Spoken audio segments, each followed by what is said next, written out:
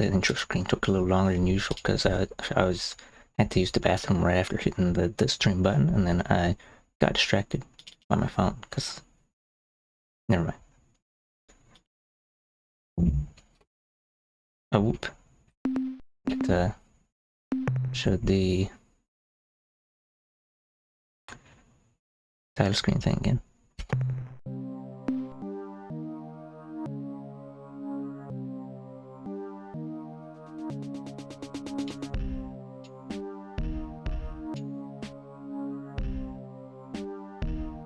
Let me bring up my notes on Discord again.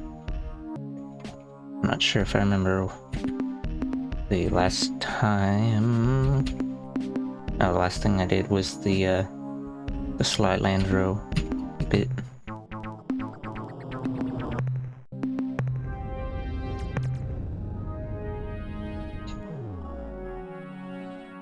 And then,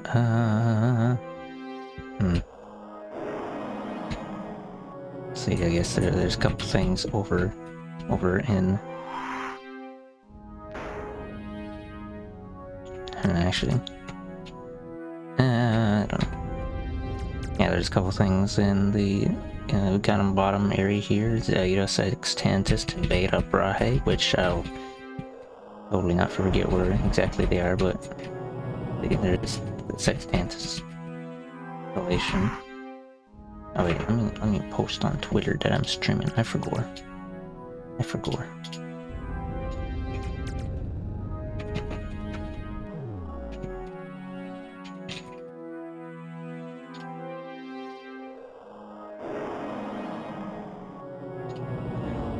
And let's see.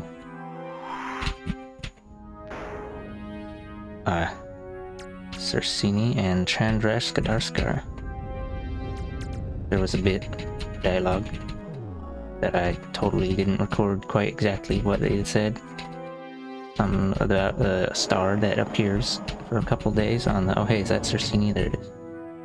Cersini and Chandraskar. That the one on the right. No. There you go. Unknown. I wonder if I can get there in time. Probably not. Right above Game of Cersini.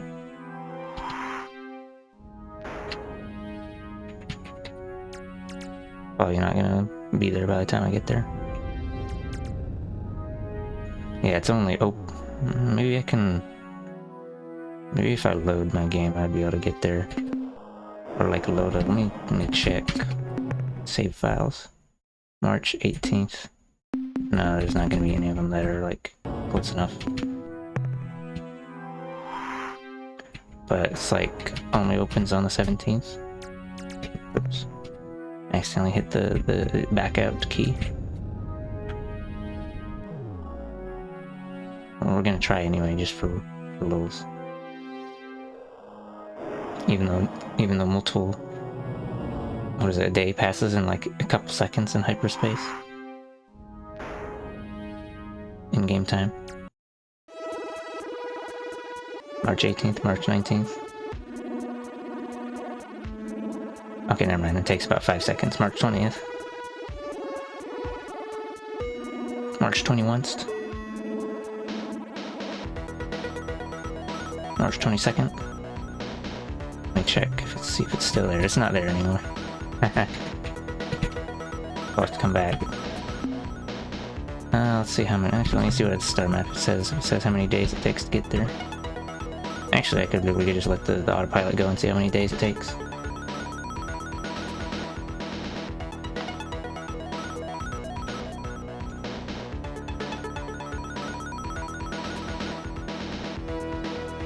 Maybe like 2 weeks.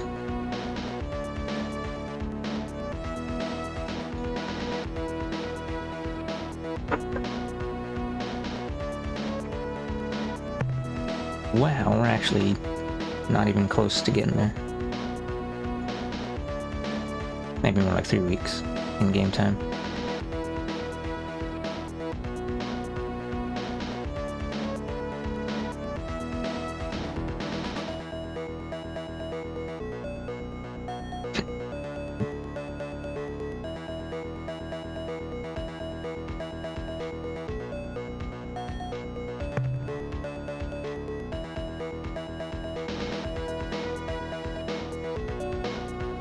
looks like I also have Alpha Serenkov 1 written down for some reason. I should probably write down more than just the name of these stars, so I actually remember why I want to go to a certain spot.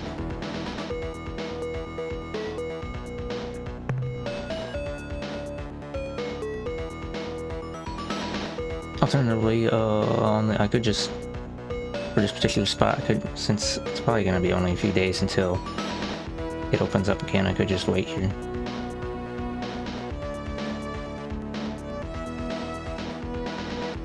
Yeah, it's only 7 days away again already.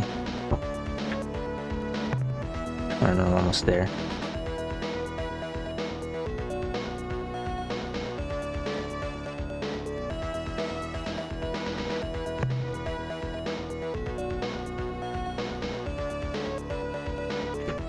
I'll make a save.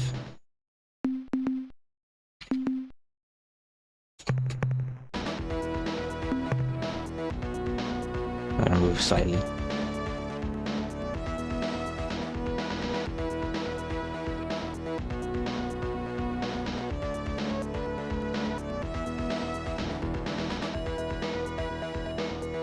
Wow! It's the guy.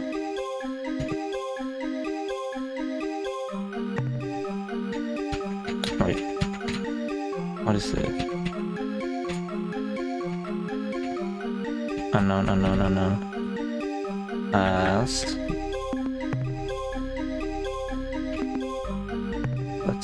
Let's go to the far one over there.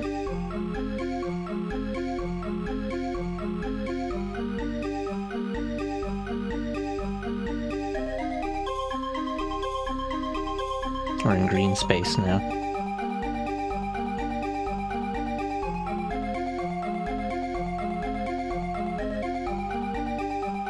Oh yeah, you hardly use any fuel when you're going through quasi-space. On facts. TM, I think time passes about the same rate though. Oh, well, what's this? Ha-ha! Our clever ward has found our nook in time. You are the first brave human. No others have made the trip. This is our home world, Fale Alarofali, nestled safe in this true space eddy. The portal you pass through is a rarity, a natural point of interdimensional fatigue. We use these phenomena to speed our transit through the realities. We are wondering, have you met with the Ungar recently? We entrusted an injured talking pet into their care, and we were curious about its progress. Oh, hello, Glover. You sound as if you know me. Have we met? I know who you are. You're Elo. We wondered what happened to your people for a long time. You are very clever. Yes, I am Arielu Lalile, and I suppose it has been a very long time since you've met one of my kind. I imagine you humans are still very short-lived. How sad. Ah well, to answer your question, we chose to cease our efforts with the Alliance of Free Stars when it seemed that there was no longer any threat to our Earthlings.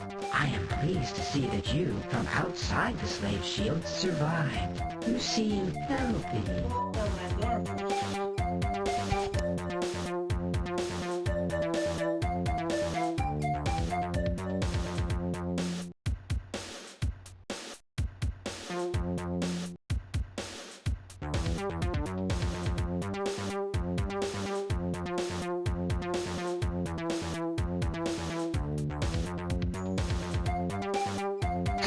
I'm out. I don't think it would be best if I killed you now. Can't believe, always choosing violence. No, you can choose violence all the time if you want, but it's not very conducive to your goals. I'm gonna ask, what did happen at the end of the war? Forgive us if we forget the importance you attach to such events as this. Our context is infinitely broader than yours in scope, both in space and time. Nevertheless, to please you, I shall try to recall. Yes, now I remember. Here is the secret. Violence is not how you make an alliance Have moved through your solar to defeat the system, oppressors. and you are defeated. Your people make the Urquan fleets have moved through your solar system, and you are defeated. Your people make the choice not to fight with and for the Urquan. A shield is cast about your world. Your people are now safe. This makes us happy.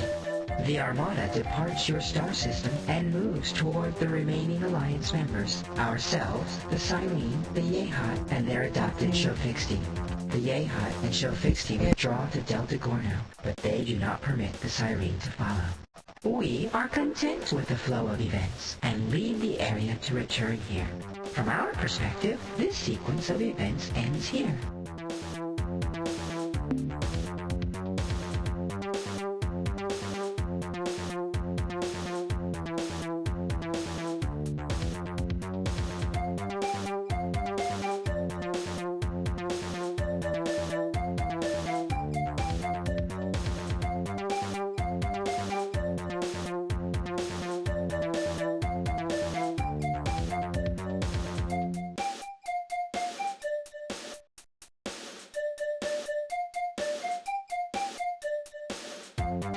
You desire honesty. It is given. We have visited your world for many thousands of years into your species' past. We have changed things, made modifications.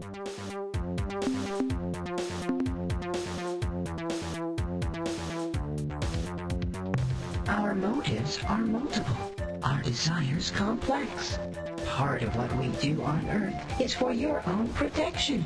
There are parasites, creatures who dwell beyond. They have names, but you do not know them. They would like to find you, but they are blind to your presence unless you show yourselves. The Androsynths showed themselves, and something noticed them. There are no more Androsynths now, only Ors. No. In a way, ignorance is your armor, your best protection. They cannot see you now. They cannot smell you. Much of our work with your people involved making you invisible, changing your smell. If I tell you more, you will look where you could never look before. And while you are looking, you can and will be seen. You do not want to be seen. As you know, we live in a dimension adjacent to hyperspace, which we call quasi-space. Our ships move between these dimensions through weaknesses in the interdimensional fabric. Although many such weaknesses, or portals, exist which lead from our dimension, quasi-space, to various locations in hyperspace, there is only one naturally occurring portal which will transport a ship from hyperspace to quasi-space. We therefore find it convenient to generate our own portals artificially, with focused dimensional fatigue rays. As a sign of our long-standing relationship with your species, we would have Okay, my mom your is vessel listening. with a portal spawner of its own. But your ship is so massive, our units would be ineffective. However, we suspect you may find a sufficiently powerful warp pod, the key element in a portal spawner, in the wreck of the Urquan Dreadnought on the 7th world at Alpha Pavonis.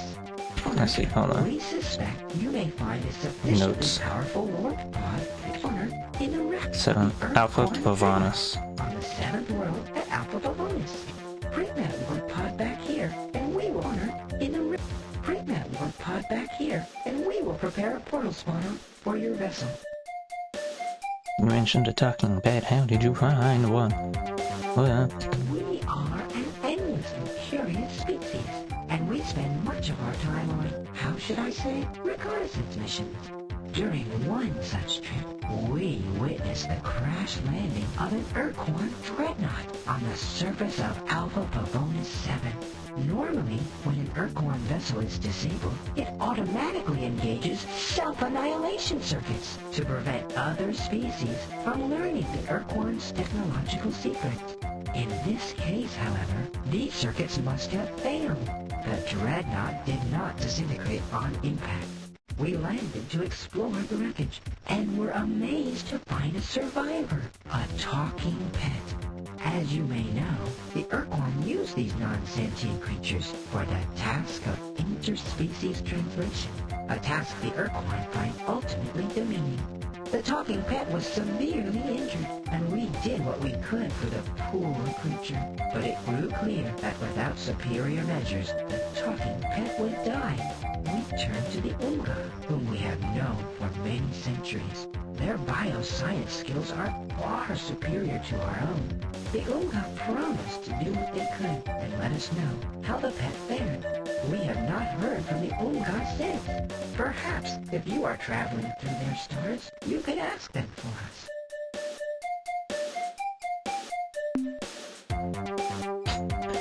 The aliens talking, the Araloo talking about the smell is it's the when eldritch beings smell you and then they finna reach through the fold and I don't know, destroy you. So you gotta hide your smell. Certainly. As a sign of our long-standing friendship with your species, we would be happy to fit your allowance. Oh, whoops. Soon after the Urquhart defeated the Yehud and imprisoned the Cyrene and Beetlejuice, their siblings arrived to initiate the doctrinal conflict. This battle continues as we speak. Goodbye. No, it's figurative.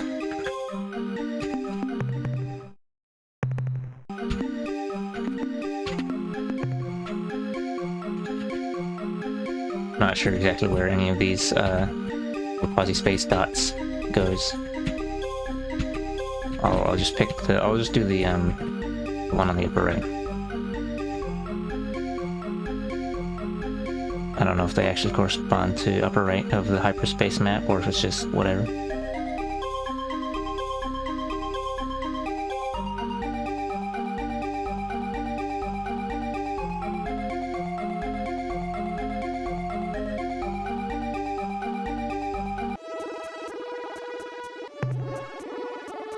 Oh, that put me in the Araloo space. I guess that's fine. I have no idea where Alpha Pavonis 7 do be though. Can't believe I have to remember where the star is finna live. This one's called Microscopi.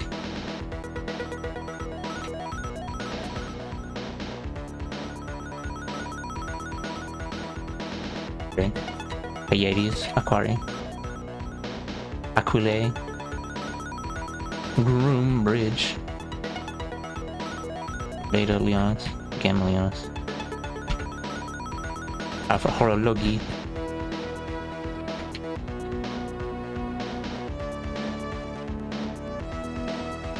Pictorus, Piscium, per se. Yeah, I don't know. Ariatus, Array, Argay, Arian, oh hey, Beta Brahe. Let me actually load because I wanna eat into a different spot. And also it seems like it does not correspond at all to like different locations. Because that one is on the far upper right and then it just takes you to the upper, like the left of the map. So I don't know.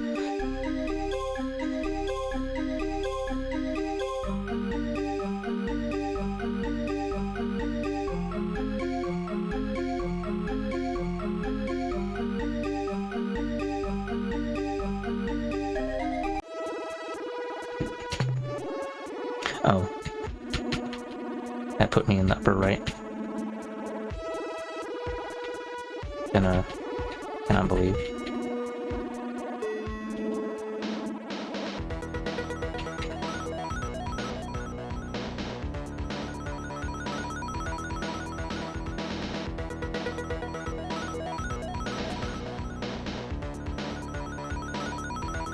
Okay, man, I'm gonna load the game. Because, spooky dooky.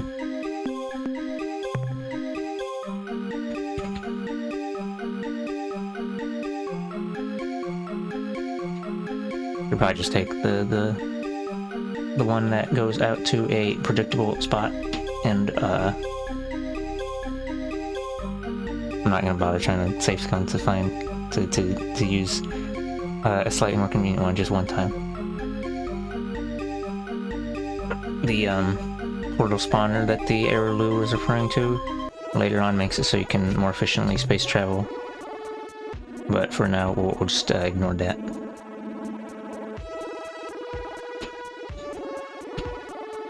Also, I have not gone into Ilrath space at all, and I should totally go there and blow them up a few times for cash money, 100%.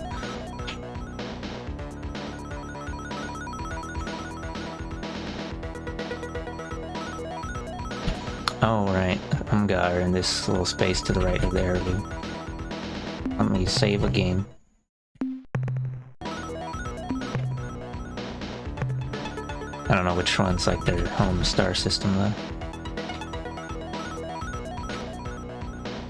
I could just sit around there and wait until the ship collides into me. I'll go to the big star even though it's stinky shit, poo-poo, and has like nothing of note.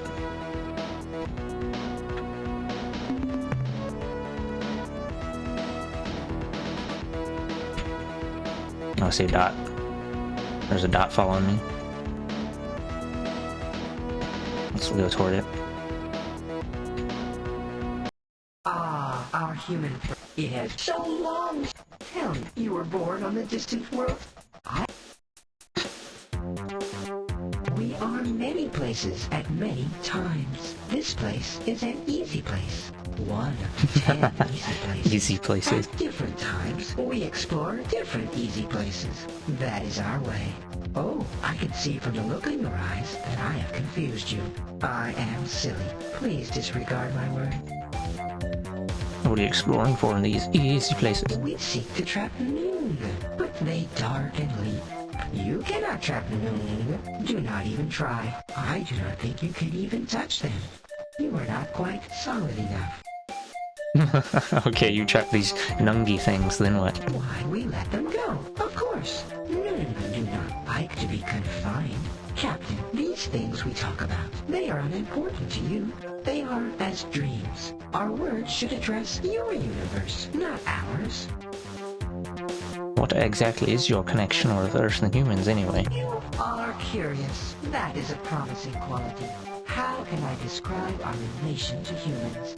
Never doubt our motives, Captain. Your well-being is of paramount concern to every Aryan. Surely you know that it was the day after humanity joined the Alliance of Three Stars that we appeared in the open for the first time. This was no coincidence. We wanted to protect you. Once we saw that you were, well, safe, we decided to tend to other business for a short while. Believe me, Captain, we have known each other for a very long time. You might even say that we knew the first human. By the way, I mentioned this last time, but we hadn't seen these aliens yet, actually, so these are supposed to be the, I said gray-skinned last time, but like green-skinned, almond-eyed, whatever stereotype alien from, like, I don't know, UFO, abduction, anal probe.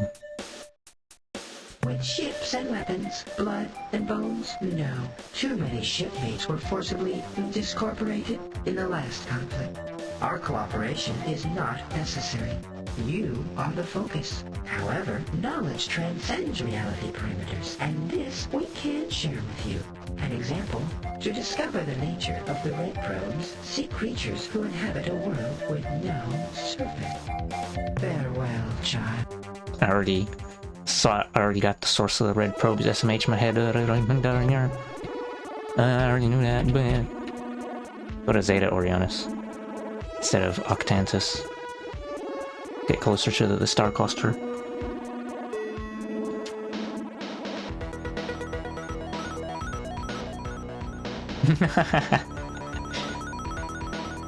Yeah, they changed the smell with the anal probe.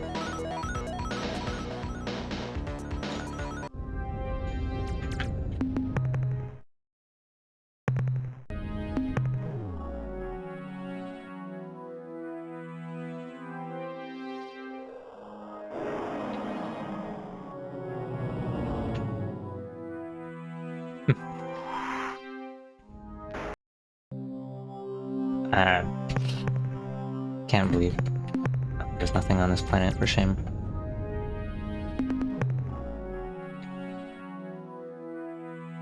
Check if I have...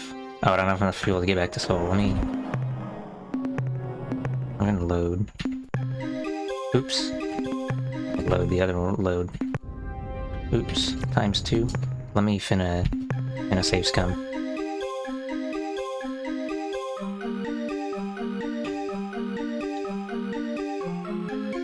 I mean, I could just happen upon the Melnorm trader and then get some fuel from him, but I don't feel like relying on Finna RNG.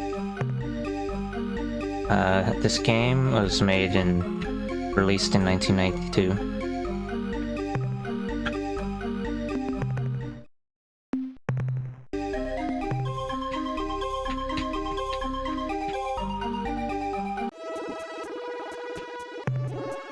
Oh, that put me right into... I don't like that. Let's get out of here.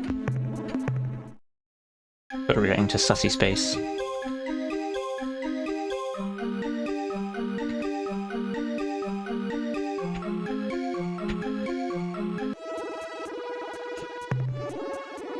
Oh, and this put me in the corner. I go off the edge of the map. Bonk! I can't. There's just an invisible wall.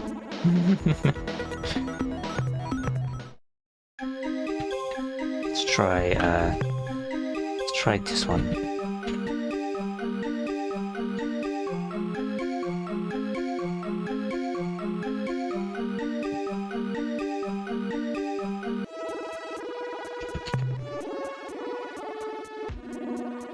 Yes.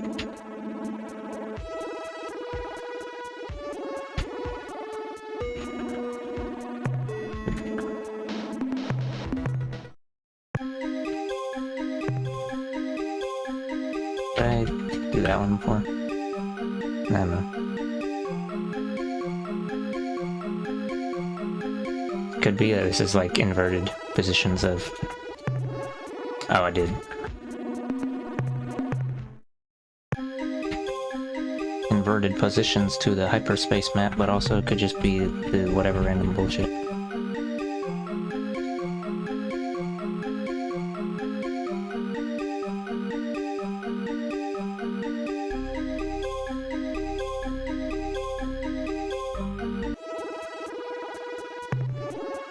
Wow, right into aerospace, that's totally fine.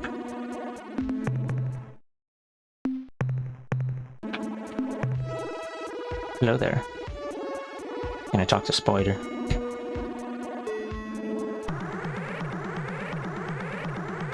This is gonna be an Ilreth that doesn't have busted... oh wait, it's 4 of them. What? Can I believe my sensory cluster? I sense humans. I dance with joy for our good fortune. The human dies with such agony that it cannot help but please Dogar and Kazan.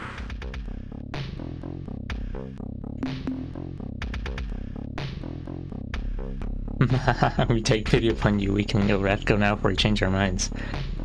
Ilreth vessel, state now in nature and mission. Beauty, human. You make me chitter with amusement. By the will of the mighty Dogar and Kazan, I am here to make you die, die, die! When you have enemy encounters, you only get to chat for one message.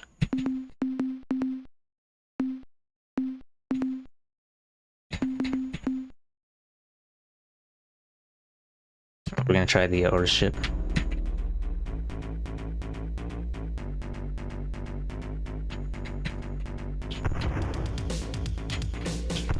Oh, what the? You can change the rotation of the Ors' gun? That's weird. Very strange. Didn't know that.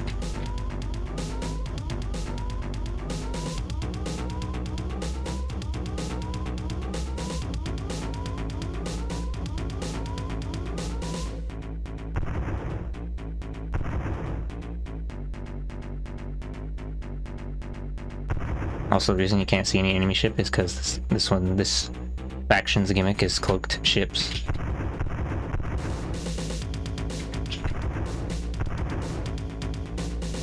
Which is probably also why I'm not allowed to, or I'm assuming that it's not letting you shoot fighters for that reason.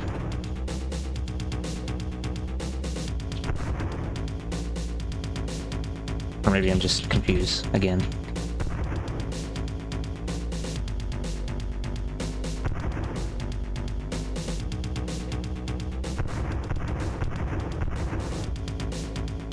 Probably just gonna load in a moment.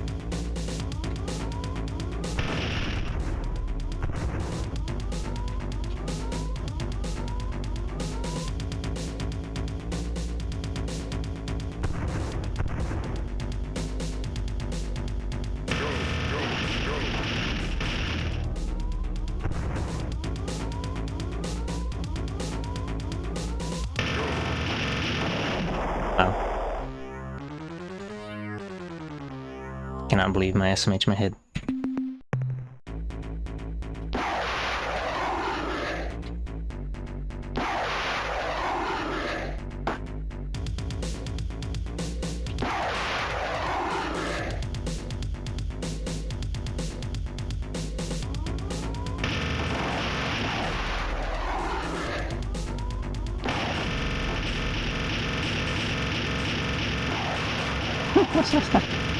Cannot believe.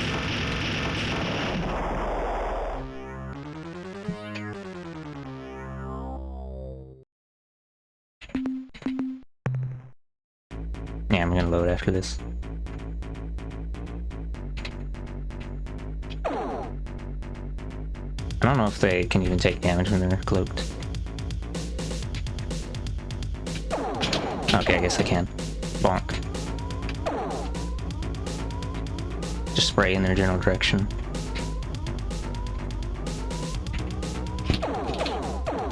Bonk. I don't want to do that.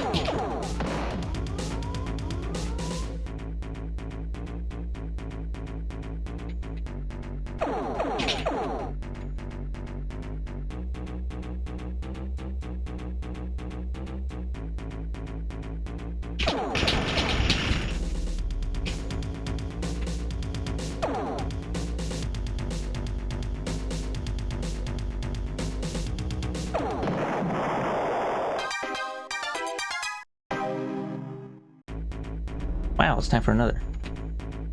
The very first 20 fight doesn't have a cloaking device, so it's really easy to kill it. In like the very first battle that you do.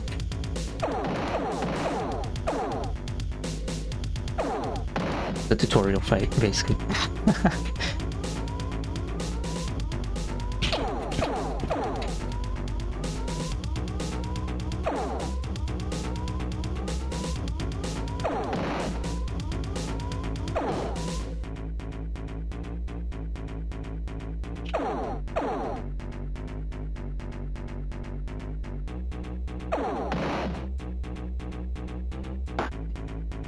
Cannot believe.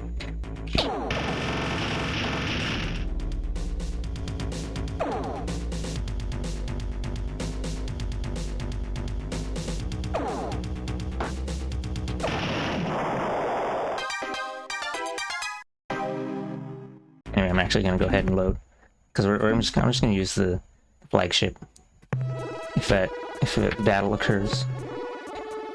Let's see. Let's go to let's see if we can find their homeworld, and then I can be like, oh yes, I wish to discuss your gods Dagar and Kazan. Because when you go to a hostile homeworld, you can do more dialogue, like a normal conversation. The only difference is that when you try to leave, they'll fight you, and then you have to use your emergency to like. Let me save on the 5th slot. Whoops! I didn't mean to load. I thought I was saving. Oops. What was I saying? The only difference is that when you try to leave, they'll fight you, and then you have to use your emergency booster thing, spend 5 fuel to escape. So you can ask them all about their lore of whatever and such. Oh no, there's nothing here. What the fuck? Cannot believe.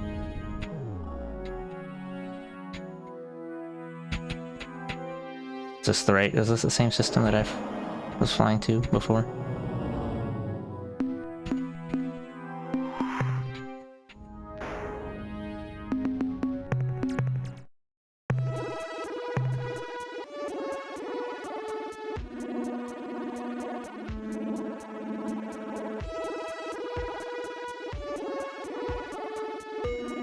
Let's go to this one called Mizar.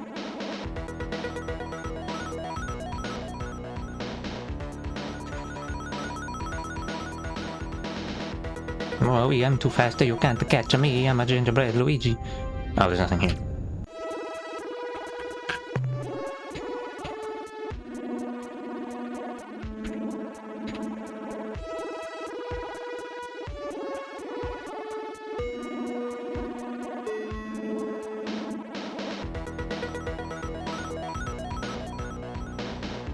Maybe I should move the game a little bit so that the radar thing is easier to see. I'm gonna explore these nearby star systems until I find the one that the spiders live on.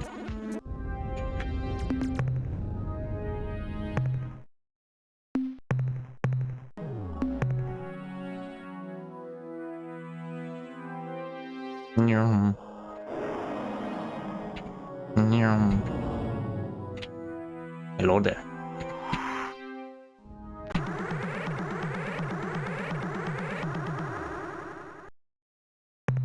What?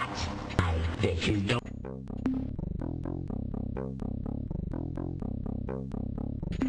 Your greed for lives seals your doom will slay you by the thousands. You amuse us. We look forward to the careful exploration of your structure. First, we will peel back the curious follicle-infested outer layer, followed by the greasy blankets of yellow lard. Such a confusing hodgepodge of parts can entertain for hours.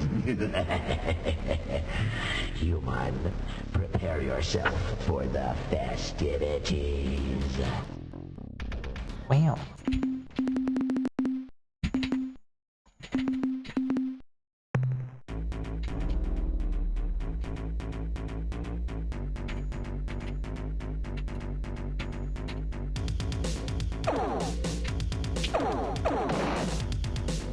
Oh, I hit an asteroid, not another ship. SMH my head.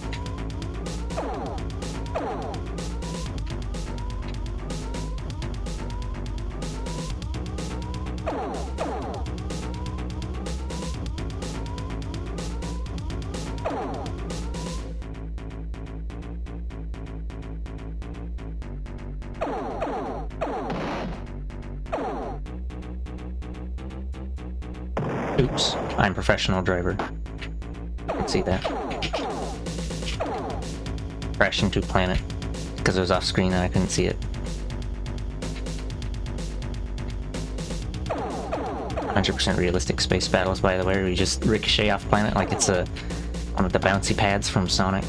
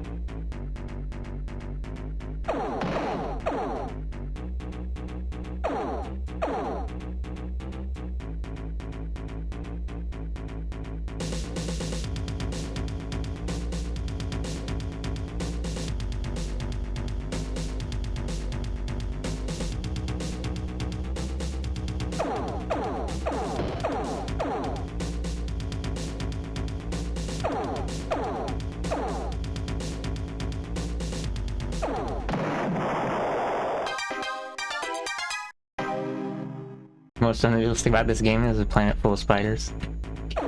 Oh, they're not actually spiders. They're just spider-shaped aliens.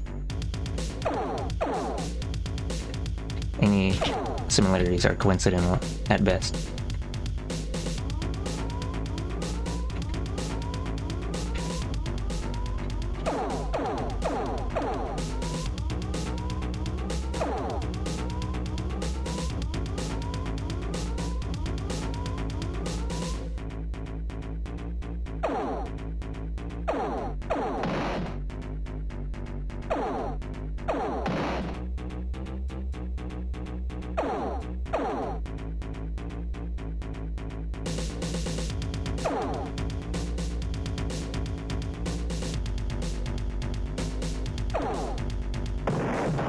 Fucking stupid planet again. The planet has done all of the damage to me so far.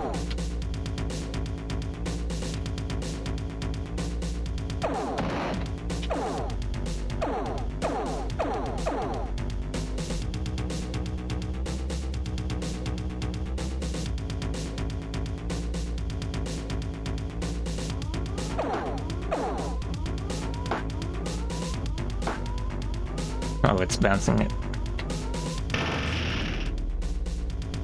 It's bouncing against the wolf planet on a gravity well.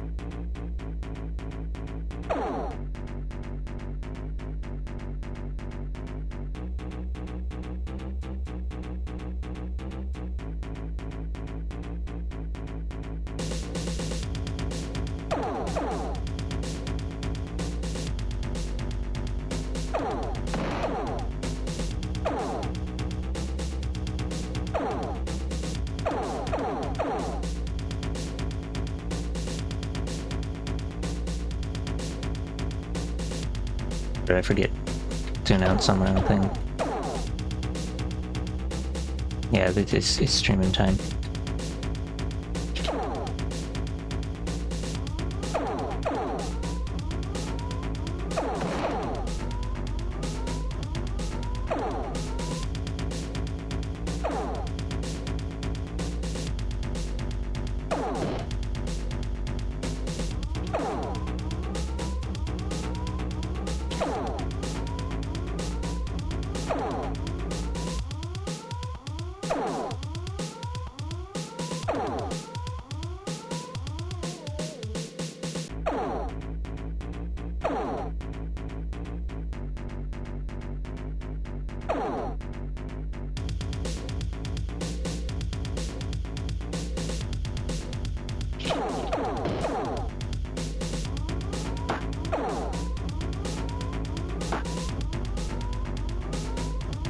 Bounced off that asteroid.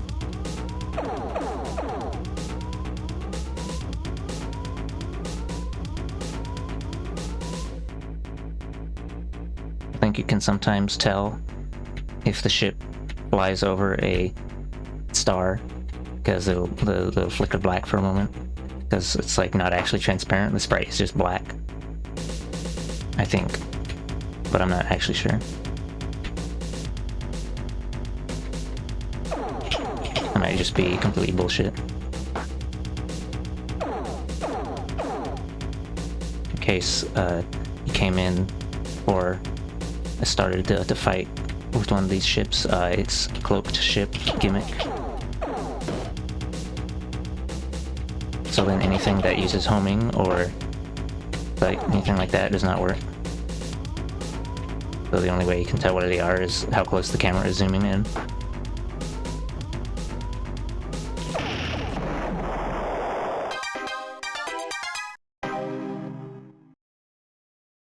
Wow, only rolled 125 each, SMH my head. Yonk. Oh, there's nothing here. Or it's just a normal normal planet. Yeet. Wow, they're so slow. Cannot catch me. I am composed of many gingerbreads.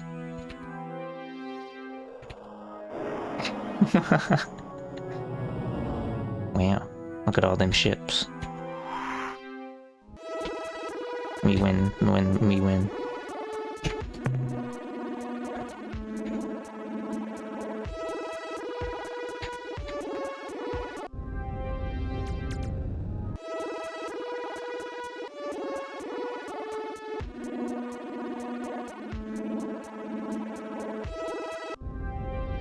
That doesn't look like a home star system. Okay, time to stop fucking around.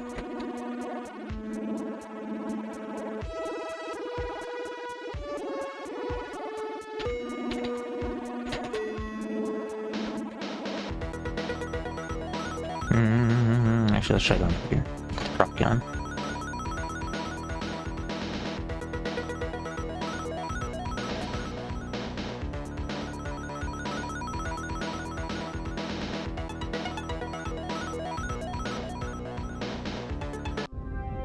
Oh, there's nothing here.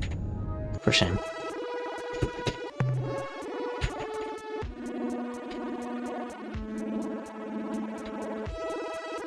Delta Bootis.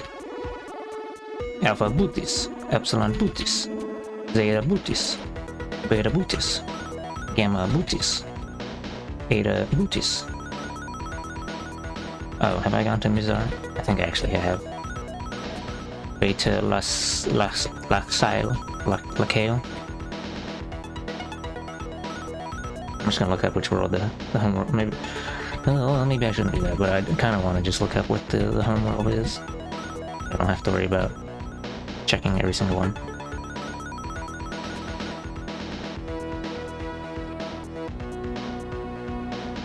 Got a whole convoy of Ilrath ships flying in my general direction.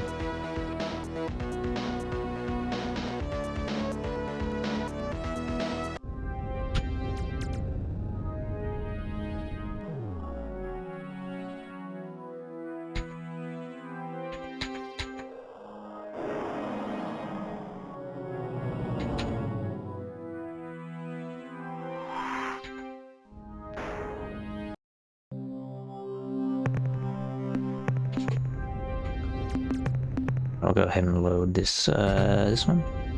Oh.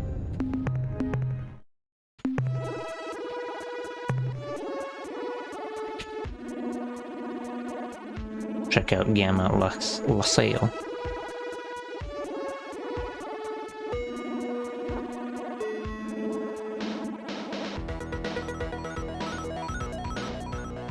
Oh boy, time to fight.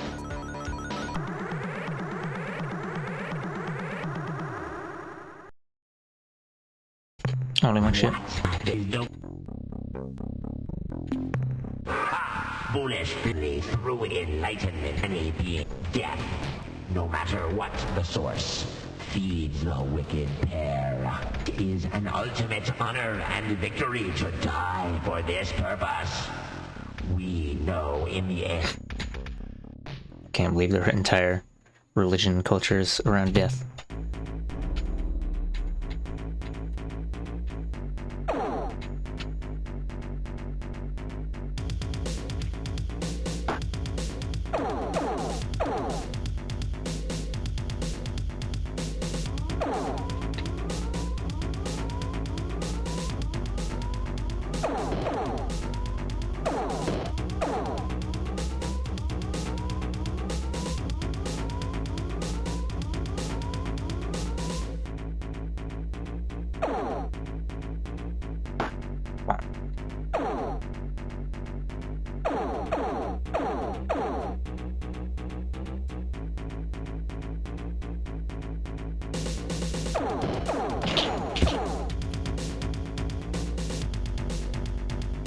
All these Spoiler guys have got edgy names like Argarak.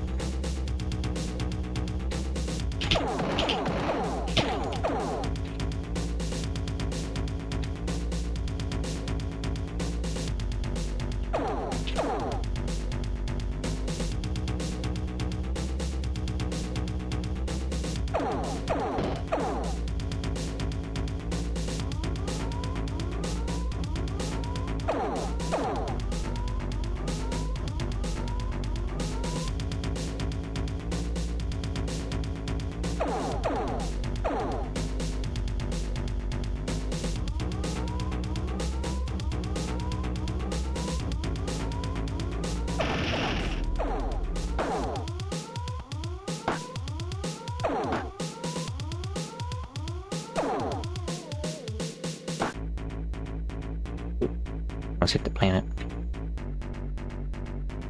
High-speed collisions.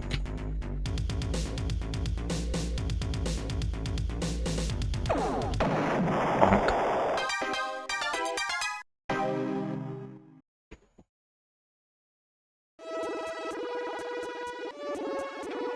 Alright, had autopilot on.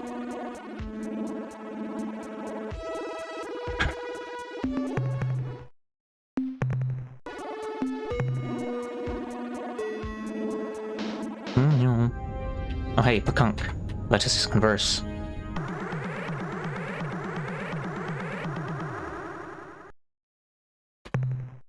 Welcome to our home stars! We are the Pakunk. Pakunk we are. Seekers of the deepest truths. Askers of interesting and significant questions. Even now, a question of great transcendental significance comes up into our minds. Who are you and what do you want? Hey, bird brains, got any Fruit Loops? Har har har.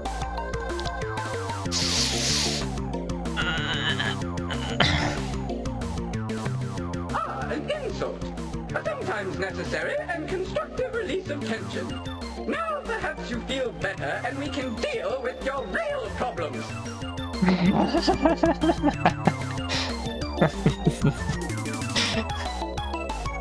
We are friendly beings who seek to establish friendly relations with your species. Although we Pakunk have no rank, no pecking order, no arbitrary scheme of dominance, we do recognize that some of the souls in this universe have lived many lives, while others are but spiritual chickadees. I, Captain, have lived 38 lives, a paltry number compared to those wise and ancient souls who guide our race. You must consult them, Captain. They will help you to understand yourself, and in doing so, understand others, who in turn may or may not understand other things. Seek those wise birds at our home world, at Gamma Kruger 1. They have all been Oh, Gamma Kruger 1.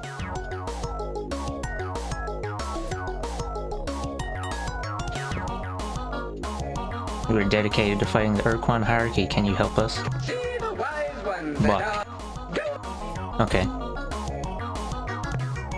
We are seekers of truth, enlighten us. Ah, vague omens and mysterious portents, tangled webs of fate, intertwined with the branches of destiny, blown by the capricious winds of happenstance. News, actually there is some news. It just so happens that it has come to our attention that Doga and Kazon, the two gods of the Ilrath, may actually be a hoax. We don't know who this hoax would have been perpetrated by, but it seems someone has used these fictitious gods to send the Ilrath down on us. Yes, by all means, if duty is calling, I'm sure we'll see each other again. Perhaps when the stars are aligned in an appropriate configuration. Yes, my inner voice is telling stars align, Captain.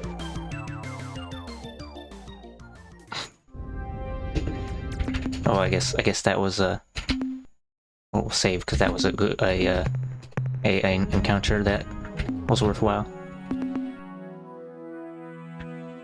Now let's fanoodle on these planets and get some goods, or make an attempt thereof.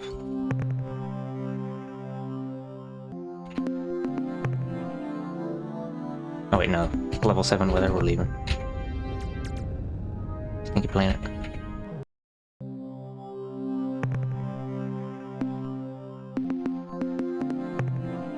There is a single biological dot. Urea world. Piss.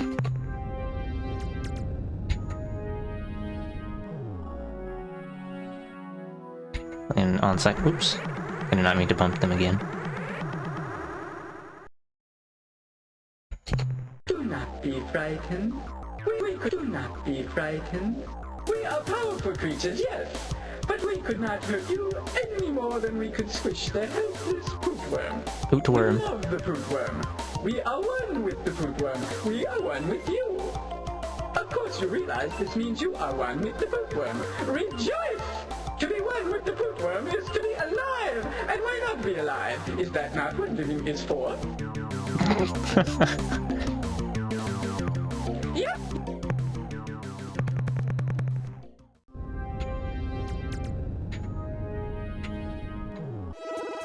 Okay, let's see. Kunk. Gamma Kruger 1. It's not the big star. There's Kruger. Delta Kruger. Salon Kruger. Alpha Kruger. Zeta Kruger. Gamma Kruger. There it is. You may notice that Ilrath and Kunk space are overlapping, which means big crunch.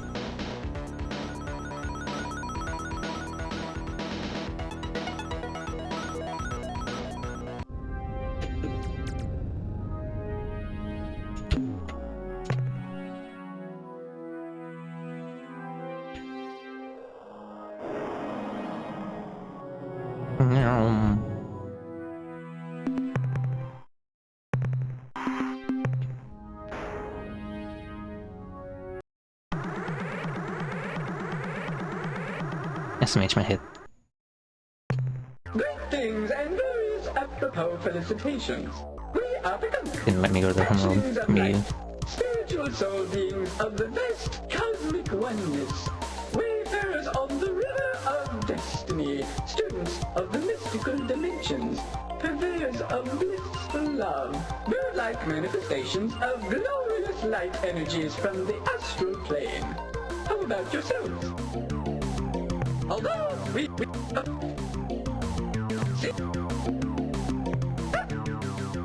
Just the same dialogue as the other ship. Being annoying.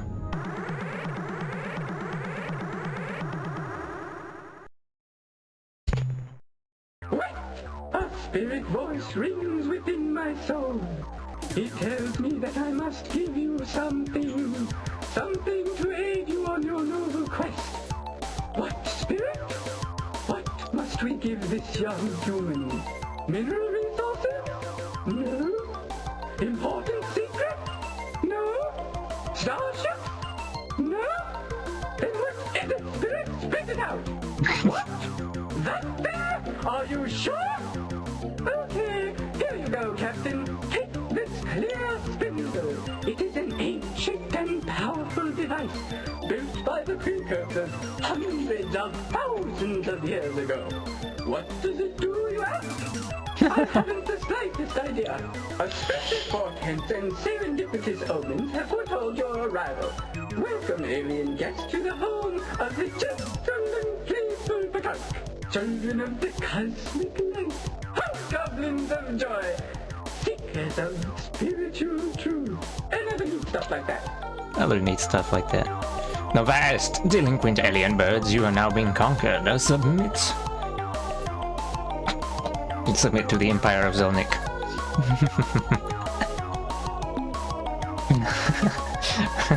Perhaps we should introduce ourselves. I am Captain Zelnik in command of the Vindicator. Yes, we know all that. We are not known throughout the galactic sector as powerful psychics for nothing. Of course, we already know the answer to this next question too, but we enjoy conversation. Why have you come here?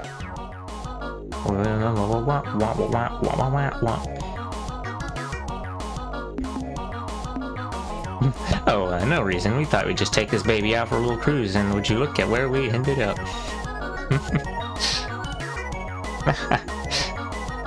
My telepathic sensors are telling me that you're repressing something. Repress. What is it? Come on. What is it? I see a smile. You're smiling. Tell Pekanki the secret. Come on. Nasty. Gonna tell Birdie Pekanki big secret? Okay. I've come to ask you for your help in the fight against Urkon. The fight. Always the fight. We Pekunk are yin and you are yang. I suppose the problem is that the Urkon are a little more yang than you are. Well, be that as it may, we are sympathetic to your concerns. We were not always the mystical, aloof, and yet caring, enlightened beings that we are now. If need be, we can still kick some serious butt. Let us unite and form an alliance. We will provide you with all of the crew, ships, and resources you desire. We will give you... Wait! I sense that you are offended by our crass material offer. Yes, I am ashamed. Any warmongering species could offer this. We are the Kunk, children of the stellar breeze. We shall give you what all others could not. The greatest of gifts. We shall give you our love. You are speechless. Do not talk now. I can feel the energy connecting us. Let us part while the silence remains. Farewell. But wait, before we go, as a small token of our love, not as a material gift, mind you, we give you 4 of our meager ships, fully crewed. Good luck. Oh, okay.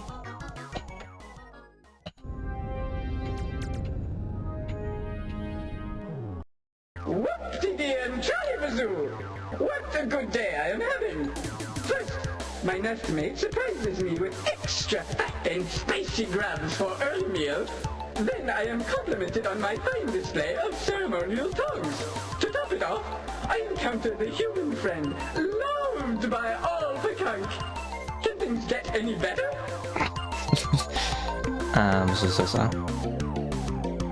What's news? Vague omens and mysterious portents, tangled webs of fate, intertwined with the branches of destiny, blown by the capricious winds of happenstance.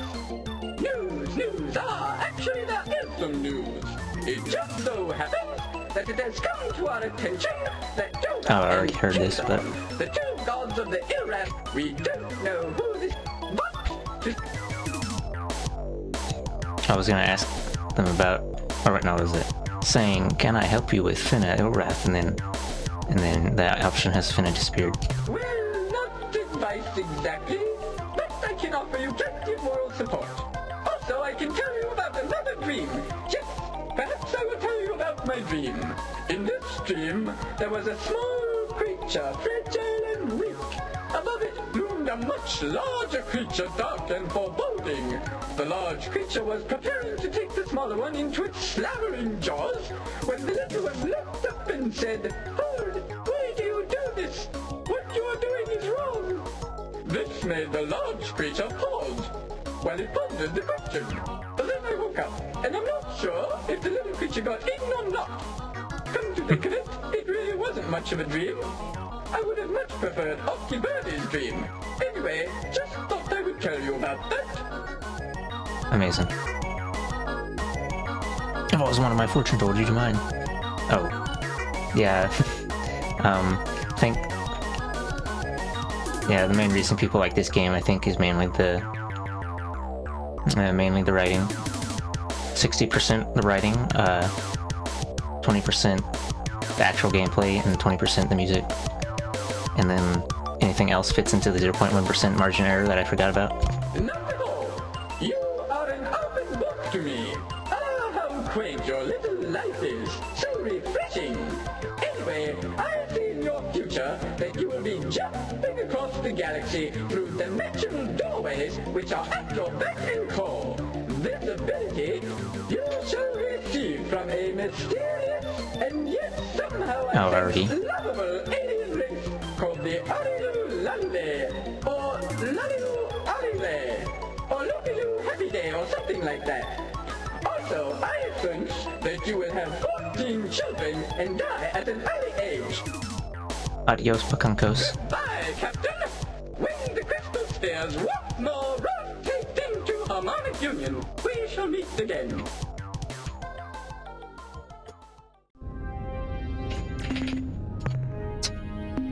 Okay, I think the next order of procession, or no, the next thing I'm finna do is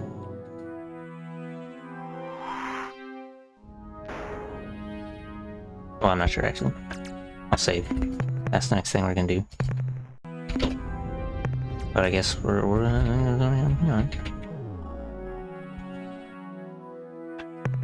it's time to harvest random resources and then go to Sol and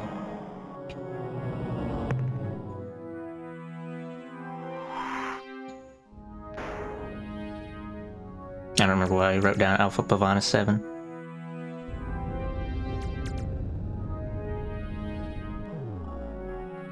But, oh wait, it's a Goy. It's a no Wrath ship, probably. Yeah. What is it? Human. It has been so long since I have seen a human die. We will bet on how many parts we can remove before it stops making noise.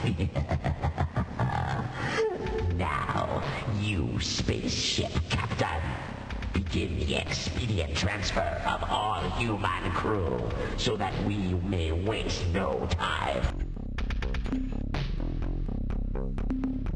We mean you no harm, relax. And they're gonna be like, oh, haha, funny joke.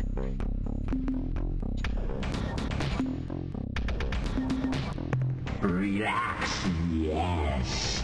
Dogar and Kazan could not say it better. We will engage in the best stress-relieving activity. Prepare your tepid flesh bag for death. Wow. I could try using one of the Pacunk ships, but Pacunk ships are also not that great, TBH. Because all these early Alliance ships that you can get are not so great. For good ships, you gotta do lots of RPG questing, like the Lee Hat ships. Lee Hat ships are pretty good and OP, and oh no, they're not OP, they're just good.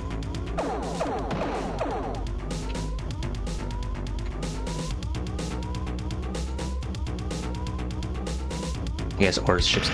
Oops. I was distracted.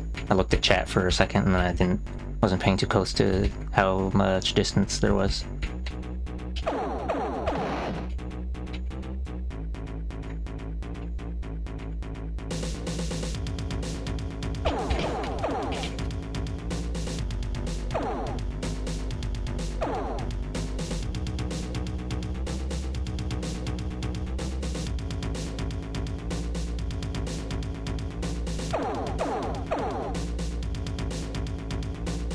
Having a dynamo battery thing for faster weapon recharge would be extra helpful.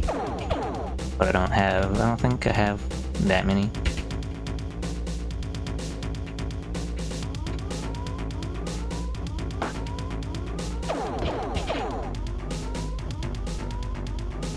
I do have to get somewhat close so I can even have a decent chance of hitting it.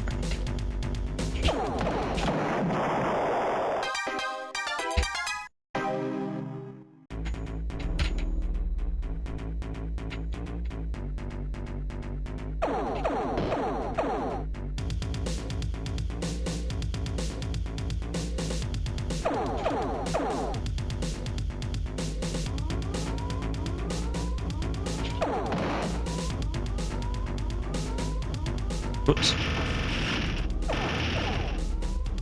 An asteroid bounced me in the incorrect direction.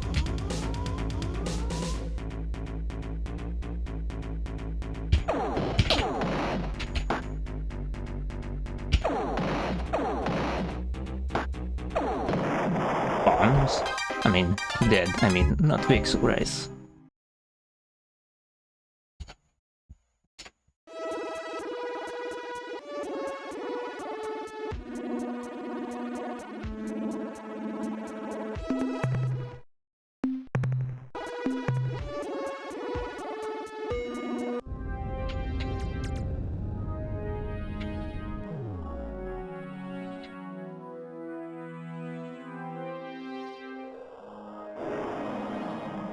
Oops.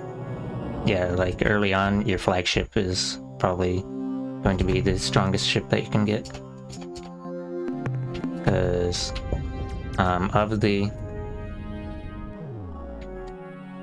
of the starship, or is it of the alien ships designs that I've gotten so far? Oh, that's a gas giant, I think. Oh, we'll check it out maybe. What was I saying? Yeah, the Earthling cruiser sucks, mostly. It only has some niche use, and then this Bathy ship. Oh, I guess technically you can get one early on at the very start, and it has moderately higher health, and let's see, it has the butt missile, but its main gun is not that great. The only benefit is kind of high fire rate and range, but the projectile is very small, so it's kind of difficult to hit ships with it.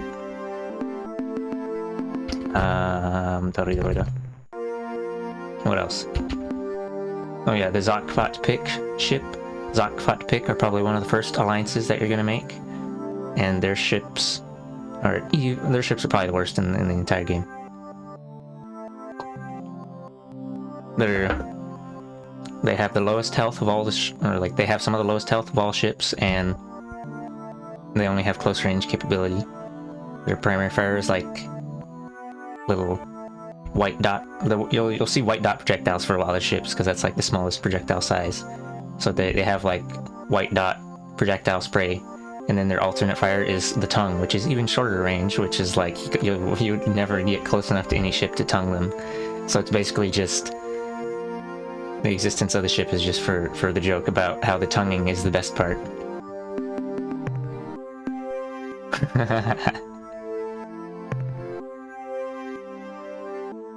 Yeah. This is radioactive world. It's covered in radioactive goodies, and it's also not fucking exploding. So this will be easy money. I mean, yes.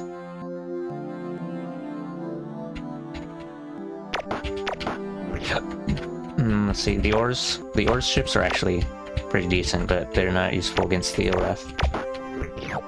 Or not that useful. I think the ores ships are probably some of the best early ships you can get.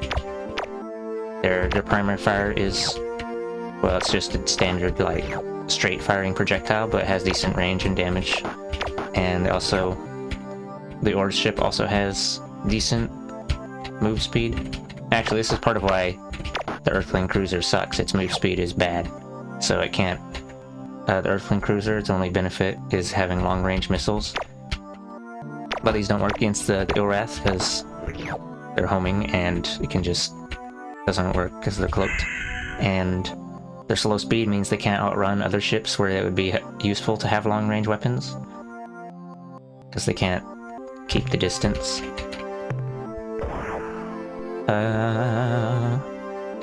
Yeah, the other thing about the ores ships I totally neglected to mention is their secondary ability is to fire little boarders, as in guys who board ships and attack. And then there's also another secondary function which I didn't know about until a few minutes ago, is you can hold down the special button, and when you while you're holding it down and you press a direction, it rotates the turret, so it's the only ship in the game that can like fire in a non-fixed direction, basically. And yeah.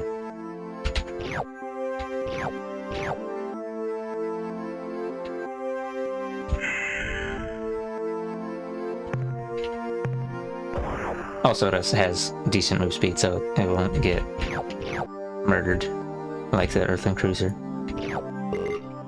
The Pakunk ships are also not that great, but they're at least moderately useful because they have good handling and...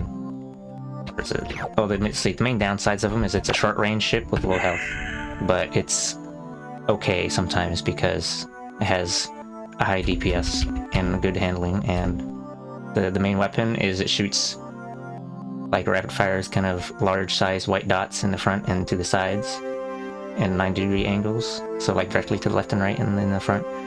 And then the special is just a way to like... Special is not really, it's just a way to nerf it basically, because their special is just what you have to use to recover your battery power, which is that it shouts insults at the opposing ship to recover energy. Like, you know, so then every time you press special, you'll hear punk, dweeb, worm, baby, and whatever.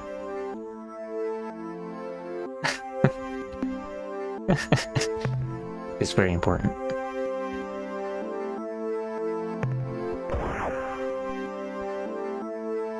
Oh, it's Tentacruel.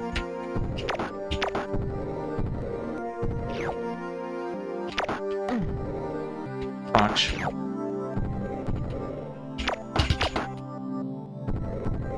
Can't believe Tentacruel would be Sasibaka.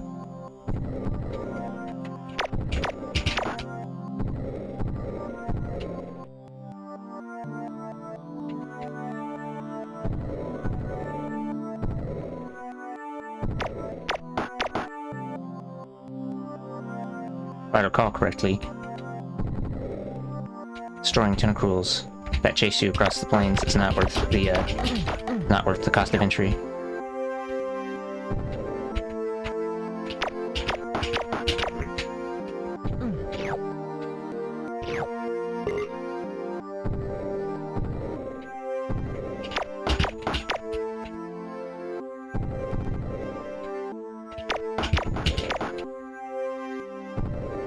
Oh, we got another one chasing me now? Hooray. Oh, shit.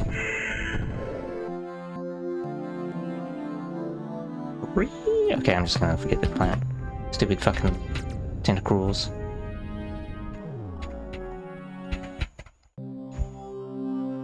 It's the piss world.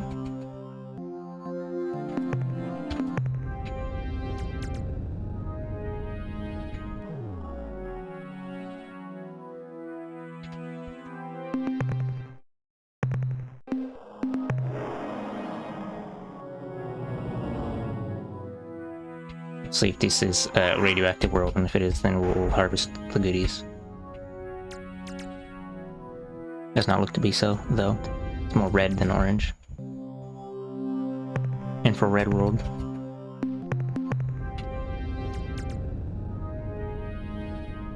I haven't actually been paying attention to what it says on the top, but I'm gonna pay more closer attention now.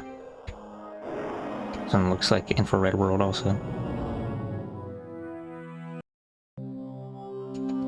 Oh, okay, I guess it's Dust World. But it's the same color as the other one.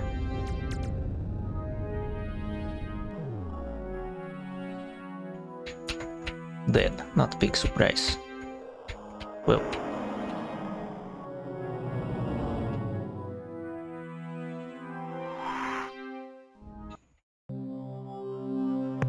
Iodine World. Oh, it's got life forms on it, but Tectonic's level 6. We'll consider it for a couple seconds.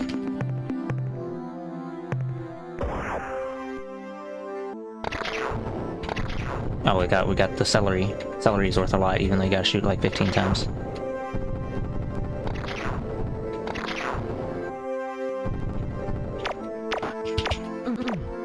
Oops.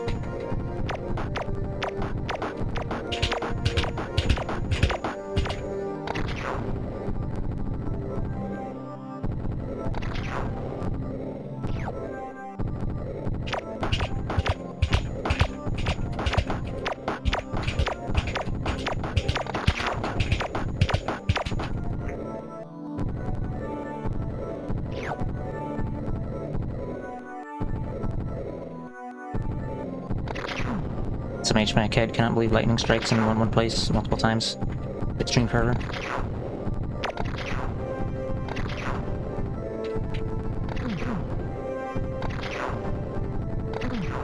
Oh. Alright, time to load.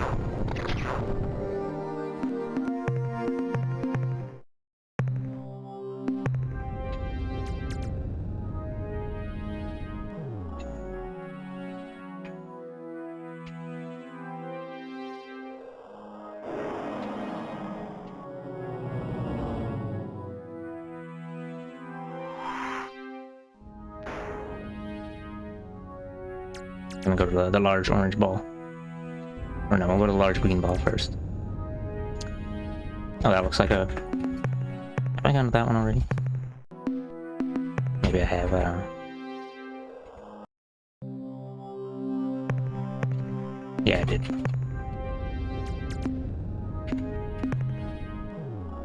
I'll go to the other large ball.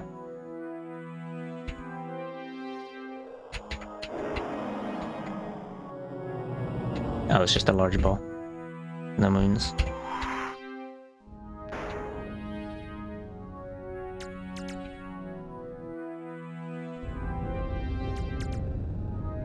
I think I might have already gone down too. Guess we'll leave.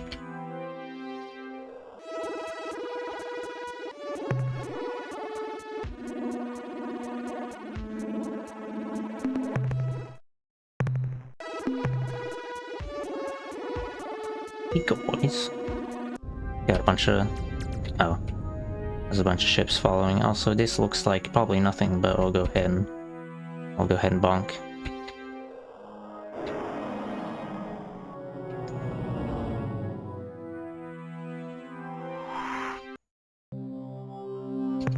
Ooh, Light World. Oh, it's got... I guess that's probably worthwhile. Precious metals. Oh. Should've looked at the tectonics, whatever. Lightning always strikes in the same location multiple times to draw your ire.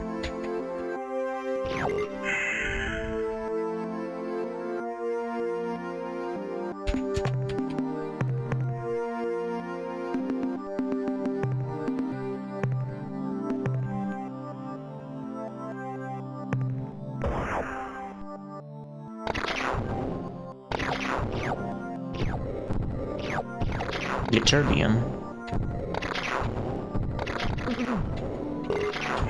Oh, it was already full on stuff. I didn't notice.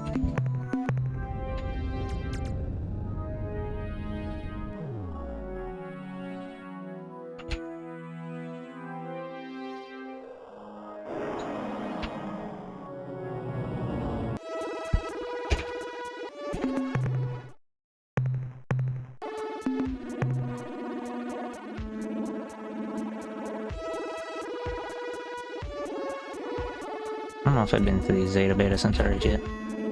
What is Zeta get glass?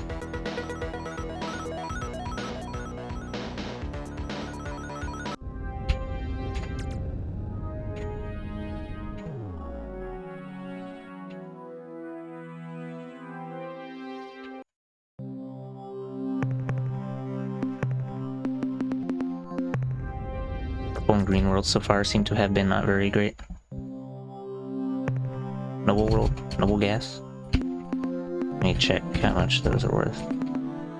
$1. Okay, that's low gravity. It's probably worth. And then I'm gonna be like, whoops, because I'm gonna have not checked the weather tectonics or whatever. Actually, I guess it's fine actually.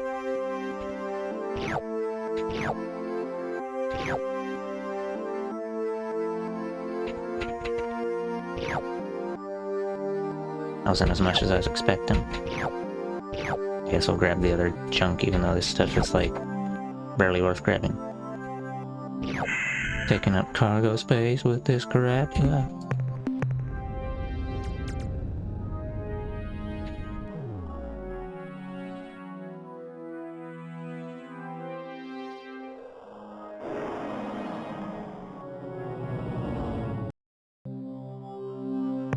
Purple world. It doesn't even... It's just purple. No funny name like Noble Gas or Oolite Or Oolite. I don't know how you pronounce Oolite. We'll say it's Oolite. Eat. Piss. Piss means Urea world. Oh wait, it's not. It's a treasure world? Oh, okay.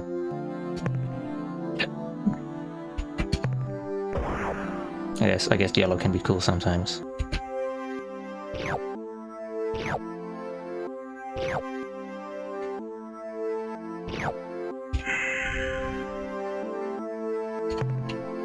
Oh, Urea. Let me spell it.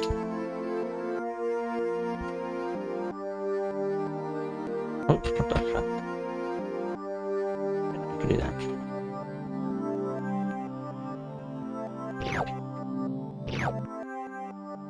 It's like, bird piss.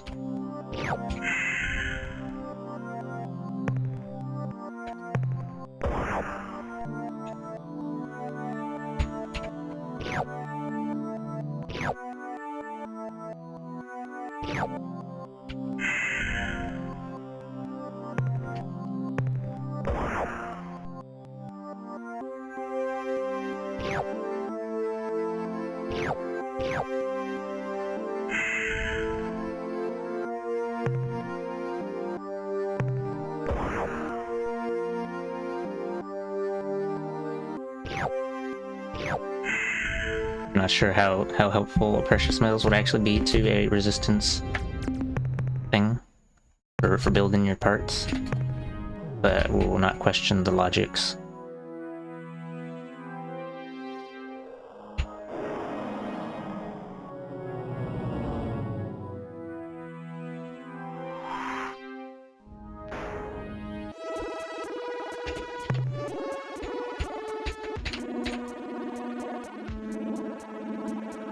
Could go to the Ptolemy Star Wars, or no, we'll go to these ones.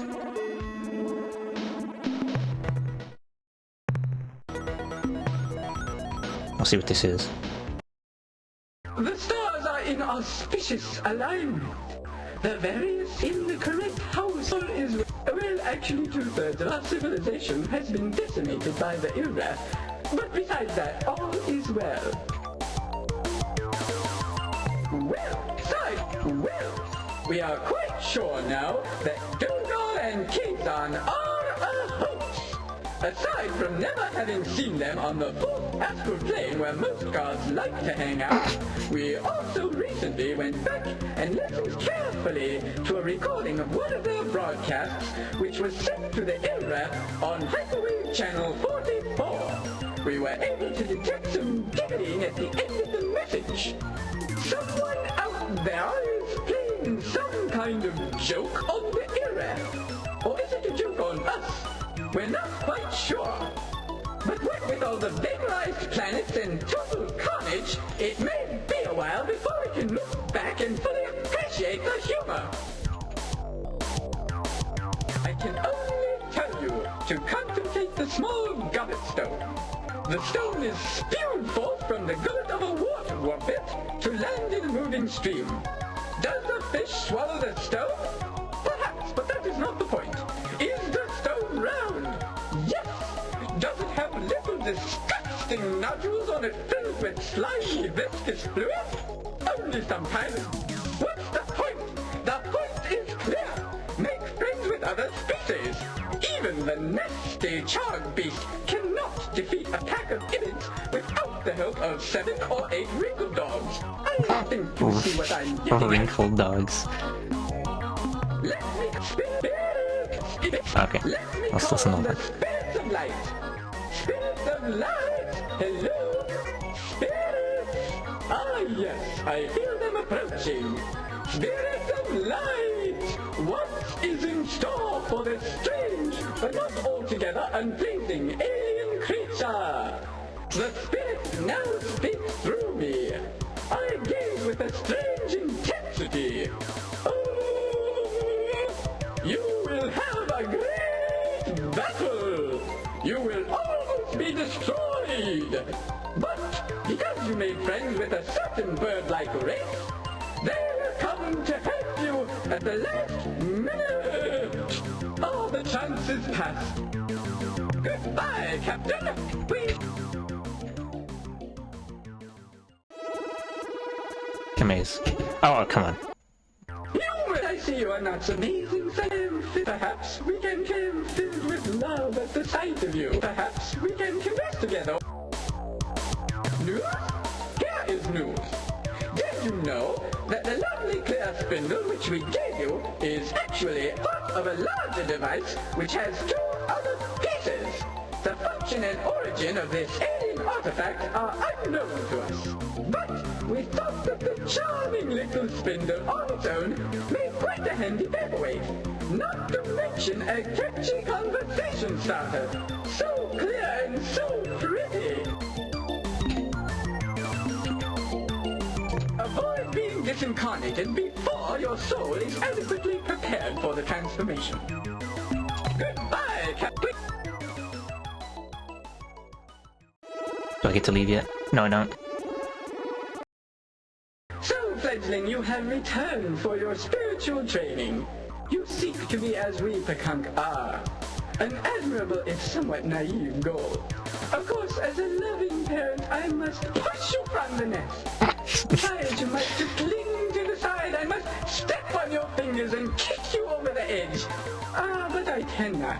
I see those sad human eyes, and I must give in. My love gushes forth.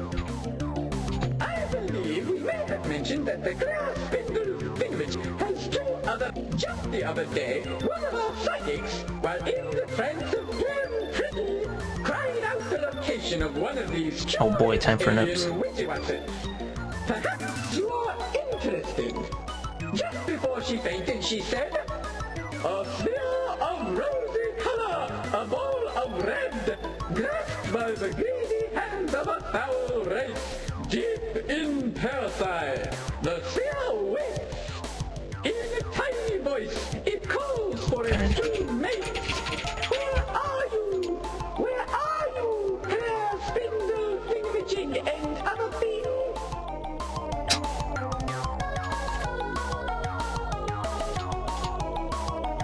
Goodbye!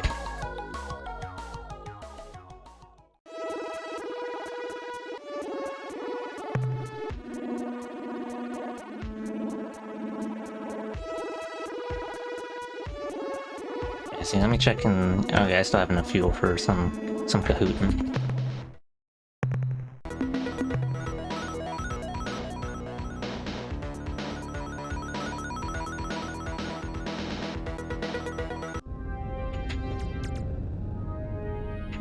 Oh, maybe I should go to that. Oh, never mind.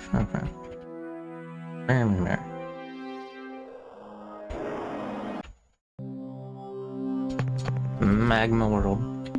Tectonics Class 8. Then I leave. Magma Balls.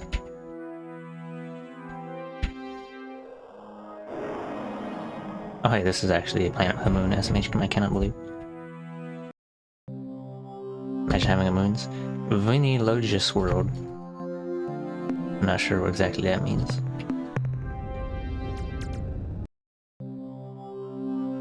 Selenic World. Like selenium? I guess.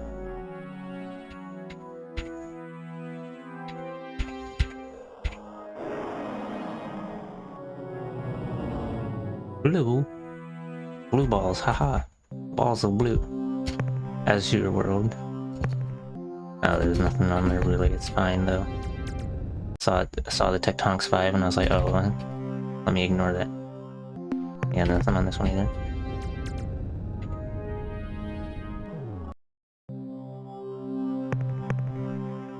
Oh, there is a single funny pink dot. Time to grab it with my yes. It's gonna be like 1. Oh wait, no, actually it was a decent amount. 9. That's 100% definitely worth it.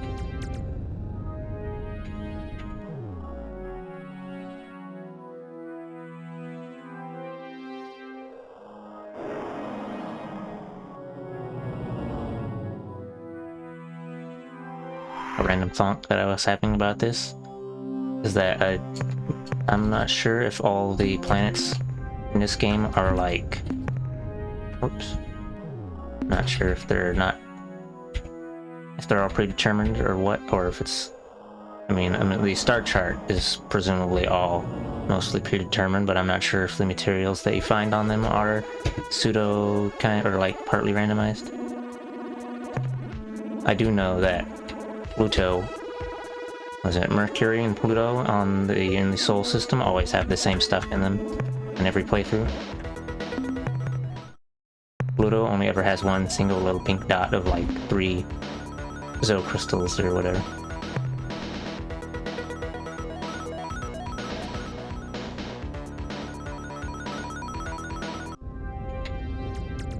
I might have already checked these planets before, but I don't remember.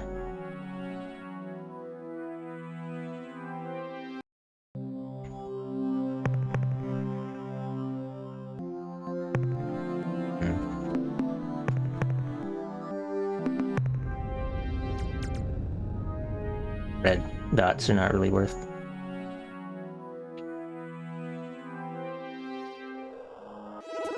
I'll just go back to Sol and dump the stuff.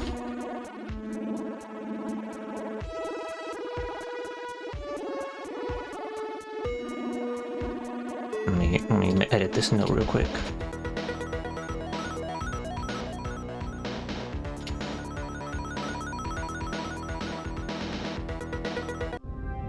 Wow. Back in the yes. I'm gonna scrap most of these punk ships because I don't actually want to use them. Or don't plan on using them. Captain, I'm glad. Haha, money. Wow, you really hit the mother load this time. The analysis reads as follows. Subject, clear spindle device. Data, the object in question has no clear use or means of activation, but does have superconductive characteristics between 18 and 22 degrees centigrade. We suspect that it is of precursor manufacture, but we cannot be certain without extended study. Summary, in all likelihood, this object is part of a larger device whose capabilities remain unknown. That's the end of our scientist's report. Be careful.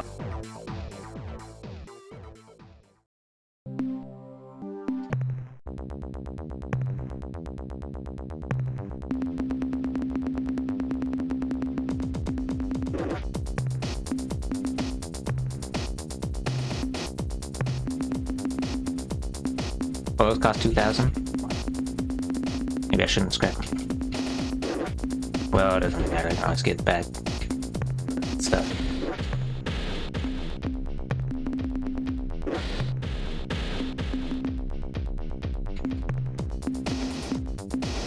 Oh wait.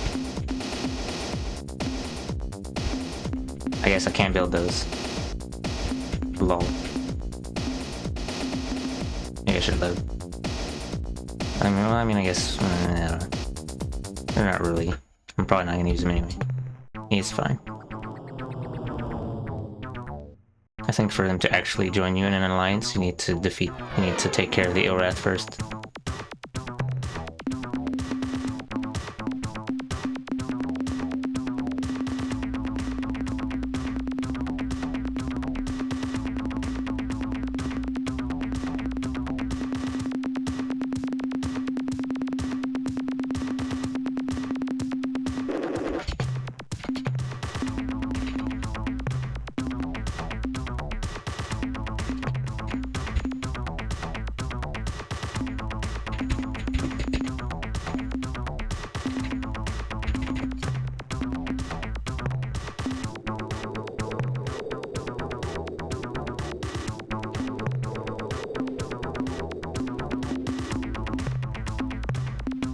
Try putting on the point defense.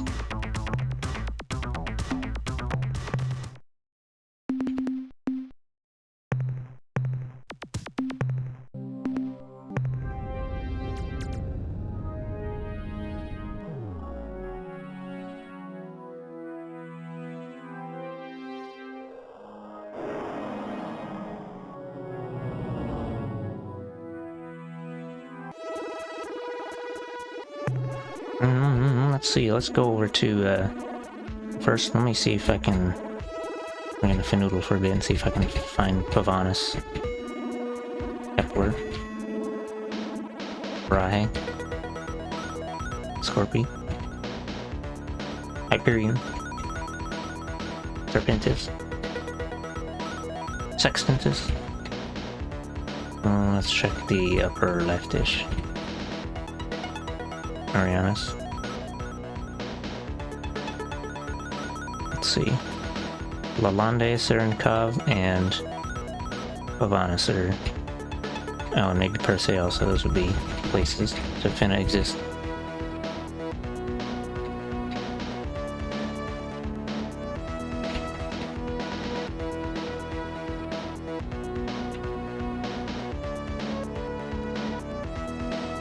Iridian, or Forcanus, Giminorum, Doratus, Altair, Where's the Apple of Eden? Ah, blah blah blah blah.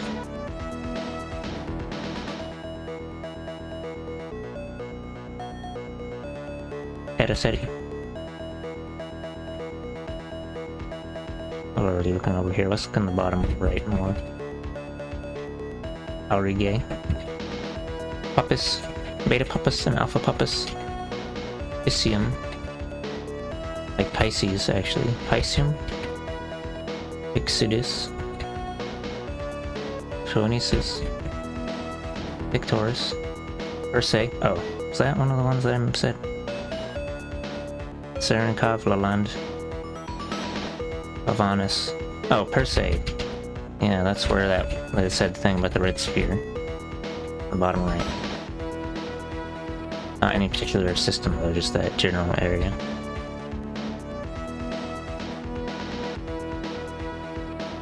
Beta Array. What is a star in the very bottom right corner? Alcor. Alm, I guess.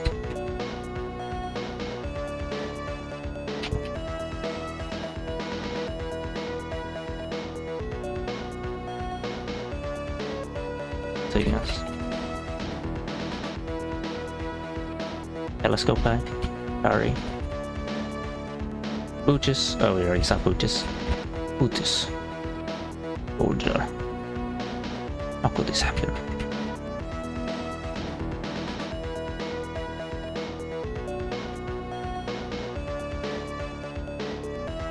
Sorry.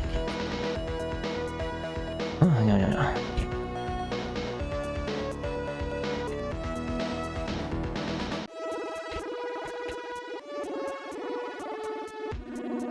Oh, Pavanis, Alpha Pavanis. It's above the Aralu. Maybe I should note. I'll write down, like, above Aralu, northwest. Red sphere per se was southeast.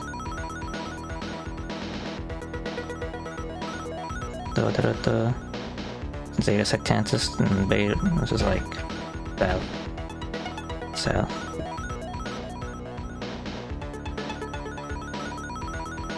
We're gonna do the Beta Brahe and Zeta Sectantis though, because those are closer. Although I could also, there is the Umgat in this somewhere area above between Spathi and Aralu, which I also need to fuck around and find out with. Draconis, Antliae. So I found Lalande again, even though I remember rolling over it with the cursor once and then forget. Maybe it was inside the Urquan bubble. Lippy. Fornacus.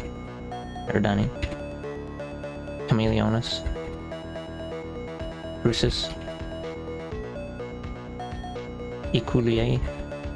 Terrace. Yeah, I haven't really looked at these ones in a bit. Maxutov. Camelo Pardalis. Camelopardus. Cancry. Beta Cancry. Lentillus. Oh wait, I looked at it, yeah. Doratus. Monocerotina. Yeah. Reticuli.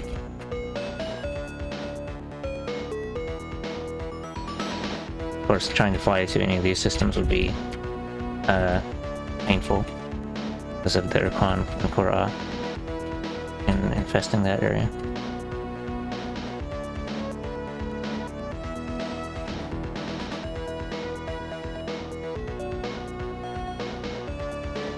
Andromeda. Okay, let's see. What's in the way? Kepler.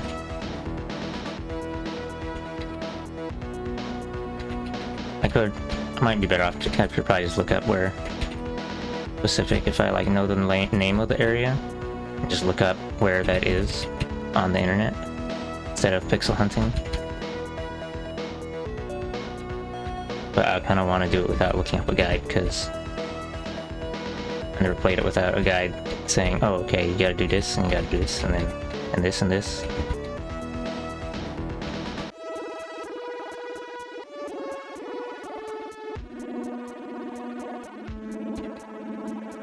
Scooty. Delta Scooty. Blonde Scooty.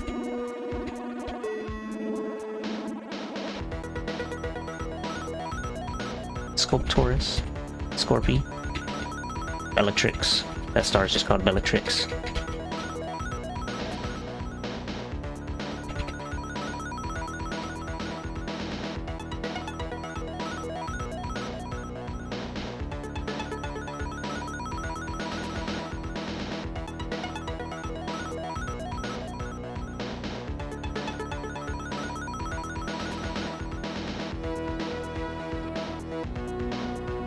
Beta Illuminati.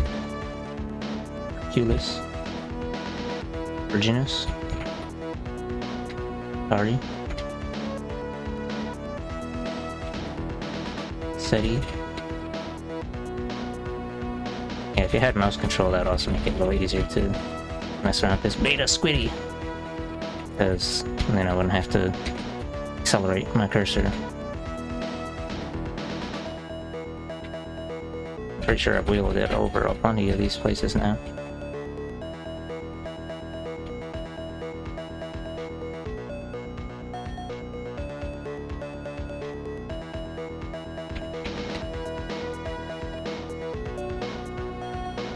Gamma over. Gammosaurus. Oh, Beta. Huh. Okay. Okay, I don't remember why I had Alpha Lalande written down. That's just in order space. Let me edit that.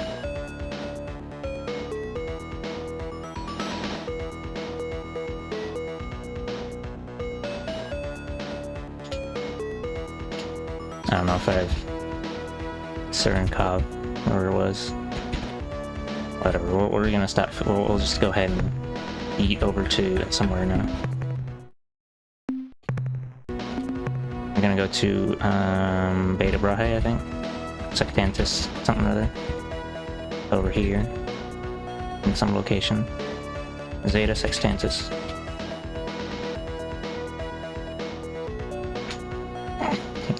Yeah, Scooty. Some people say Scooty when they see my name instead of Scoodles, which is incorrect.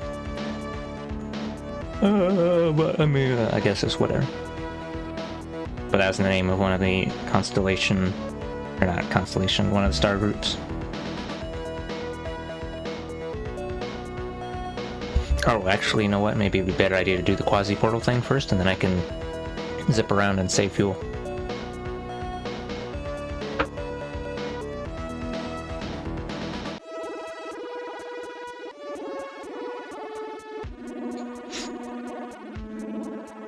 Mayhaps an idea for consideration, comrade. Oh, there's a ship following in my general direction. Let me save. And then I'm gonna wait for him to collide into me. Mainly because I don't want to waste fuel on flying over to him. Instead, we'll waste time. I think this is probably Yehat space. Or maybe it's Vux space.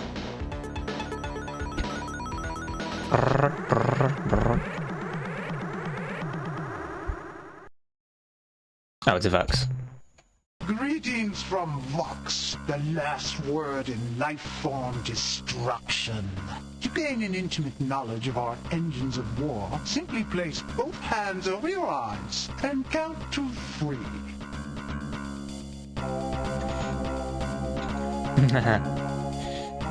Vux, we seek to learn more about you. Maybe then we can see eye to eyes. You grotesque squids, we will kill you for your insolence. Why are you so hostile toward our species? You are even uglier than I had thought possible. Can't you see you are making me sick? Please, foul creature, turn your head, or better yet, put a sack over it. Never mind. I have adjusted my display so it is dim enough to be tolerable.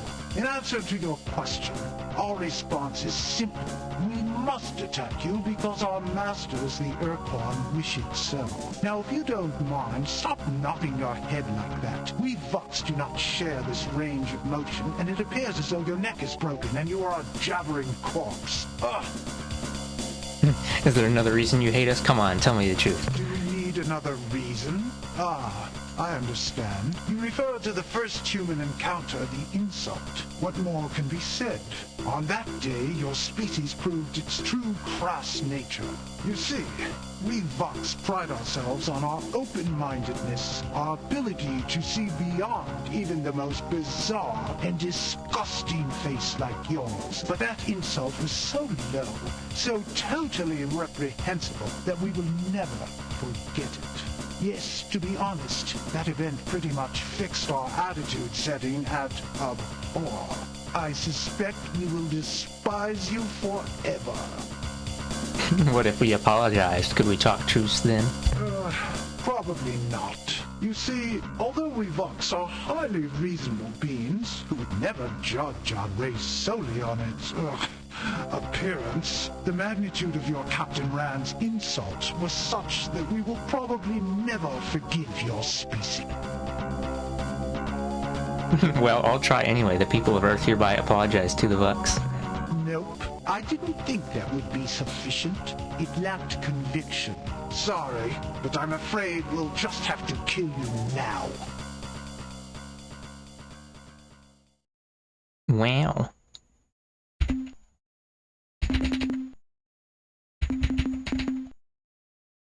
Or we'll try using the borders. Go, intruder.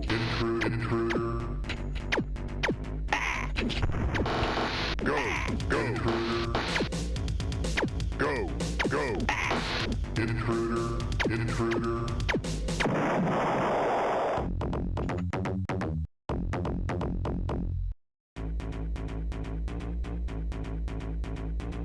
Go, intruder. Go. Oh, oops, maybe I shouldn't be using every single... Whatever, it's fine.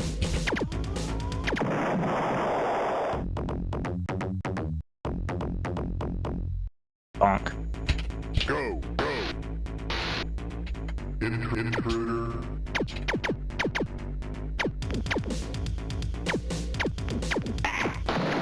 Oh no, cannot believe. We'll try the Pekong just for lulz. Twit, wimp, loser, fool.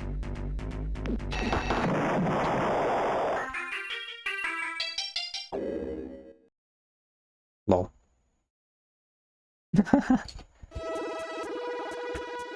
Let me load and oops. Probably run into one of those guys again anyway, because we're going into soupy Vux space. Yeah, the Pekunk ships kind of look like butterflies, I guess. Also, Lamau, just spray in their general direction and delete them. Let's see, where was this? Was I don't know which planet. We'll just go to the one in the very middle.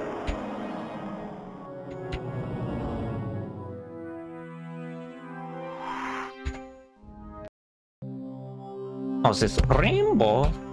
It is in fact a rainbow.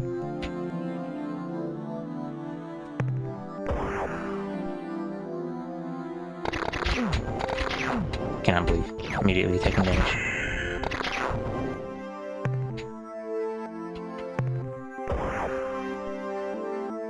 Maybe I shouldn't have scrapped all this punk ships.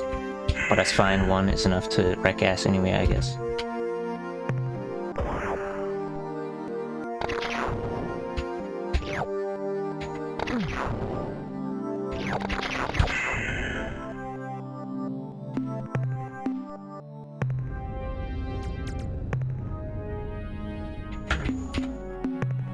I don't know if there's actually anything else here.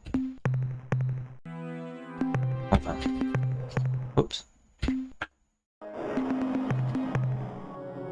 Like, or I was pretty sure this was the location of Finna, what's his face? But then I gotta find which planet it is. Probably not that one. That's a gas giant.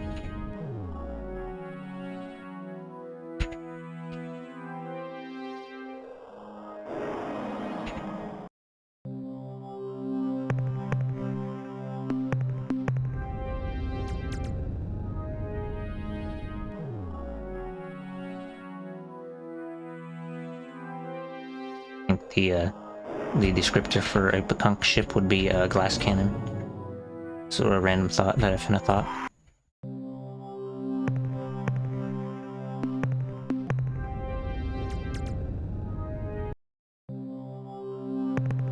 Maroon world.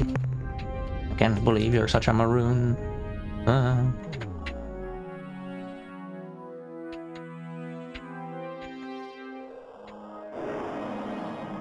Did I go to this one yet? Oh, I guess. Gas giant.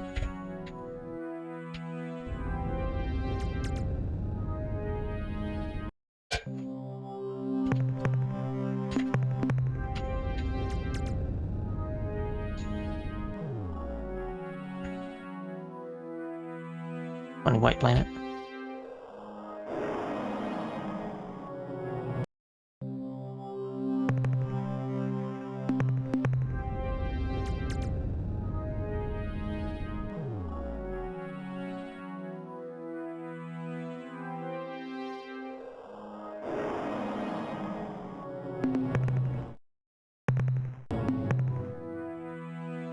It's only, it's the only thing here was the Rainbow World, and none of these planets are what's his name's location. I'll only be mildly upset because I still found a Rainbow World.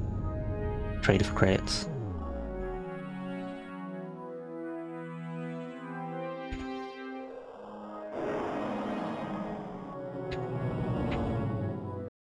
Okay, I guess I didn't. Can I believe?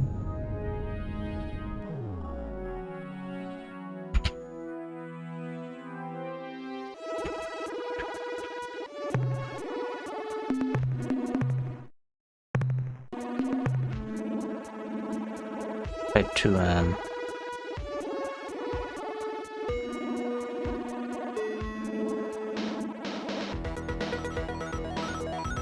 Brahe was up here somewhere.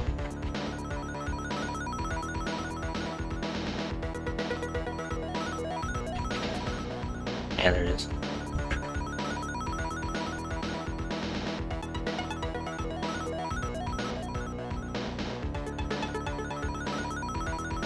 I don't remember what's at Beta Brahe though. I'm gonna edit this out. Or edit whatever it was on there.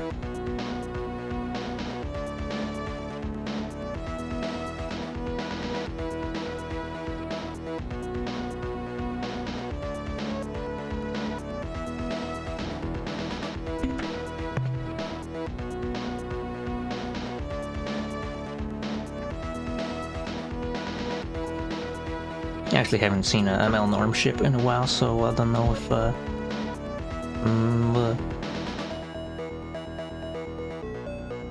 I guess it's whatever.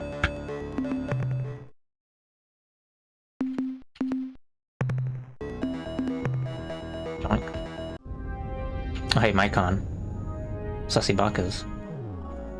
Mycon are enemies. Hello there.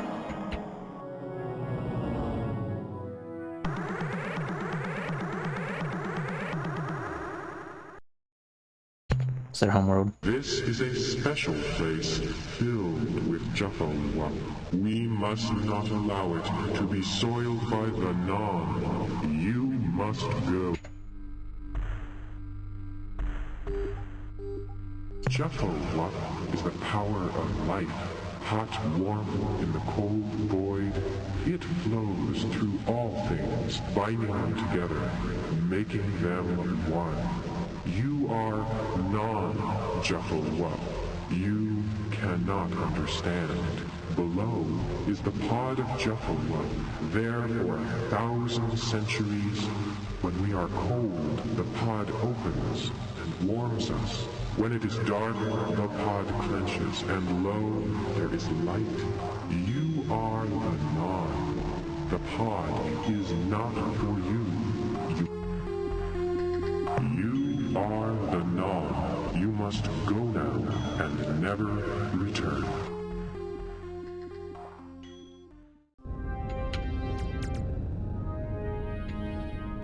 Surprisingly, they elected not to fight.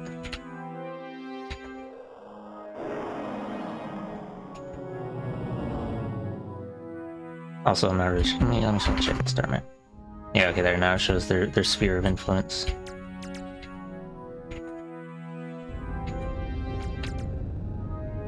Alpha Sextantis. Beta Sextantis. Maybe I wrote it down wrong. It was actually Beta, not Zeta. I'll go back over there.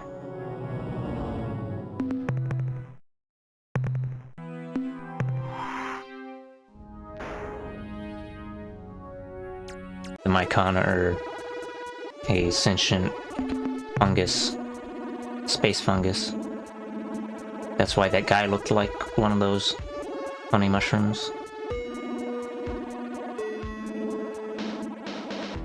The ones that instead of having the like circular kind of curved down shape, they curling up because they want to show off their gills.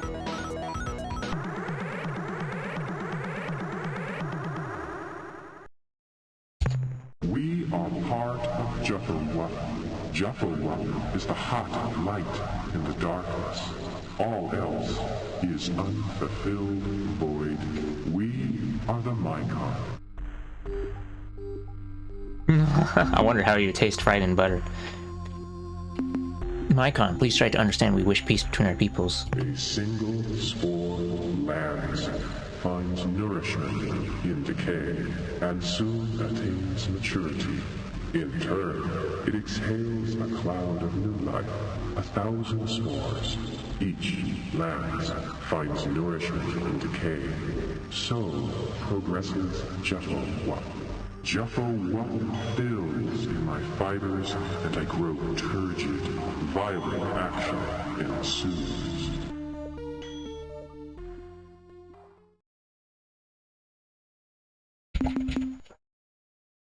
I'm gonna try using the Earth Cruiser, just because.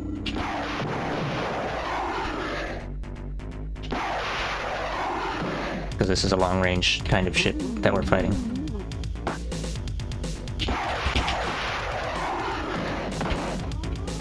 Wow, counter picks, it's just like fighting games.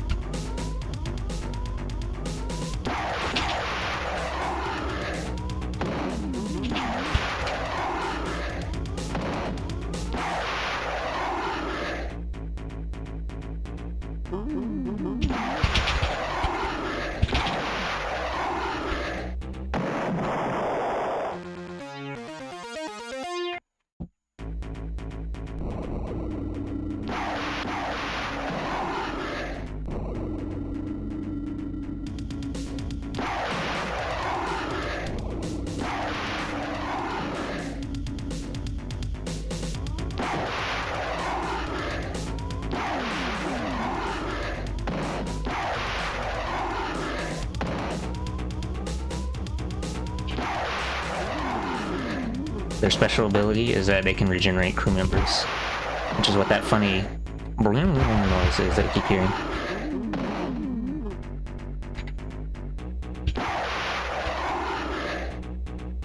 Oop, I don't want to be this close.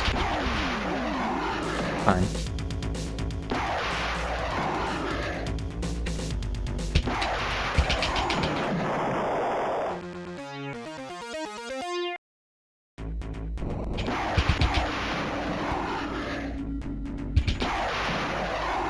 full on health, they won't do that regenerating thing. Instead, they'll fire shots at me with the homing blue stuff.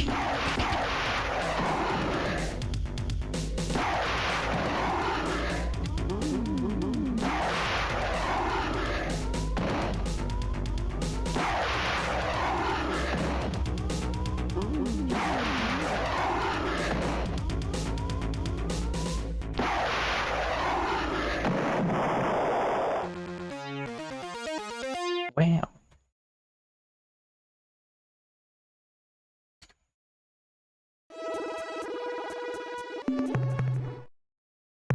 Free money. Was that another one? Free money.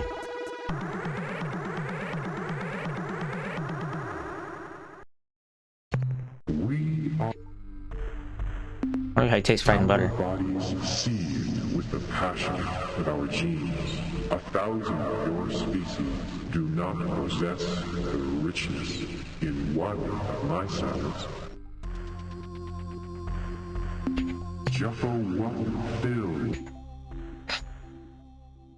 If we try to say, I want to leave, then they're like, no, we must consume.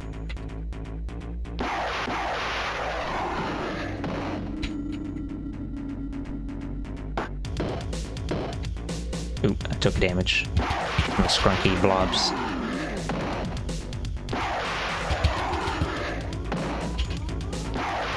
Not actually free money, because I still have to pay attention and try and shoot their balls out of the air with my rockets.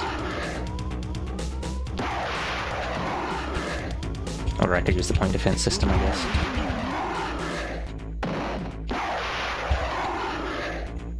I should probably try that, actually.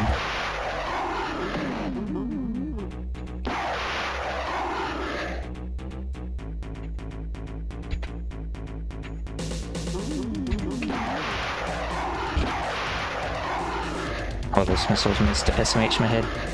I call them missiles instead of hittles because they don't hit half the time.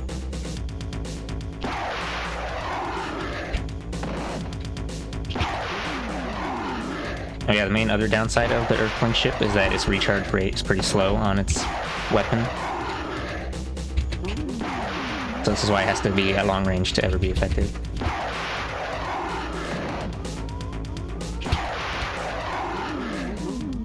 Oh wow, it keeps missing. Cannot believe.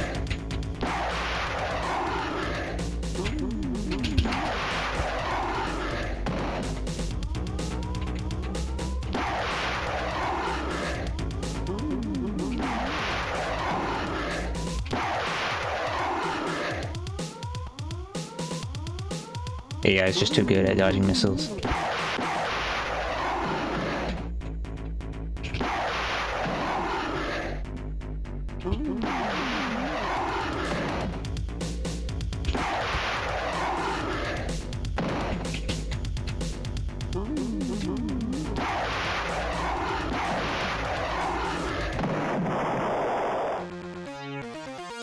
Oops, I just wasted battery, didn't want to do that.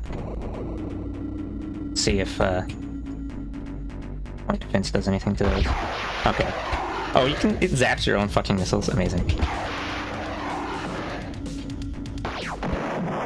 And also it does not do enough damage to destroy this projectile, so I'm just gonna load because I don't feel like doing another long fight with the rocket ship.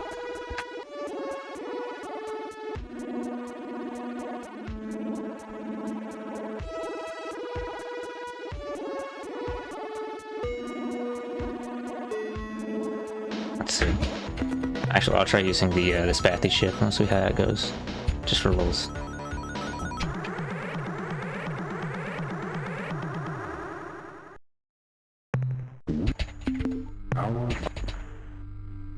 I fill with my parents, parents, parents, parents, parents.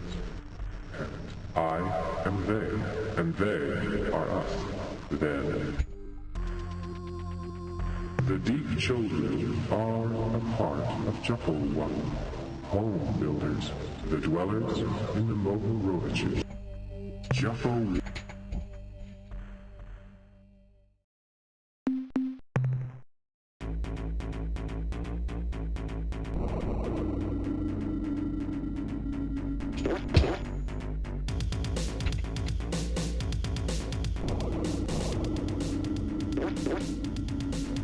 Stinky butt missiles.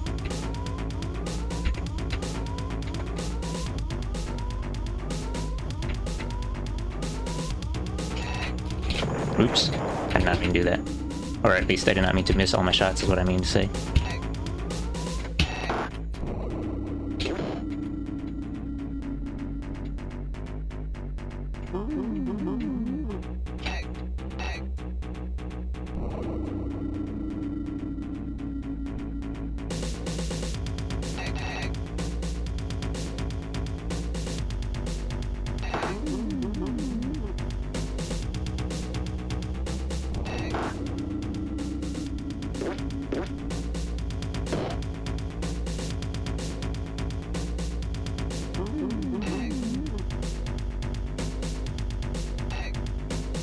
This is why aiming in this game is hard, because you're like stuck on 16 fixed axes.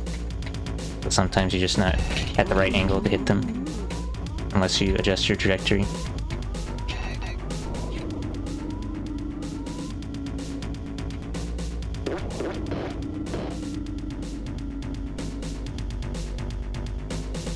And also why certain ships like the Kunk with larger like bullet hitboxes are way easier to use.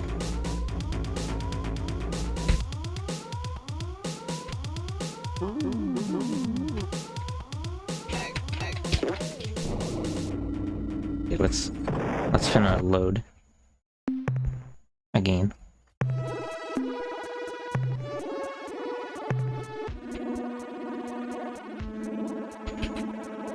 See, where is that again? Santis.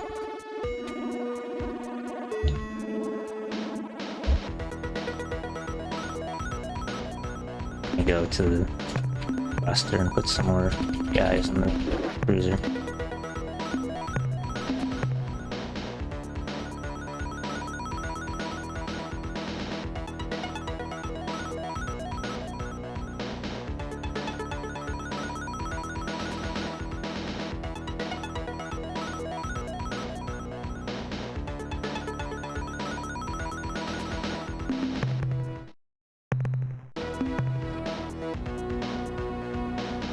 It's a goy. What is the goy?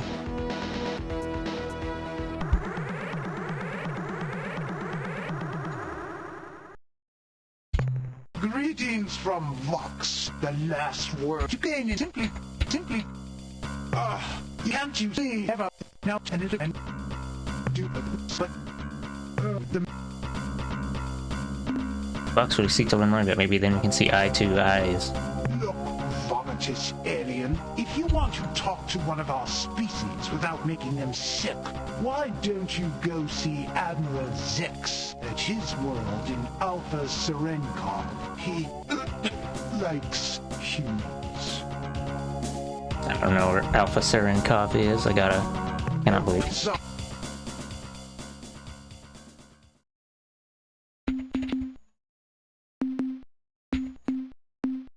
Let's see. Well, we're gonna try using the Kunk for massive gamer spraying of bullets.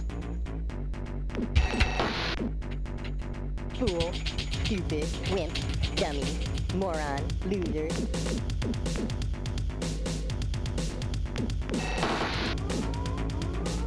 I changed my mind.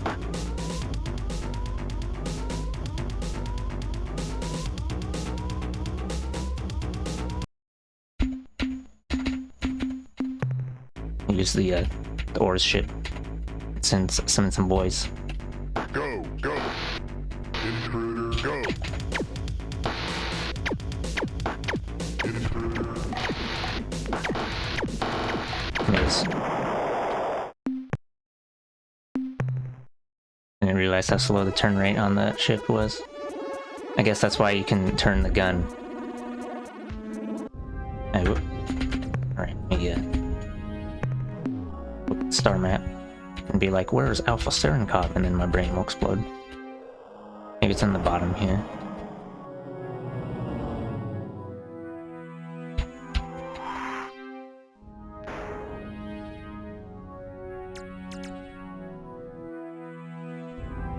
I figure that it's still nearby Buck's space, but oh, there it is. Alpha Serenkov.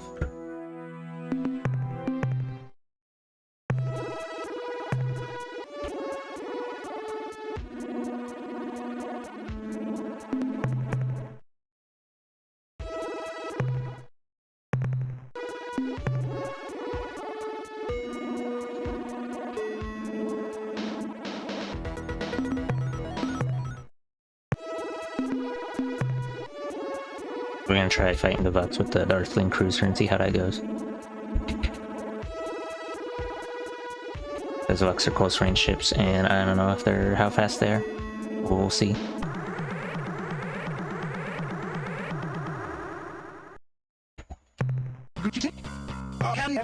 And it appears you saw that.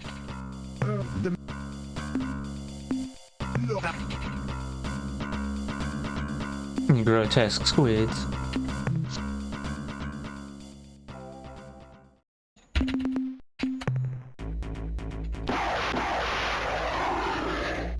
Oh, missed.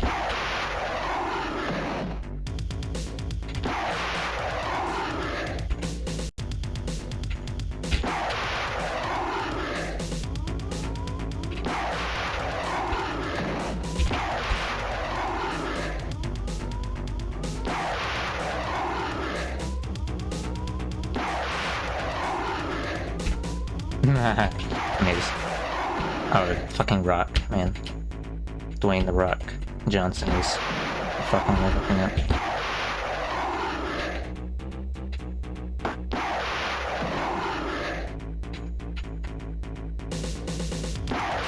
The way the rocket's curve is also kind of weird.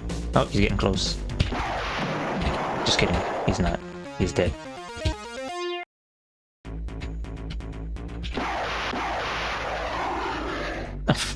They both missed. Wow, that thing has a skinny hitbox. It looks like it hits the side, but then it doesn't. No missile contact.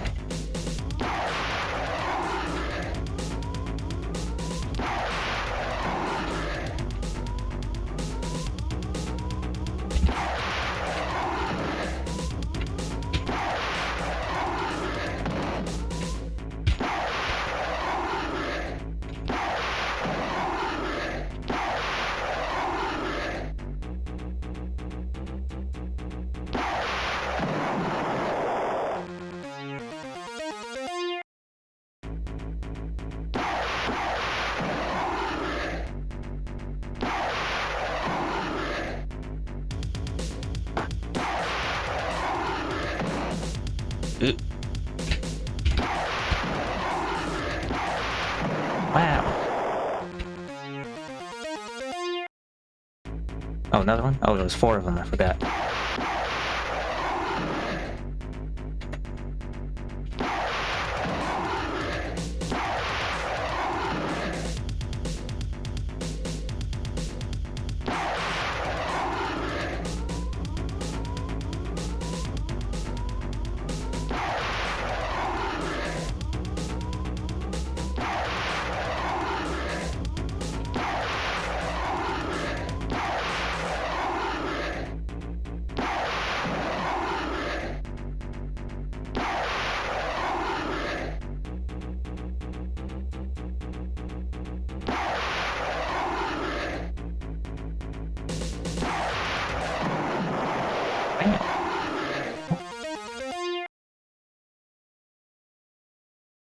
That wasn't so hard.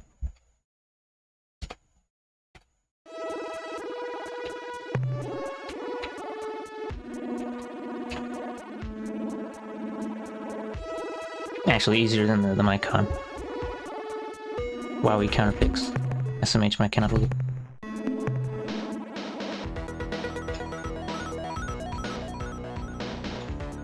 Because I guess the Vux's weapons are like a short range straight laser beam, which laser beams are easier to use than projectiles in this game because you just kind of sweep them over the enemy ship.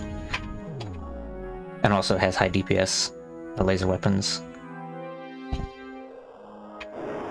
Like, well, it's not like pew pew, it's like here we'll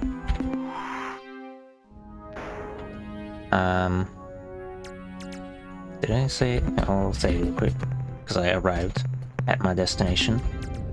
Well, I'll do a super melee real quick, and I'll put a Vux ship on here. Where is it at?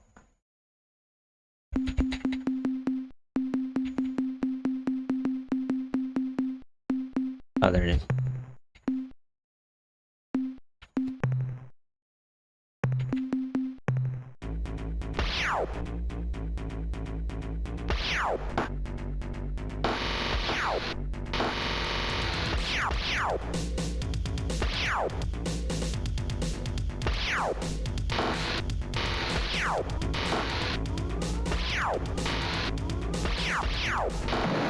There you go.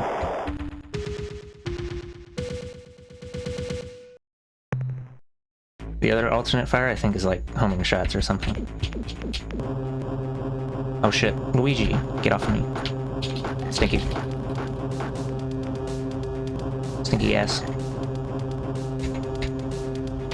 I have no idea what the crunchy green blobs do, but it doesn't seem like they do direct damage. And then I die, because I don't have enough turn rate to get close enough to dodge while still shooting stuff. What that shit. I'm gonna use Thrash better than the AI for sure, 100%. This ship is meme ship. Activate Afterburner in their general direction. It's another one of those shitty close range ships. Well, actually, I guess it does have a decent range on this. On their actual gun. Oh no.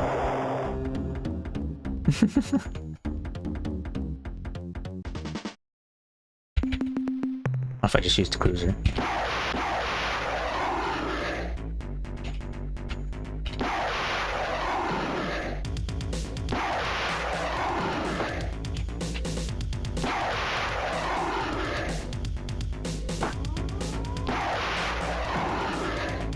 Yeah, these are the kind of ships that the cruiser is good against.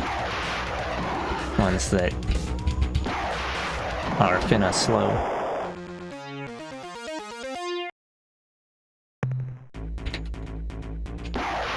HAL 2001. Not HAL 9000 though. This Androthenth ship you'll never see in the campaign because the Androthenth have been all but eliminated from exist.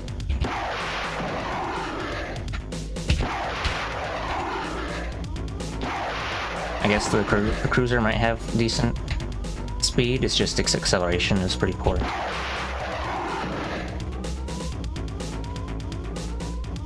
I'm gonna stop this in a moment just after the noodle. Wow, you see he got pretty close there. I wonder if you can use the like eject thing. Oh, you can't. Oh hey, this is the OP ship that is gonna absolutely wreck my face. So this is like a story ally ship.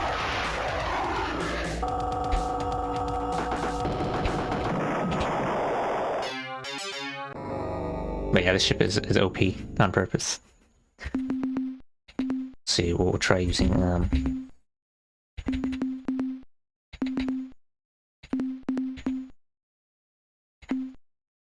the E-Hat ship. Okay.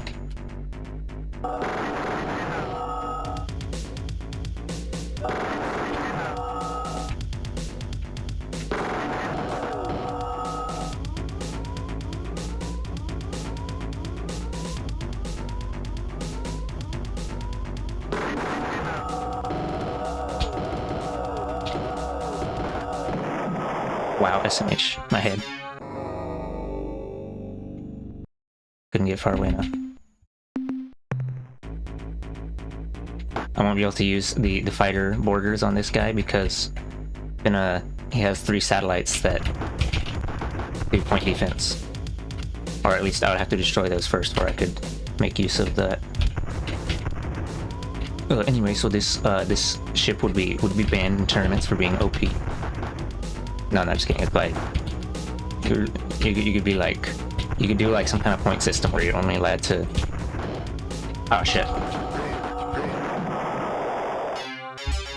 Lamau, cannot believe. I'll try the Micon for Kex.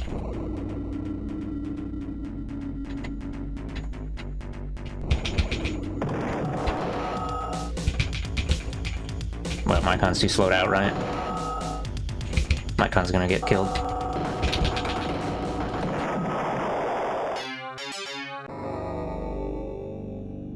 You only ever like you only ever play as those ships. You don't have to fight them in the campaign because it's supposed to be OP for the.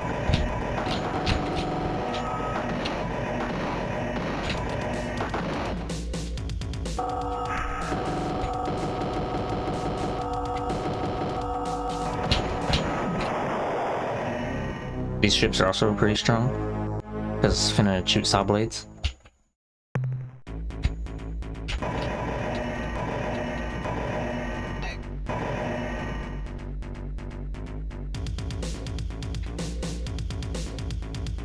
I also have a close range spread shot to deter close range aggressors.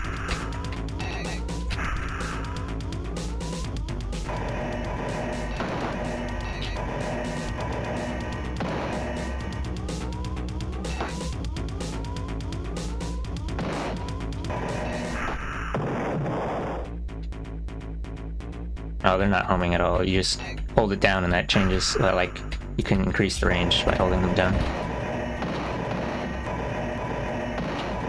And it's easier to hit with them because I have a large hitbox. Also, imagine the AI having actual aim and being able to hit things with the spathy shots.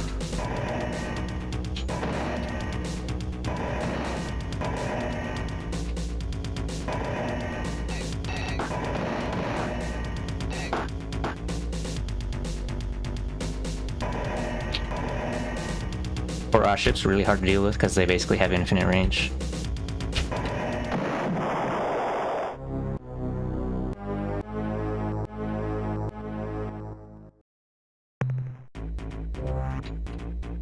Okay, it's the Melnorm. There's like very little. I guess you can technically fight them, but that would be. Why would you do that? Because then it's like, oh, you don't have the merchant anymore. They have a charge shot. That's why they got this glowing red ball in front of their thing now.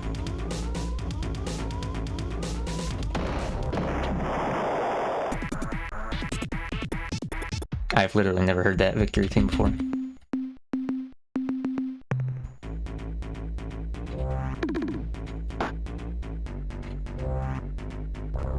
Oh, they have a reverse gear. That's what that alt fire is for. I was very confused. I was too busy mashing funny thing.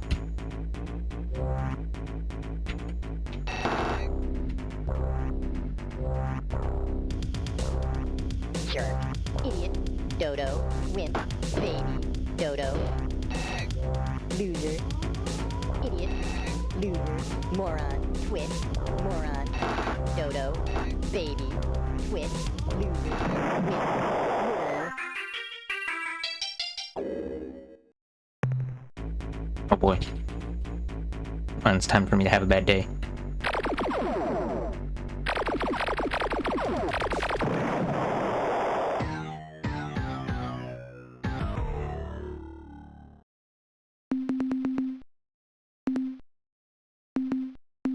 We can use Shift 60 first for lulz. Oh, whoops, it's... I thought it was 3 clicks before to arm it, instead of... That was the glory device. He committed suicides and exploded.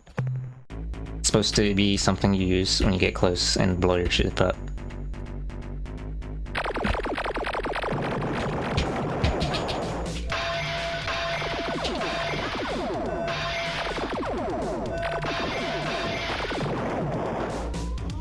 This ship's so slow it can't escape the gravity well. Amazing.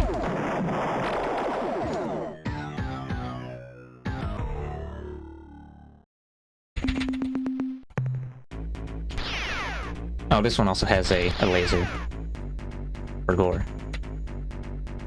This one is also, it has a very quick turn rate, so it's a little bit funky.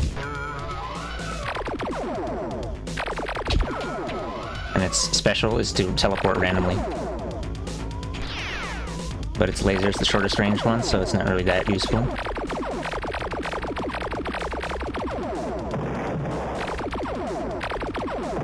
Oops. Lamau one hit.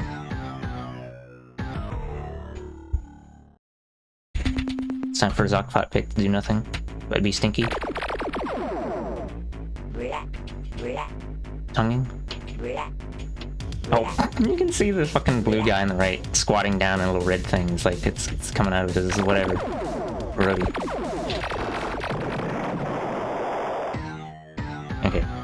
time, stop messing around. There's all these other ships that I did not, see the Melnorm or Quan. Oh, they didn't even pull out the Druze ship. Stonky. Oh yeah, I was doing that to demonstrate laser.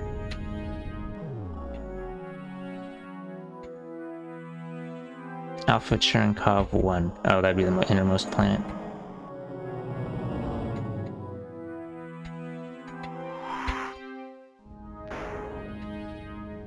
Also, you're not allowed to use the Vindicator in the, like, the versus whatever battle. There's reasons. I mean, obviously, because it's a customizable thing. Human visitors. But probably because you could make it What a OP. treat. I am Admiral Zex. Please, do not be frightened. Unlike the rest of my species, I enjoy humans. You may know me by my reputation, my leadership of Vox forces during the war with your alliance. I assure you that this behavior, a sad necessity of those times, belies a much kinder, gentler being. Please, be welcome. We can get to know one another, expand our interspecies relationship. But wait, how silly of me. You aren't here for polite repartee. You have come for my show-fixing maidens. We require the Shofixti maidens. We're prepared to use force if necessary.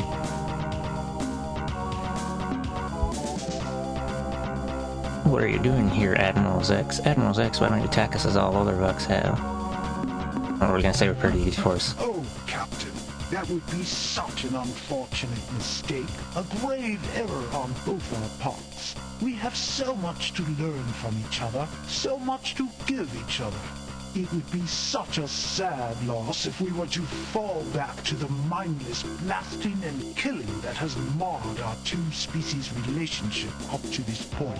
Admittedly, as the acknowledged Vox military genius, I would find it interesting to face your one powerful alien starship with my huge personal fleet of intruders. But oh, what a mistake it would be.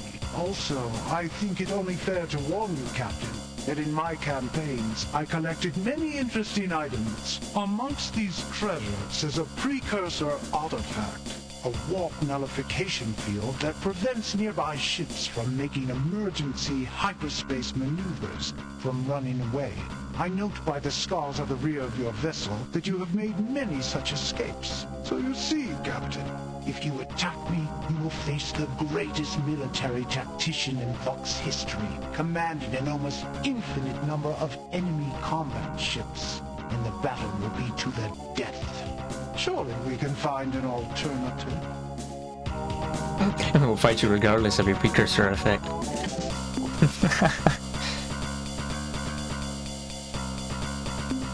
Why don't you attack us? Because I like humans, Captain. You I do. respect and admire your species. I do not share the bigoted views of most of my people. Admiral Zex, why do you like us? We thought all Vox hated humans. Oh, okay. Have a good night, Dazzle. No, not all, Vox Captain. Most, but not all. It is true, when the majority of my people view one of your species, they are forced to regurgitate. But there are those among us who have grown beyond such childishness to take a more liberal view. We, the few sophisticates, are not subject to the whims and fads of current fashion. Our likes and dislikes are strictly based on personal preference. We see the beauty in you humans, the value in a long-term relationship. You are different, yes, but personally, I like difference. In fact, I adore it. Your physique is so wonderfully varied. Your multitudinous rigid appendages, your tiny double eyes, your varied skin coloration, and the delightful patchwork of hair covering only parts of your bodies, leaving other parts bare and smooth. I value your species, Captain. This is the part where you find out he's a sexual deviant. I mean, what? Like us Vox. Whoa, Admiral Zex, this is just a bit too weird. Are you some kind of perv or aesthete? it with my Vox countrymen, haven't you? They are close-minded fools, bigoted in all ways. Call me what you wish, Captain. I choose to view myself as, well, simply open-minded, free to experience the full range of life's possibilities. The Vox rulers could not refuse my military genius, couldn't ignore the many victories I gave them, but they would not tolerate my behavior, accept my desires as natural. So they sent me out here, a hero's exile, where I won't poison the minds of youth with my bizarre ideas and perverted lifestyle. Bigoted fools. You see, Captain, we're not all that different, you and I. We are different from the majority of Vox, and so we, in Vox eyes, are both monsters. Ah, such a good question. But you always were a bright species. I will explain. After the Great War, in which I played some small part, the Vox High Council, in recognition for my services, granted me this planet, so that I might pursue my hobby without disturbing the general Vox populace. I am a collector, you see. I have the finest menagerie of beautiful creatures in all space. A menagerie? Is this a collection of animals like a zoo? Animals? Oh no, Captain, not mere animals. My menagerie contains only the most beautiful creatures in the galaxy.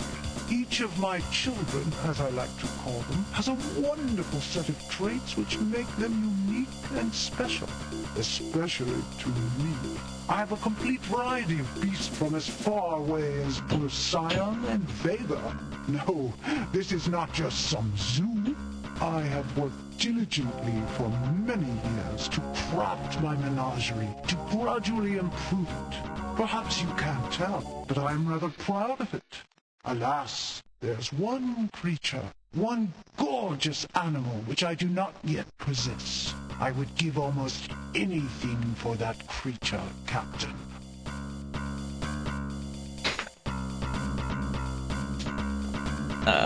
Yeah, this is the Hello Hand Milk. This is the weird guy out of the race of these aliens. The other ones all are hostile and hate you, or hate humans rather.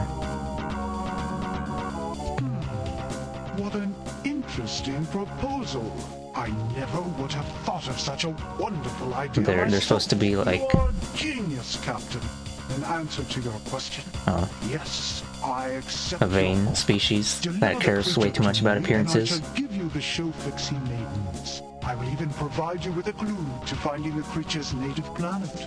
My source for this information is an ancient wildlife handbook written millennia ago by some unknown alien author. The pertinent passage goes as follows. Demise. It basks in yellow light within the constellation Lynch Na Plo. We have translated Lynch Na Plo to mean approximately the long, thin creature who has swallowed the huge beast. I am afraid this is all that I know. I hope it is sufficient. We have demise. It basks in it. Long, thin creatures.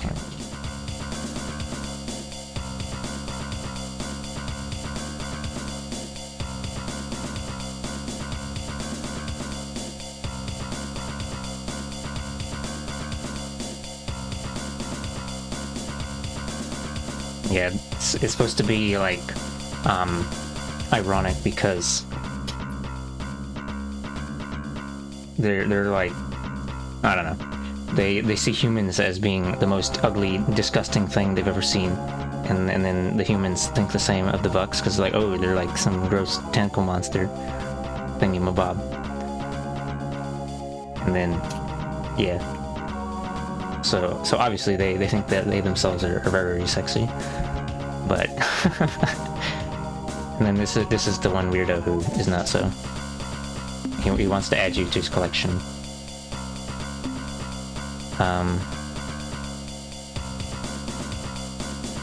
I forgot. I had one more. Oh yeah, because apparently, or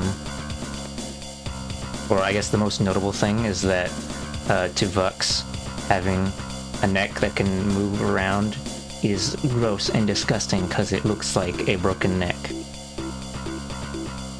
Along with other things like, ew, they got 2 small eyes and they got whatever. I don't remember. Certain, my sauce. Smooth-skinned friend. My sauce for this. Goodbye. Goodbye, beautiful human. I hope we can meet someday as friends. Perhaps even more. Cannot believe that this noodle was trying to hit on me.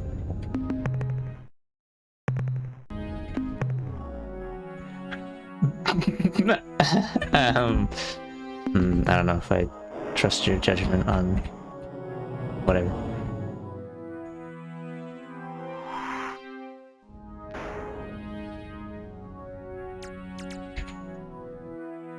Anyway, I have no idea what long, thin creature who has swallowed the huge beast, basking in yellow light or whatever it was. I'm assuming that's referring to like a constellation or something. Way too much brain.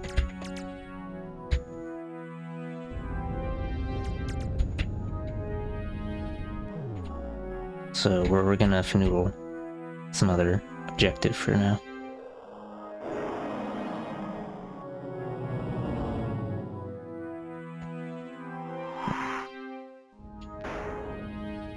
Let's see, this was... I don't remember his name, I already forgot it.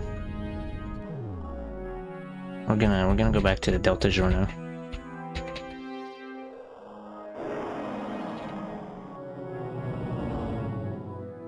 Just for lulz.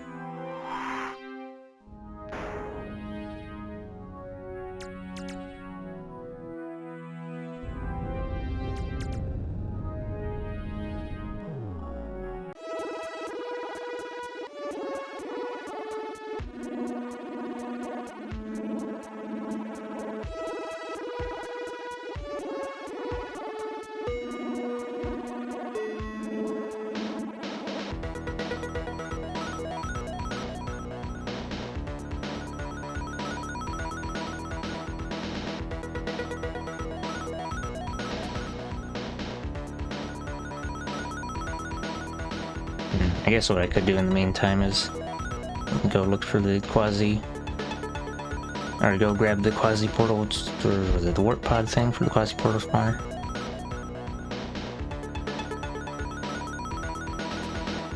I might just look up where you find the Vux beast because I don't feel like using my brain.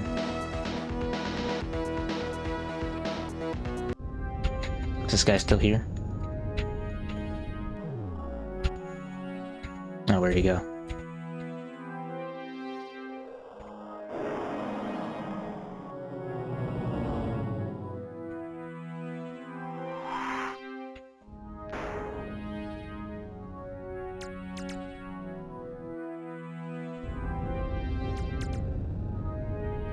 Cannot believe he's finna not here anymore.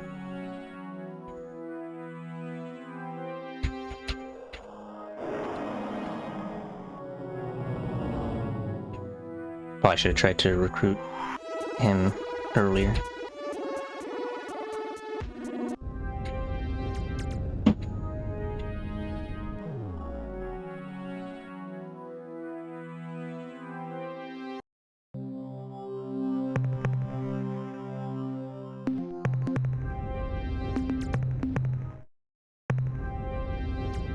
Oops. Accidentally. I don't know. Let me look up real quick.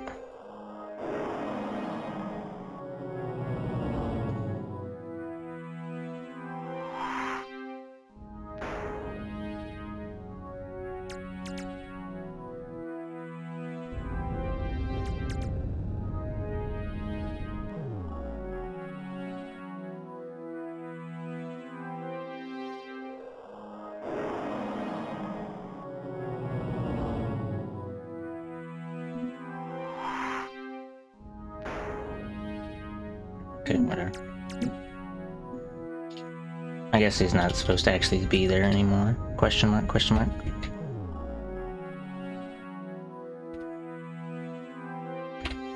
So in the meantime, I guess I'll finagle to, let's see. Since I'm in this, let's see, I have 70, no, I can't go that far. Oh, in the per se section.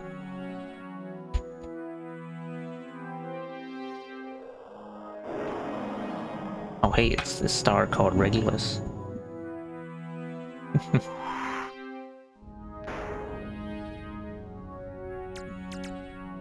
Oh wait, hold on, that plant's orange, I want to look at it.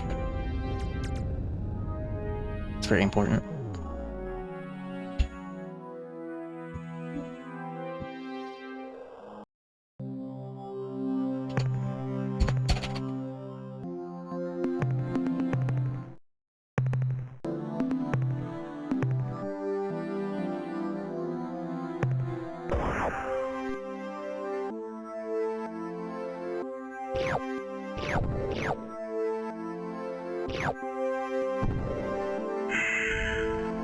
Yeah, orange means or radioactive world is one of the possible orange planets. Radioactive means finna get funny money.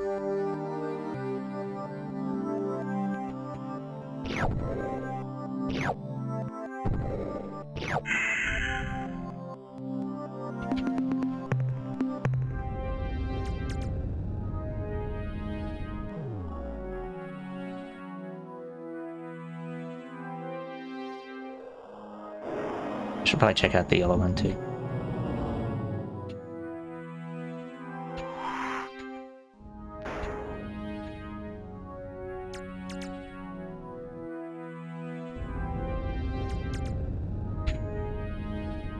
Yeah, apparently the color of the planets doesn't, or like there's different possible ones you can get. Like for yellow planet it can be a urea world, which won't really have anything useful on it, or yeah, this one's a urea world.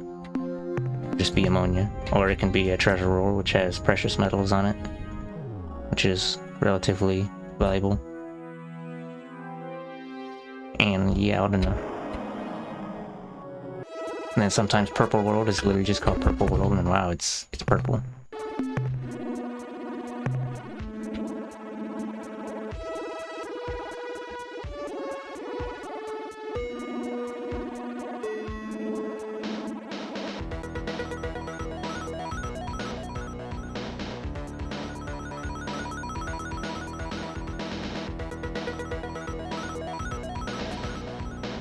I'm gonna cheat and look at this guide that tells me where to find the thing, because I'm never gonna figure out. I'm looking at the constellation trying to see what it means.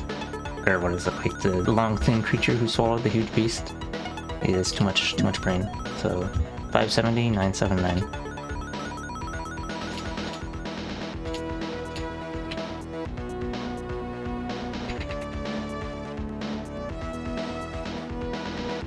Oh, that's so far away.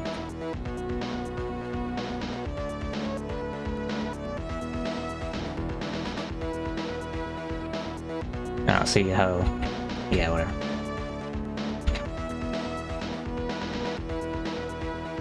I would have thought long thin would be like this string of stars down here, but I guess not. Or was that Delta Lensis?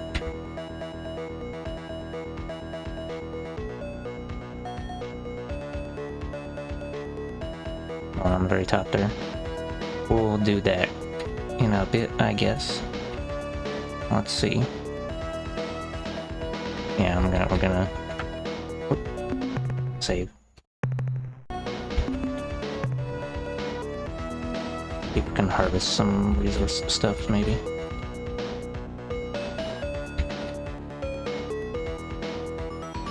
On the way back.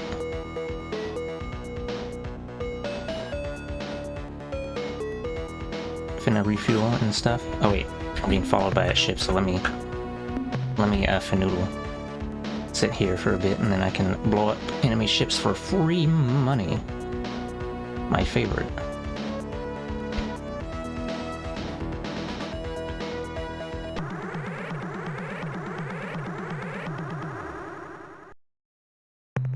salutations, and may your sense of self-preservation always be so dim. As our intruders surround your vessel, you may care to raise both hands into the air above you and practice the ancient chant of the prancing Aoi master Zendox, which begins...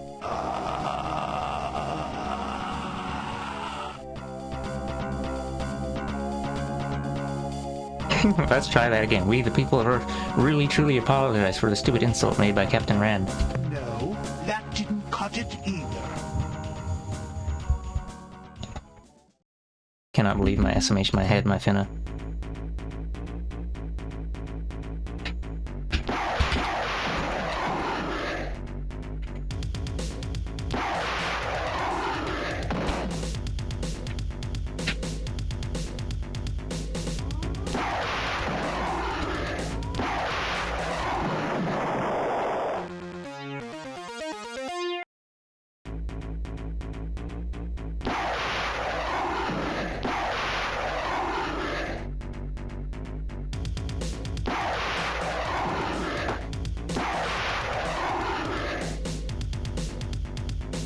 Look.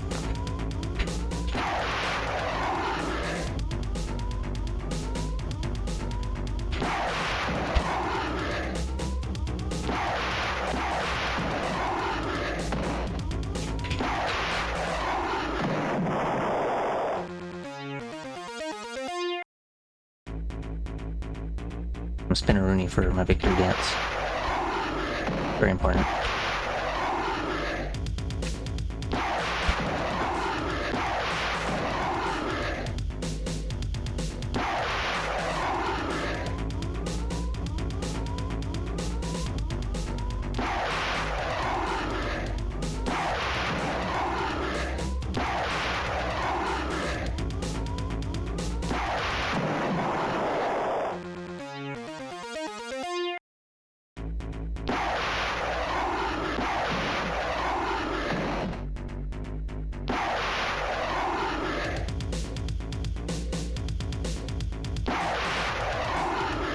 I believe the amazing homing capabilities of these missiles.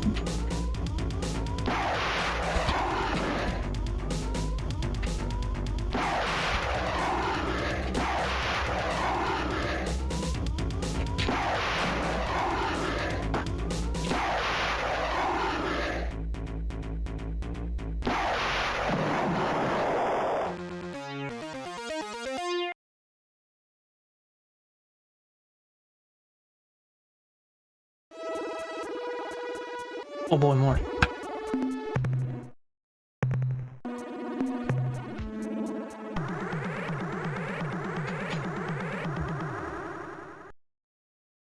This is Vox Commander Yax. On behalf of the team here, I would like to say how very much we have all enjoyed taunting Cat, get out of and to here. congratulate you on plumbing the limits of Vox courtesy, which you have now exhausted. Therefore, let me just say, die, you two-eyed, loathsome, faceless slug. You were right, we were wrong. We see it all so clearly now. I don't think your heart is in it. Okay, time to blow them up some more. Oh yeah, they say that they were open-minded, but then the Captain Rand insulted them, and the insult TM, and then they never forgave, even though it was literally just one guy. And yeah, it's definitely open-minded.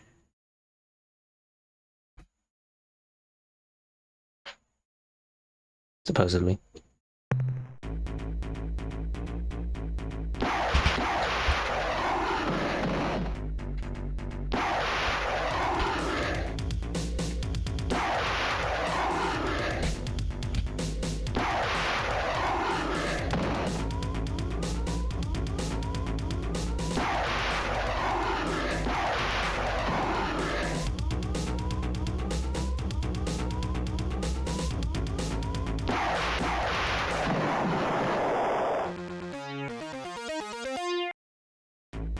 Oh shit.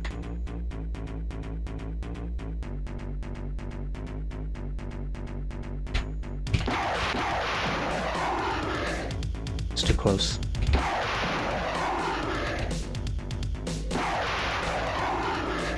Oh, I'm not using the Spathy ship in this particular situation. It's not as...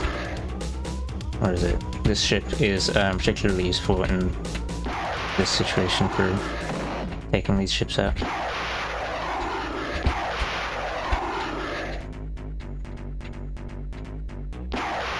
I mean, I could use the Spathy ship, but butt missiles don't have as long range. They don't travel as fast. So they're more like a defensive thing, rather than like long-range artillery, which is what I'm using this ship for.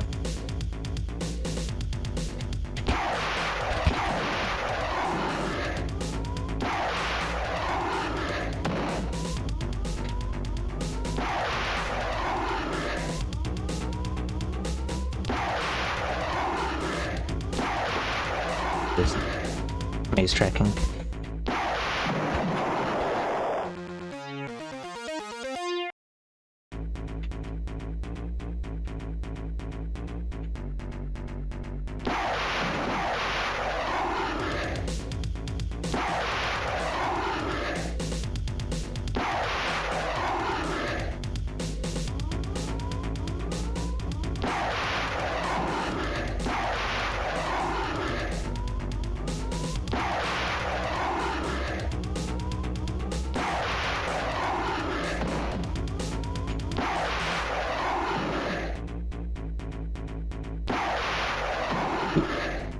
I almost hit the planet. See? Oh, and then I did anyway, fucking. Oh, well. This is fine. Gravity well. It's causing some problems.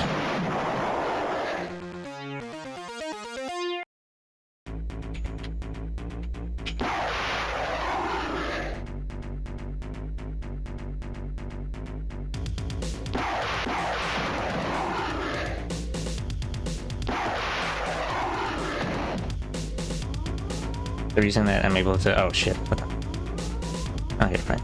The reason that I'm able to take these ships out easily with the Earthling one is its move speed is just slightly high enough to outrun it, and the Vux ships are all short range ships, so they can't do anything from the range that I'm attacking them from. Therefore, wow, missiles with base.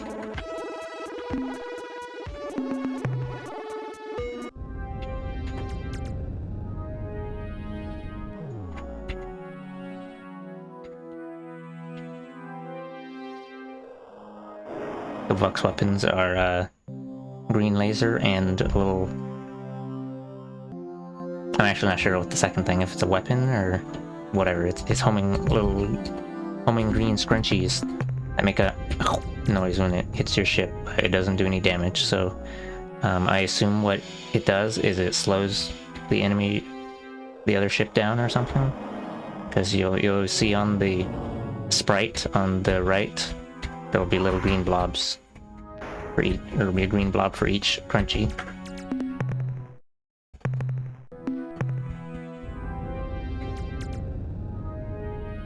Yeah, and even though they're a close range ship, though, they have pretty poor handling. So I'm assuming that that's what was it?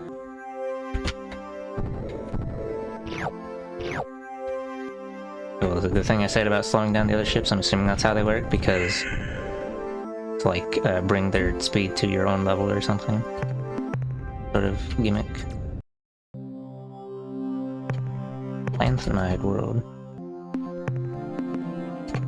See how much green is worth. $5.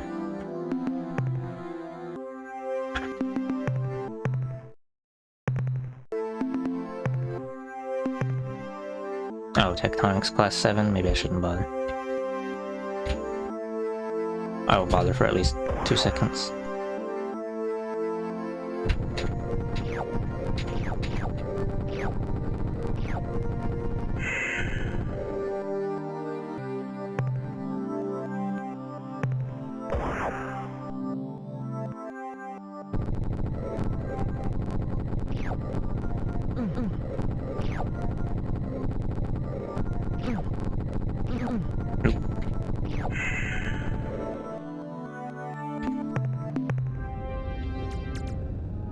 cannot believe Bob is dead. Green world. Oh, it's got life forms on it. Oh, but then it's also got tectonics level 5 and weather level 3 and bleh.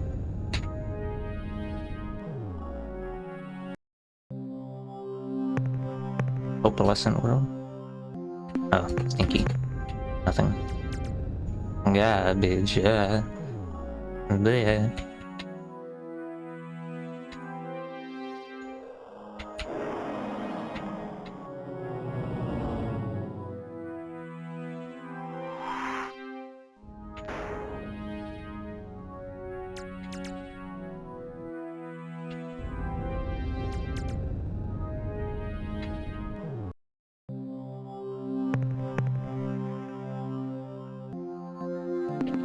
Sorry. I'll go back over to, I think Z-Man is the large white star. There's like 2 stars that are overlapping each other on the star map, so it's kind of hard. You can't really see the other one.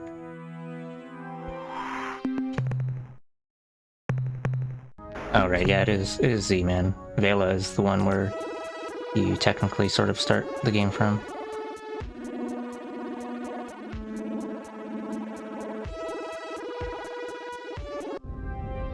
Oh hey, it's the Goy. Let us do business with the Goy.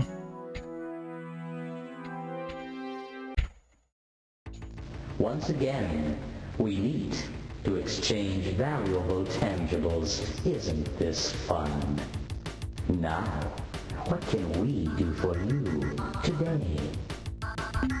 What would the 159 units of biological data what would you like to see? Your ship's log indicates that you discovered the whereabouts of 2 of the rainbow worlds, which so fascinate us. In exchange, we will give you 1,000 credits. Yeah, 1,000. What trade items would you like to buy today? Let's purchase some new technology. Improvements to your reinforcement procedures on your landers. Now, provided your crew will stop putting their hands out the windows, they will be much better protected against hostile life forms. The technology show how to increase your lander's cargo space double. Wow. I hope this makes your resource gathering more cost effective, Captain. The technology doubled. We hope that these improve which you the Rate of fire stun rate. Oh, sure. Some wild game, unless of course, in which case you won't be able to shoot at all, or take off for that matter. Don't worry, Captain. We stand behind our work. If something goes wrong, just bring it back to the technology modifications to... With the addition of your lander occupants should... The job... The auto tracking module... Oh, it's the thing I've wanted my whole life. You are preparing for a mighty battle ahead. Auto tracking modules for the homing shots. Advice. You should consider using multiple tracking modules, since this will greatly improve your aim. However, never add more than 3 to your ship. Any more would be useless. The technology we are now offering improvements to your planet lander.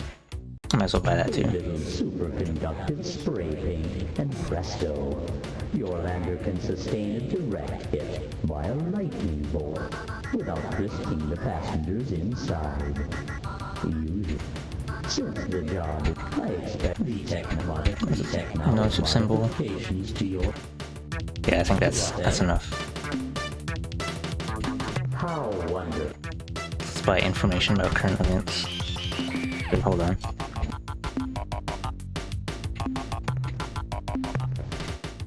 I'm gonna save first, just in case I buy some information that is not useful. Yeah, I just wanted to get the thing for homing Your shots, arrival was predicted by so that I don't have to aim as soul hard. crystal's vibration.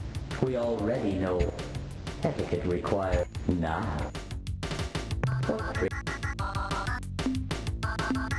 How wonderful, Captain. While you probably believe that the Shofixi are extinct, having caused their sun to flare with a device identical to the Utwig super bomb, the truth is not so simple. There yet exists a chance to I think I've already resuscitate heard this before. meta-marsupial species, though it will... The problem Two at hand Shofixi, is different sexes. as the carnal gymnastics proceed, you will have Something is it? Captain the Urquan are presently at war with a race called the Korra. They are fighting within a large spherical region of space, centered around the Craterus star group. Although it is probably too early to tell, it would appear that the Korra are winning. No doubt you are familiar with an alien race called the Umga, who live in the Orionis constellation. While they are renowned for their potent and often cruel sense of humor, they have outdone themselves in recent years. Specifically, they have used an unusual hyperwave caster to impersonate the Ilrat gods Dilgar and Kazon. When the Ilrat began tuning in to the voices of their gods on their hyperwave receivers, the priest caste was understandably skeptical and counseled their many followers to ignore the blasphemous signals. However, in a surprise move, the majority of the Ilrad then rose up and slaughtered the entire priest caste. The reasons for this ghastly move included overtaxation, lack of quality depth in ceremony, and the general feeling that the priests had made Dogar and Kazon's pronouncements overly complex. Amazing.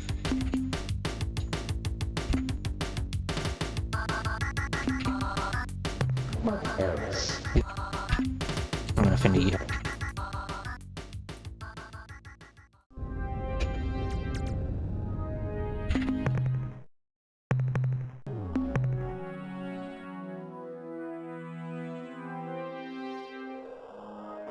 You look around in these worlds, because there is a very slight chance that one of these might be a rainbow world.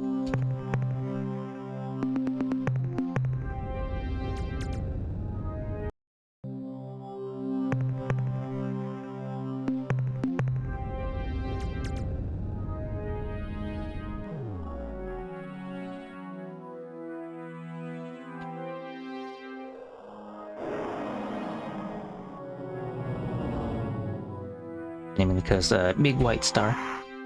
Ew. I have no idea if there is a certain color that rainbow worlds are though. So far it seemed, or the last one I saw was yellow before I interacted with it. I don't know if that's consistent.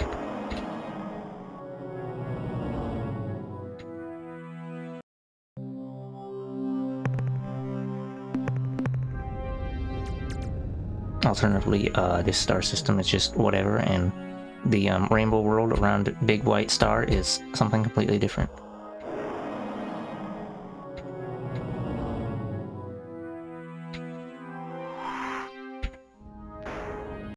You can tell it's a rainbow world because it's all red, white, and red, blue, and green, like a heat map or something.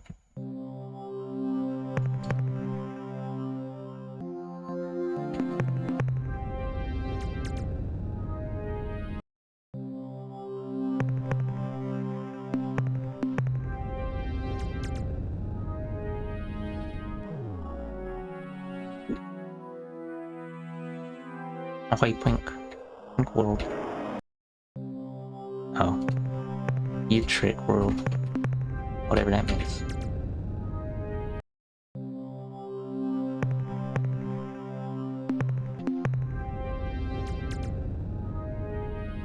Probably bother to grab the green stuff. But I'm finna be lazy. Oh, treasure world. Dank. Precious metals. Oh hey, you can see on the right it's got little shield icons now. For electricity and seismic and animals. Oh, and I'm missing the fire one, which would have been useful. Yeah, let me load so I don't have to fly over to that guy again.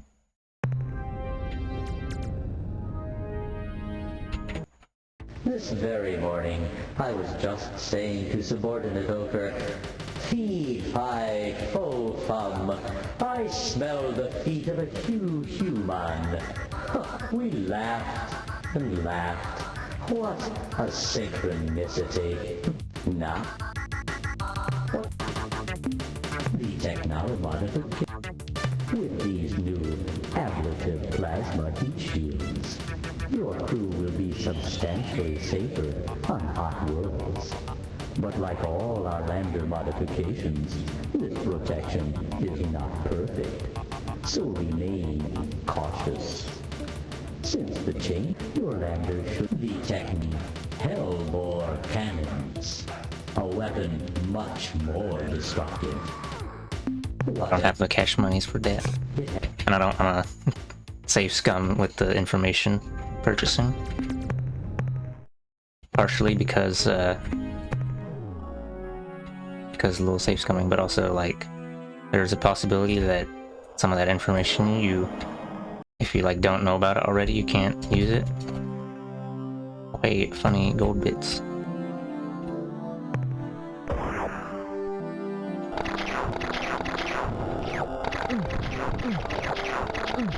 Can't believe it.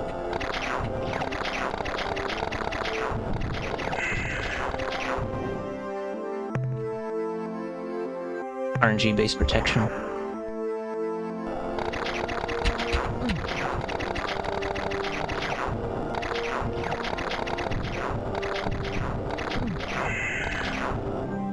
I guess I might as well grab these last green balls.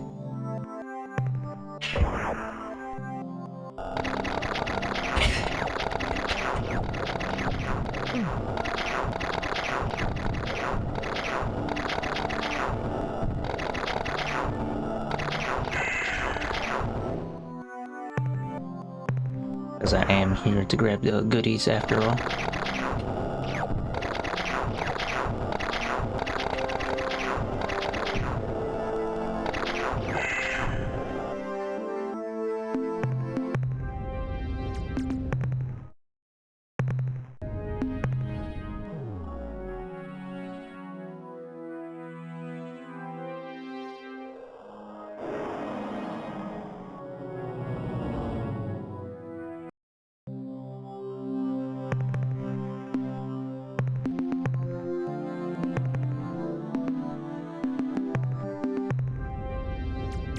Yeah, I think I checked all the worlds already, so there's no special rainbow world here.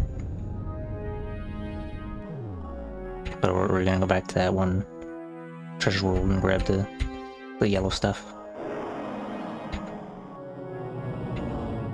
Completely unrelated, you can fly through the sun, the stars in any of the solar systems. They're just there for visual effect.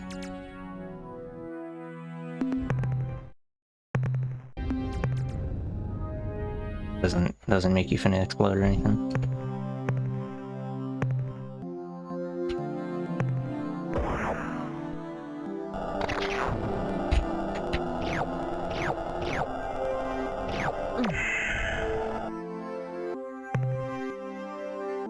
No, I don't know if I'll actually have enough cargo space for this.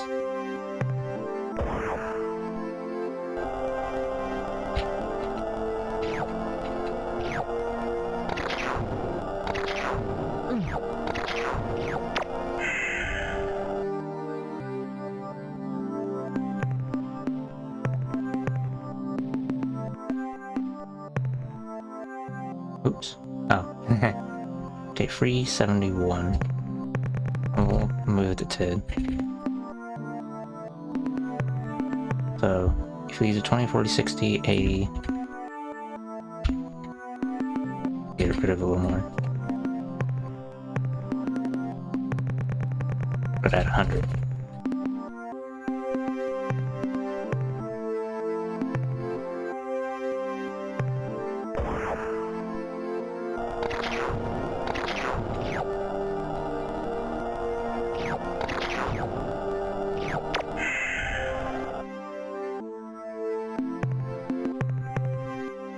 Zero space left now. I'll just leave that single dot there. Don't need to grab it. I'll go straight back to Soul.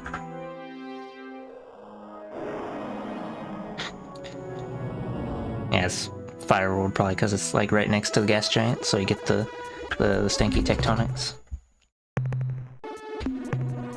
Or yeah, I guess that might explain high surface temperature, maybe. I don't know. Oh, that ship just disappeared. Oh, I wanted to like sit here and wait. Let me fly toward it actually. This is very important. Oh, he decided he didn't want to. Never mind.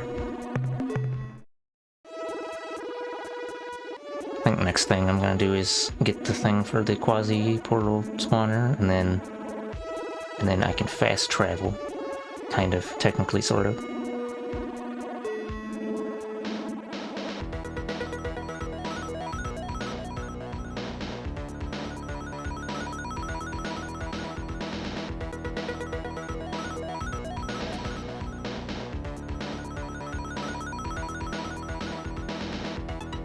Oops.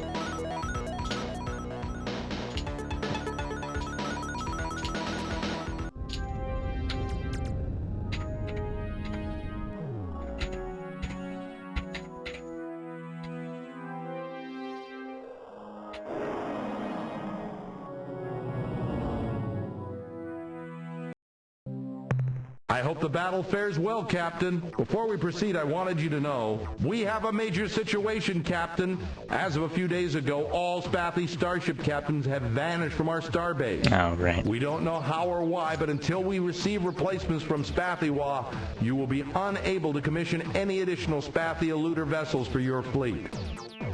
SMH my head.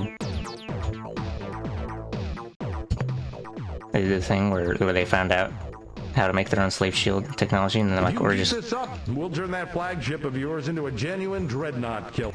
They found how to make a slave shield, and then like, okay, we're just gonna hide on our own planet now and not help you because we're a bunch of boosies. Return. Bunch of bussy space crabs.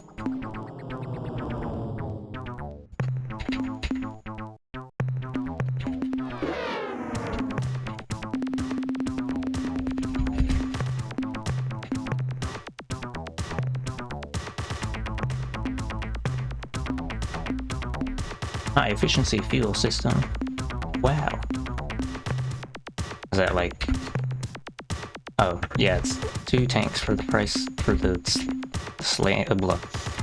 2 tanks in 1 slot, basically. I'm gonna move the crew pod just because it's annoying me with, like, they're not next to each other.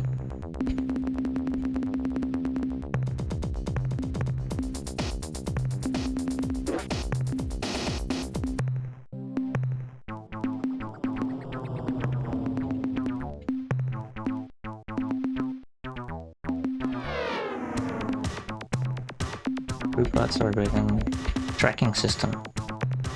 We're just gonna put 1 because I don't think we need to have that much homing.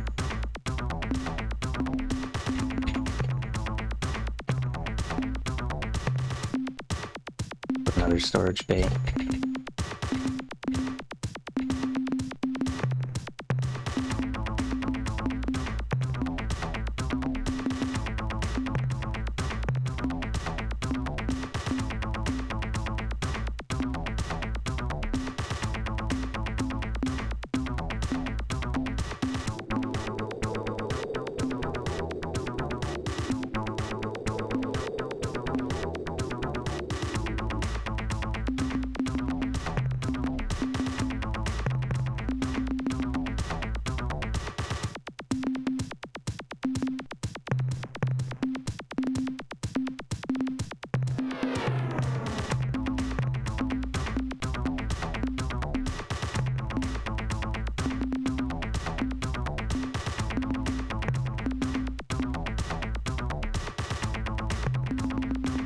Guess I might as well upgrade the, change that to a fusion blaster.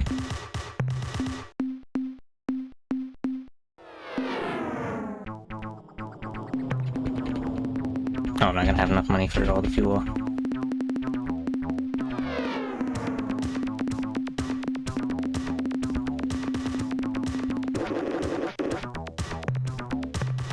Change this back to ion blaster.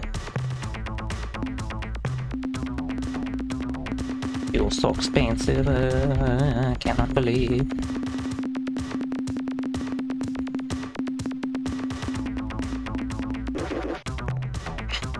Oops. Take one of the dynamos off also.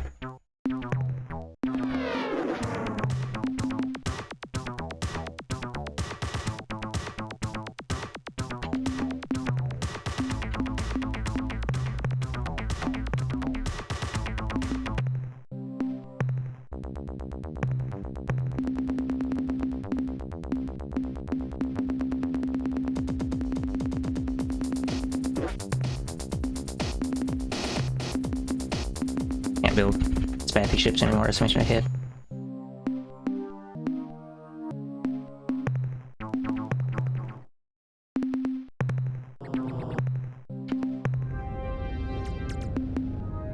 So let's see. I'm gonna go back up to there. Oh, their sphere of influence disappeared. Let's see, I think it was. Let me check. Yeah, Epsilon Gruis. That's where they're located.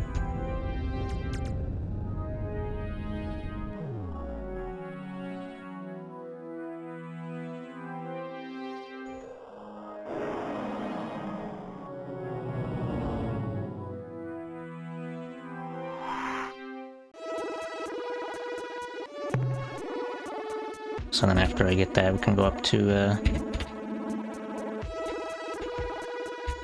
fuck around with the Umga. And then we can, where was it? Spot up here? Alpha Pavanis? No, it was, yeah, it was Alpha Pavanis. Alpha Pavanis 7.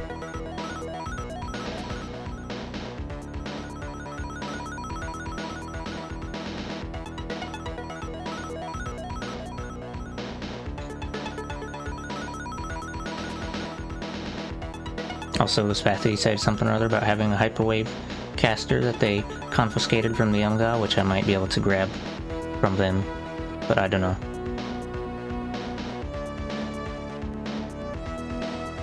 And there might be a quest thing I have to do, but I don't remember.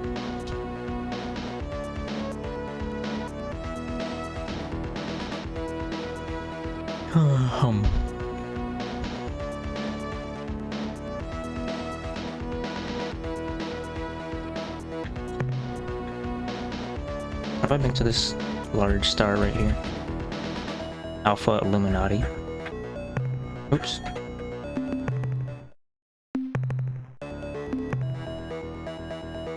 Yoink.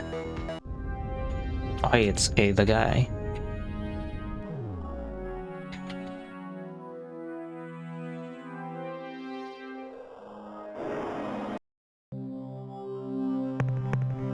Metal World. Oh. Doesn't have a whole lot. Just base metals. SMH my head.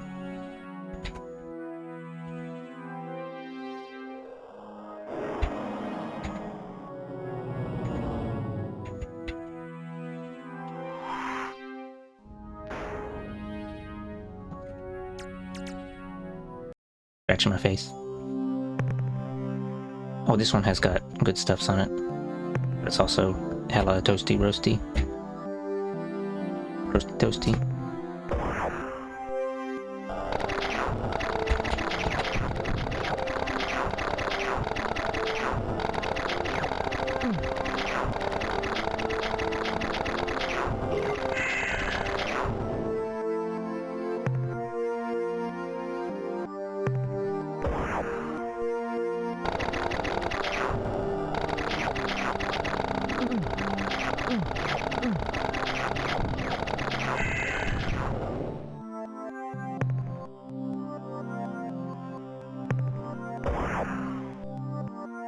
Oh, that was really far from where I actually wanted to go.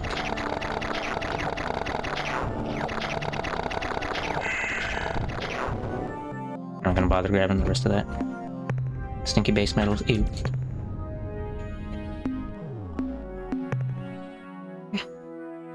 I mean, I guess the base metals are actually, they're worth a decent. I mean, they're not the worst. But, eh. That's definitely not worth bothering on a toasty planet like that.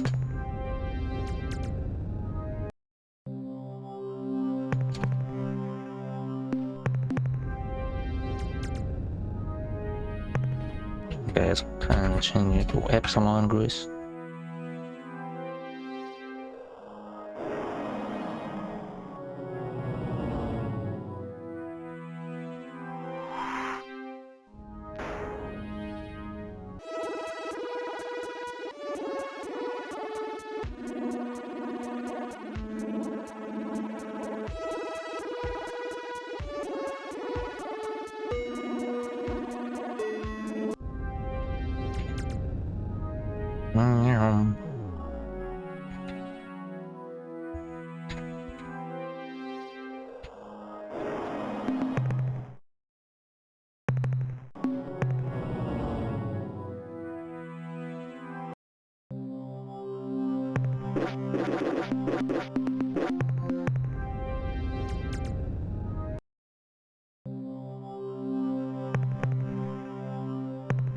Oh, Lamar.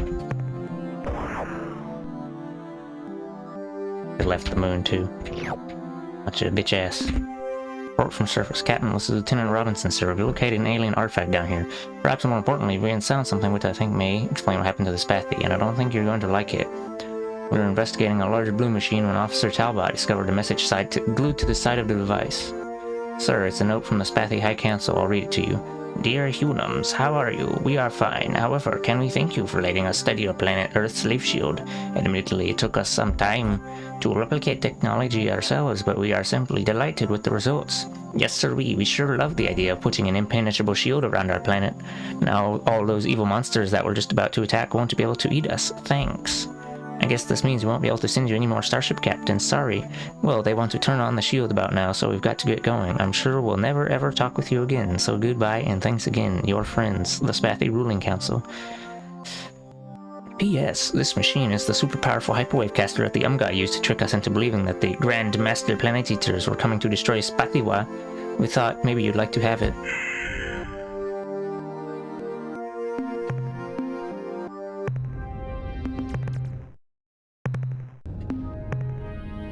Anyway, finna Lamau Crab Bussy. See if I can use my, use it. Oh, I can't talk to them with the Umga caster.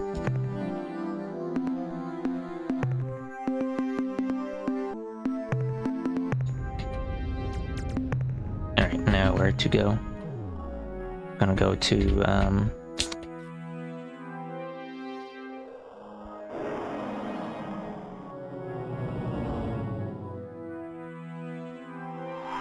let's see.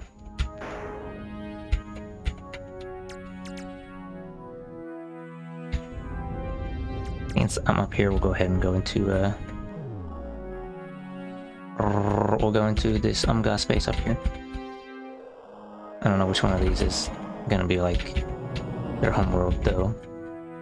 One of the Orionis cluster. I'll try Alpha just for lulz.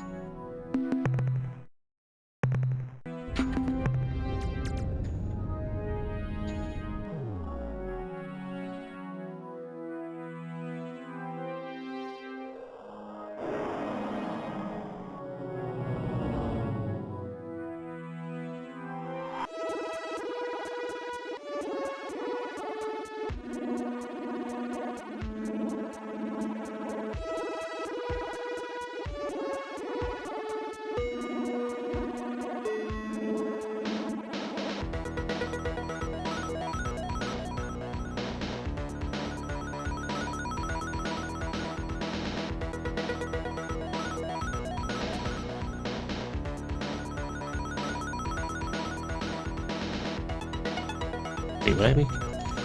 I guess I could also try and go up to the very far north. Might have enough fuel for that.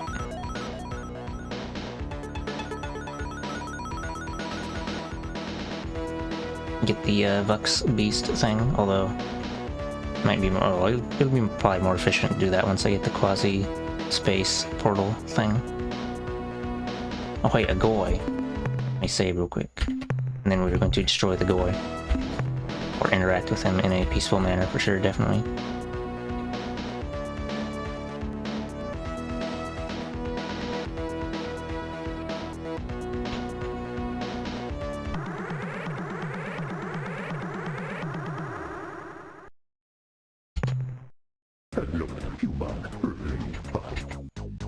You're evil blobbies, I say, fast. We are very evil.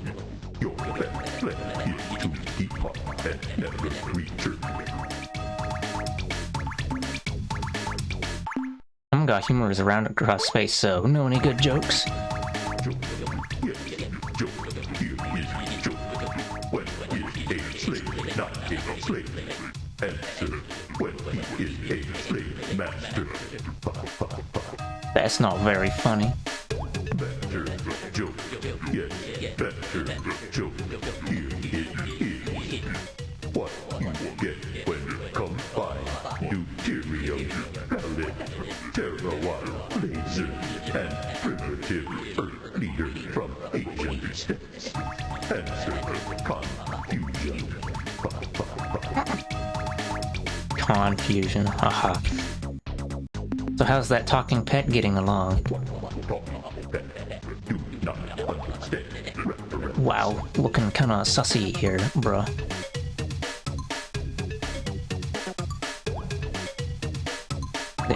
They early told us they'd given it to you, they did, right?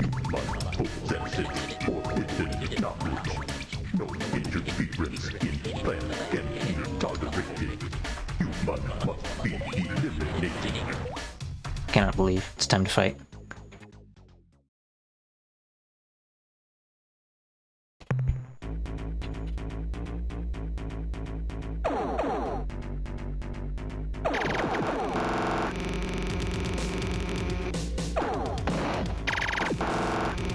Take these ships.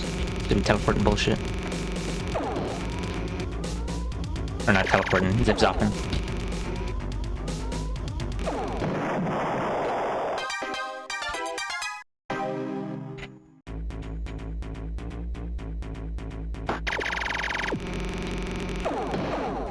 They only can zip-zop when their rear is facing you.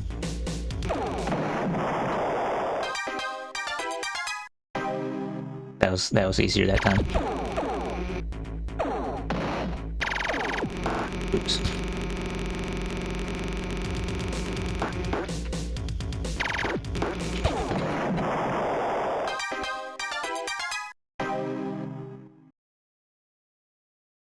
Toast. Okay, let's see what shows the sphere of influence. Maybe I can use the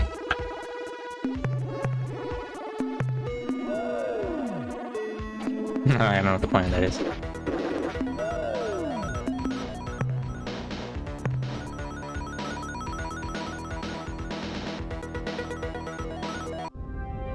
This doesn't look like a homeworld suit. I'll just go into each one until we see, like, ships floating around. Oh, maybe this is it.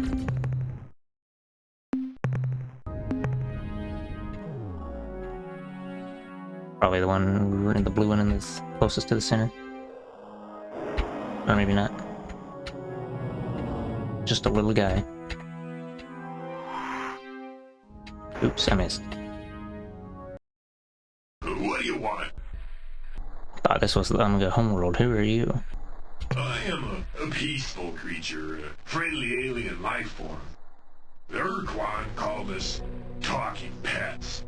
Until recently, I was employed on a Dreadnought starship as a translator. Then, after the ship suffered severe damage from combat, we crashed at Alpha Pavonis. Miraculously, I survived, who was rescued by an Arilu Lollylay exploration vessel. The Arilu, they couldn't heal my most severe injury, so they brought me to the Oomga, who possess superior bioengineering skills. I can't believe that this guy also sounds like a hillbilly. I thought talking pets weren't sentient. You seem smart enough.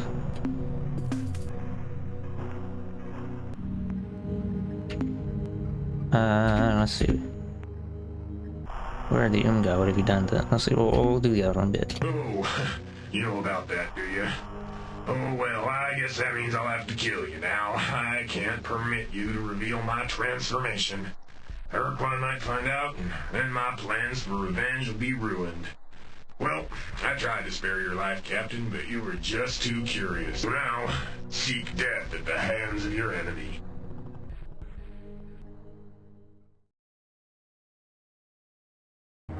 In addition, your refusal to answer our transmissions. Your refusal to answer our transmissions is taken as an insult, which shall earn you the reward of death, unless you respond immediately.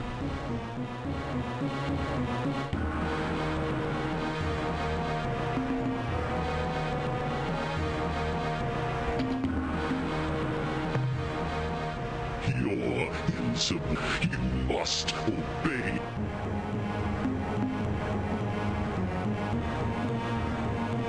You got finna eat.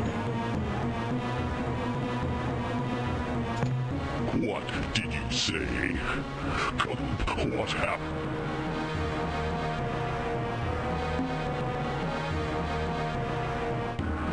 It was this wascally little guy in Oomga space. He did it. I think I was attacked by some form of alien mind control. What? Oh, no, it cannot be. Quick, human, tell me, what did it feel like, this compulsion?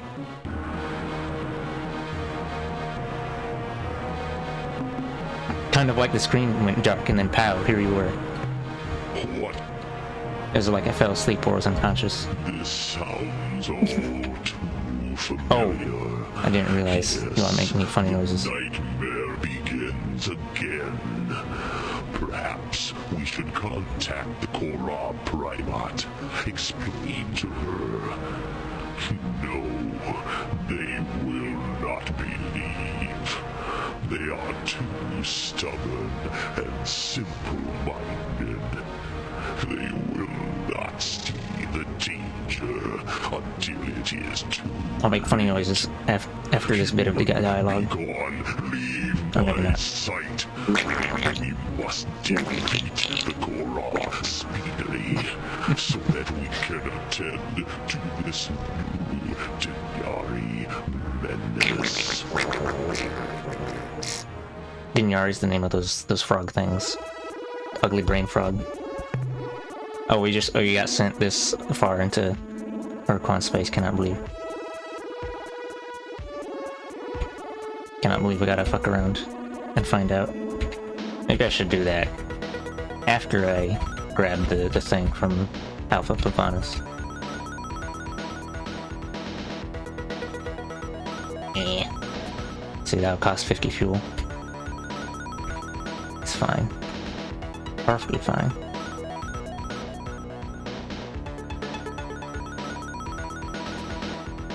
And then I guess we can also tell the Arilu about Whoopsie with the talking pet.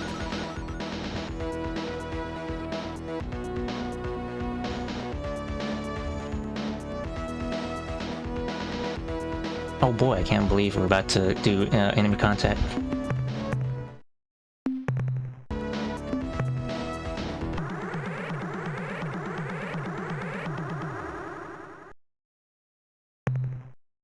We are the Urquan Korra. You have evaded our attempts to cleanse. You are no longer filth. You are a threat. Threats deserve greater attention than filth. Oh, what you are doing to us is wrong. Why do you do this thing?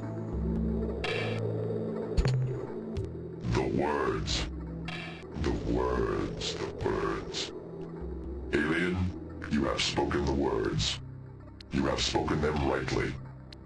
We will explain to you about the Dinyari, our slave masters, the Taelo, our only friends, whom we exterminated, and our reasons why we cleansed the galaxy of all other sentient life. We have explained this before, over 20,000 years ago. Your words, why do you do this thing, echo that ancient plea.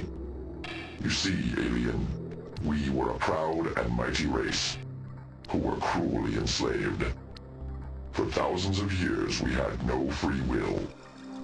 We were nothing more than tools. Never again will anyone enslave our people. We cleanse the galaxy of such threats.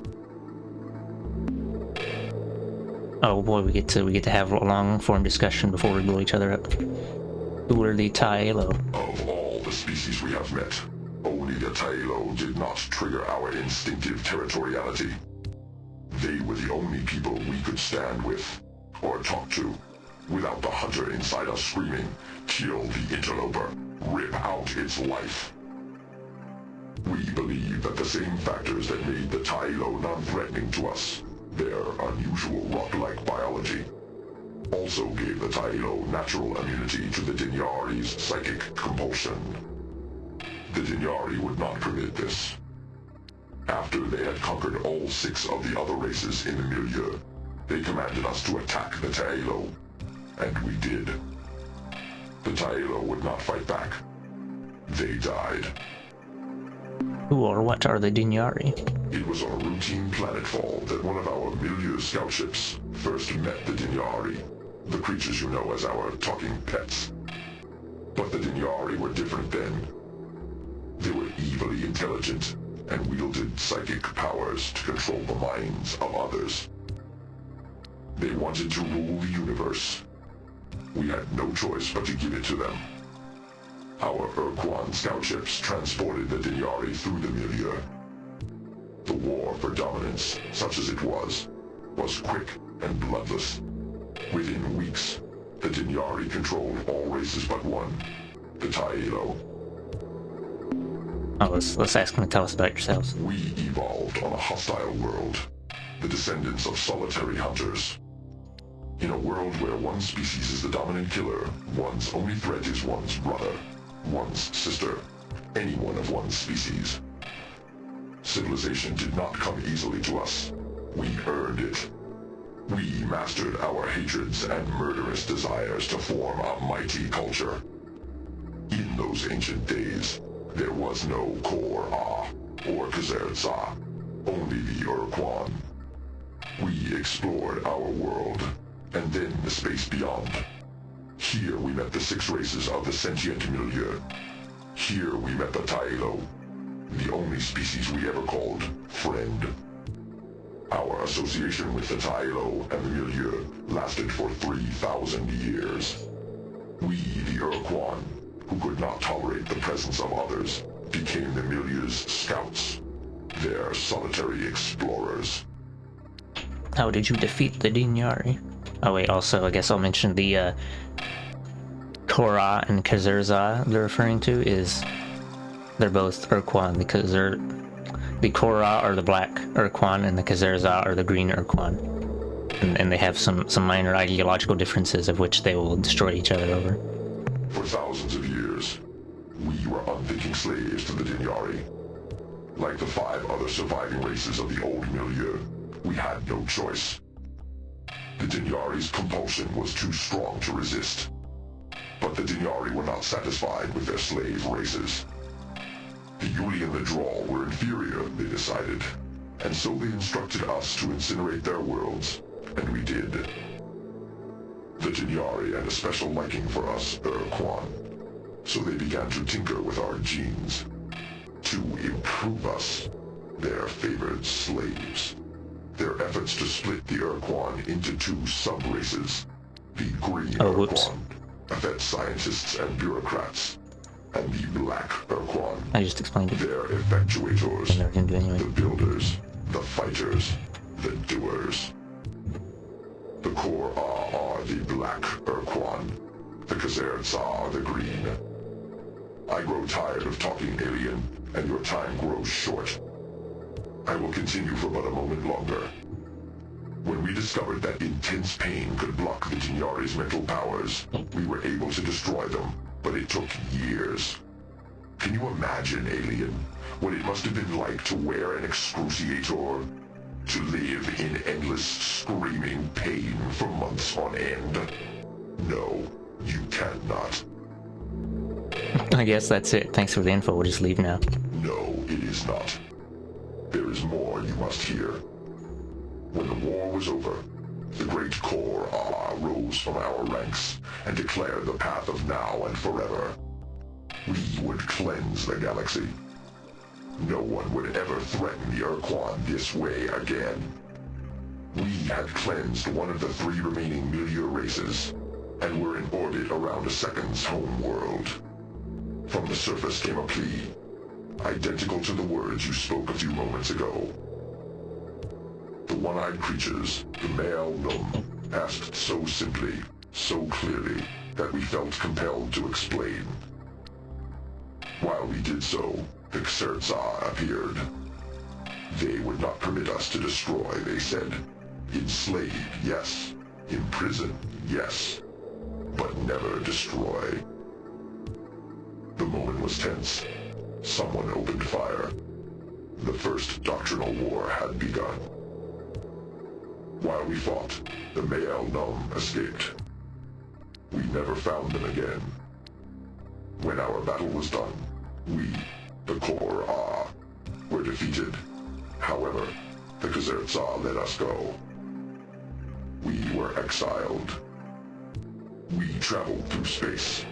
We built the strength of our battle fleets, and continued our plan to cleanse threats from the galaxy for all Urquan.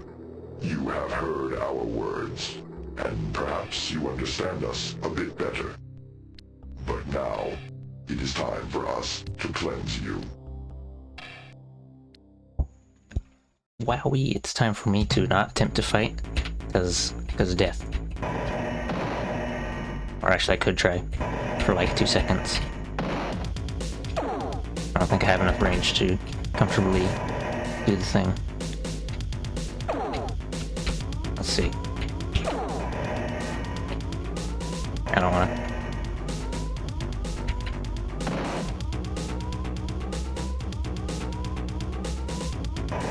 See if I can yeet. Wow, time to finish.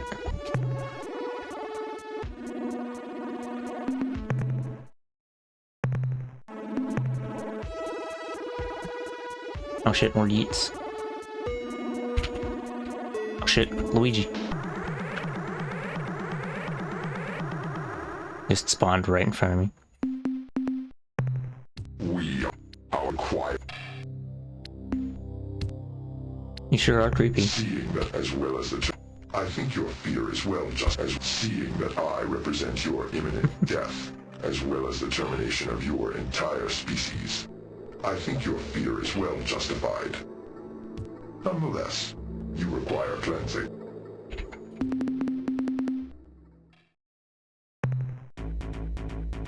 We're just gonna mash the escape key and then get hit by thought blades.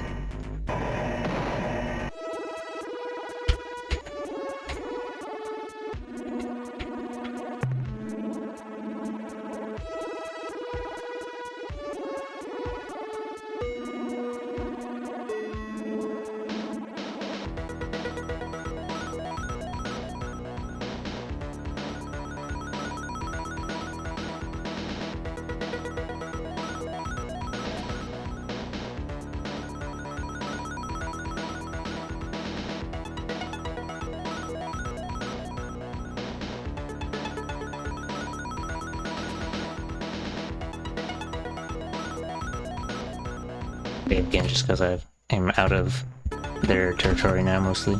Yeah.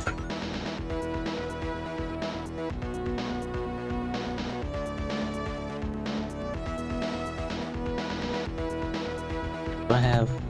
Okay, I still have enough fuel to make it back to Sol. I think.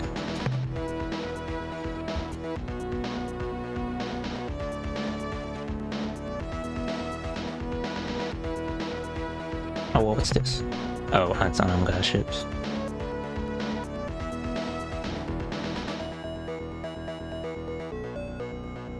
I'm gonna have to get another item for dealing with the talking pet. But, I don't know if, I think if I talk to the Arrowloo, I might be able to get informations on that. Mayhaps. Mayhapsably.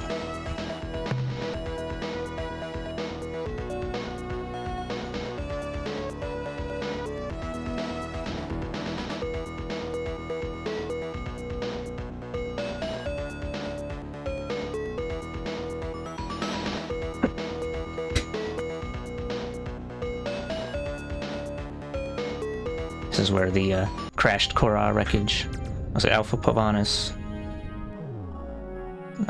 7.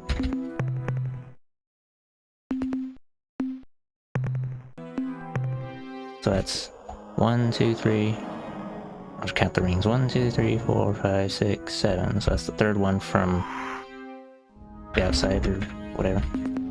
Blue one on the upper right. Although I could check out the orange planet first for goodies. Teehee.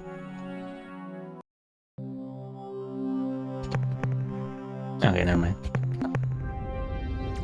Not enough goodies to sate my desires for big cash money.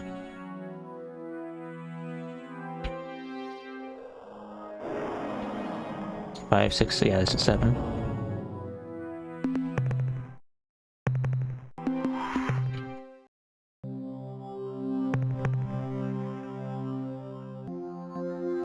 Oop, single dot in the bottom right.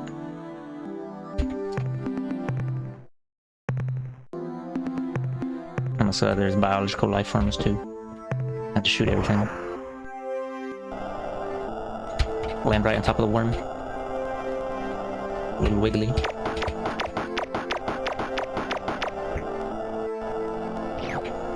I hate pizzas.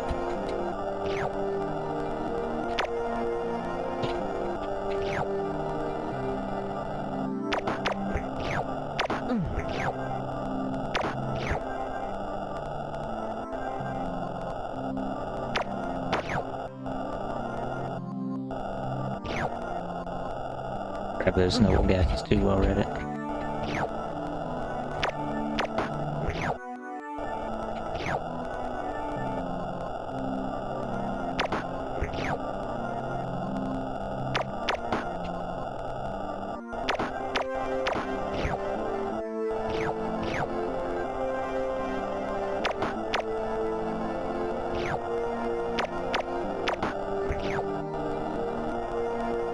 Okay, I'm about filled up on cargo junk.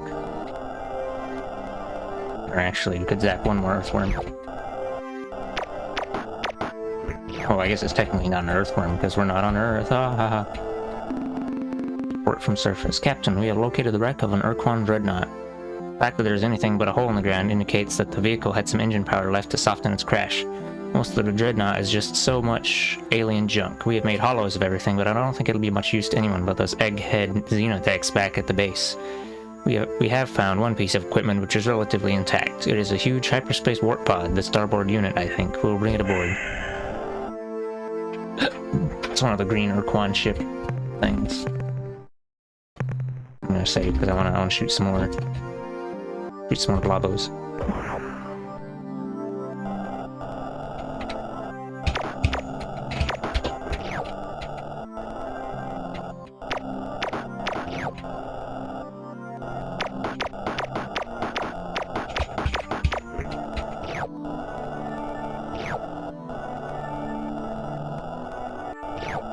Oh, I missed the pizza.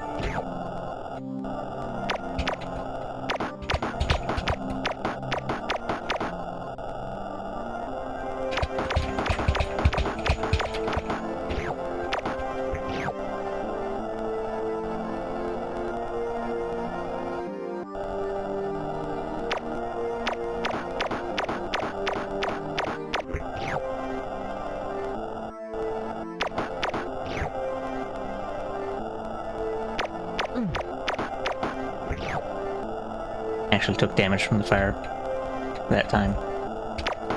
Bit of it getting RNG'd away.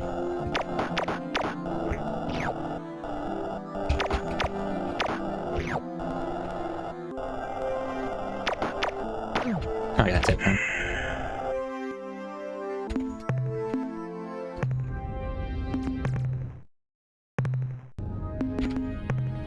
And let's go back to the heirloom. Or wait, can I even... Oh, it's gonna be perfect timing between Gamma, or was it? Socini and Chandraskaskanar. We'll just head in this general direction.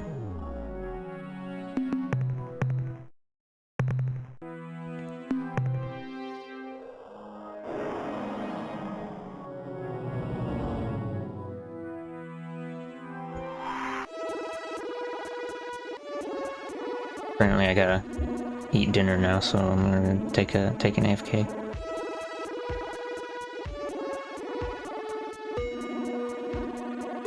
Should only be like 10 or 15 minutes.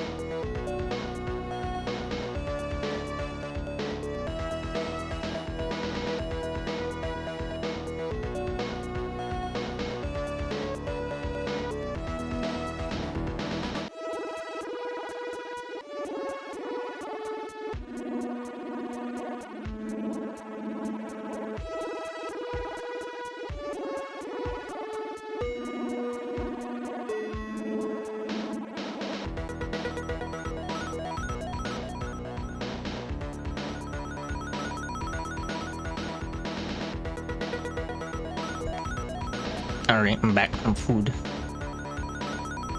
Time to return to gaming.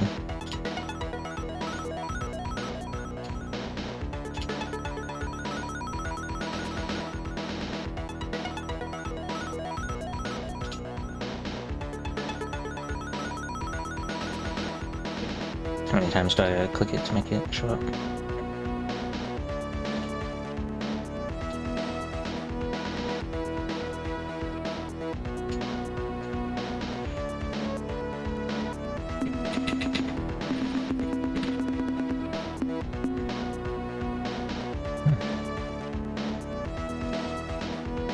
I don't know why this happens.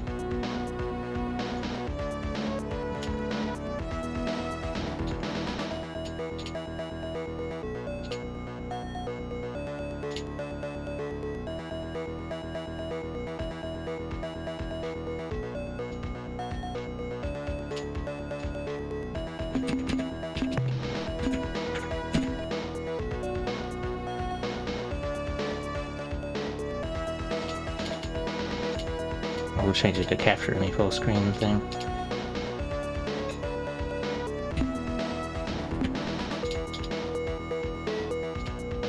There you go.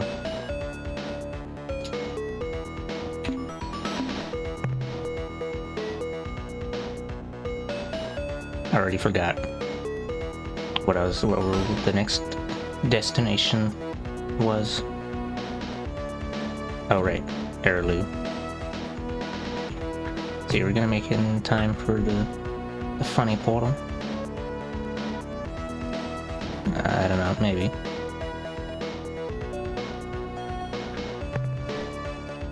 Unknown.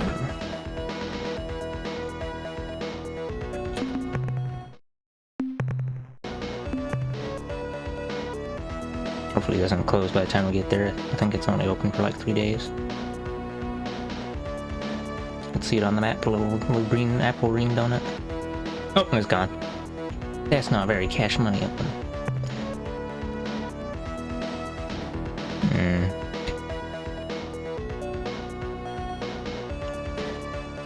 Well, let me load some soup again. November, September, October. See, this one was traveling there. Maybe if I just go directly... I don't want to wait another month, so we'll just go directly to the thing. Instead of fucking around with other planets. Actually, it's probably not gonna make much difference. We'll just... Meh. Oh, I will try anyway.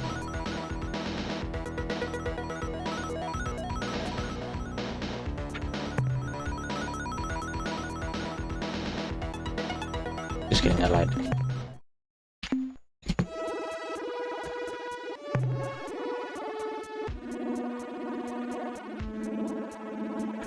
Hyperspace, like most of the time, passes in hyperspace, so even if I was trying to be more efficient with, like, traveling, it would not really make a difference.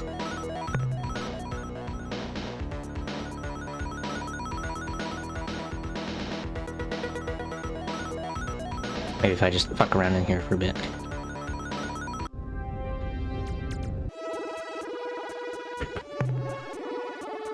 Maybe one of the Heirloom ships will show up and I can slap them for their stinkiness.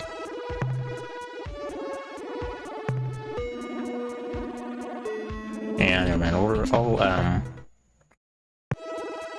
We're gonna go into Ilrath space and we'll... Wait, just kidding. I don't have enough fuel to get back to Sol from this location. We'll go to,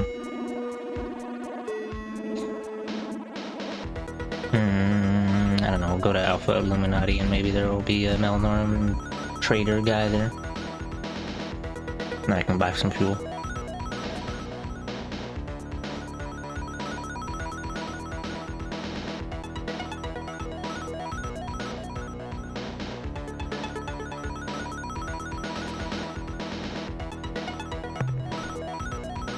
I don't know if there's anything else to mess around with down here.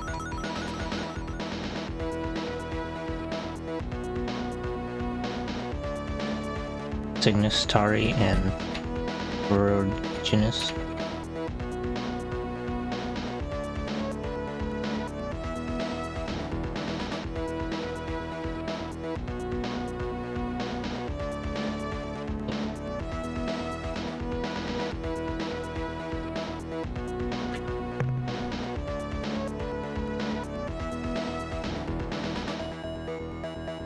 Oh, what's this?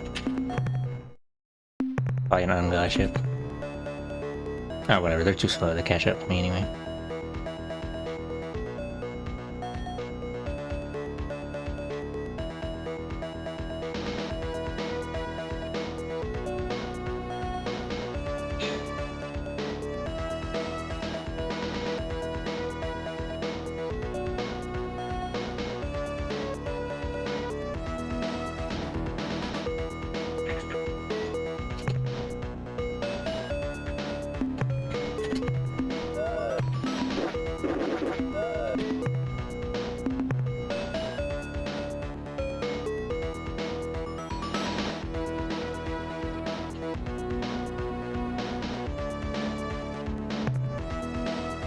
Oh, well, what's this?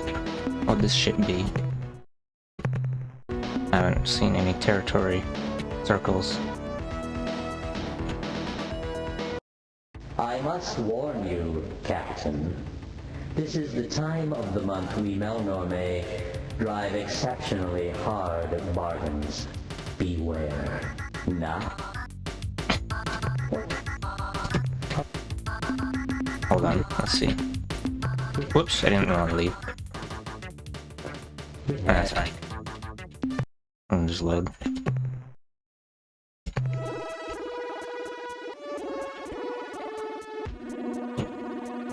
Forgot that he could appear in what's it?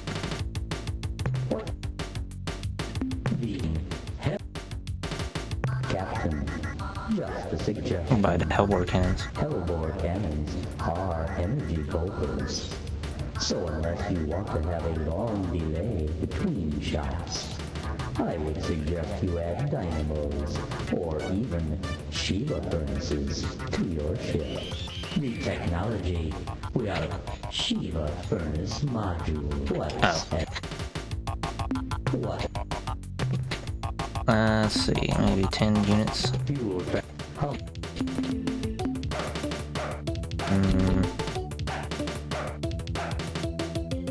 Just need enough to get back.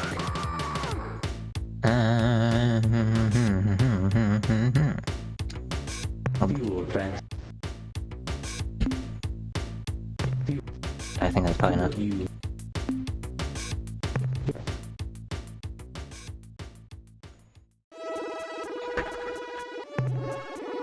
Yeah, that's slightly more than I needed.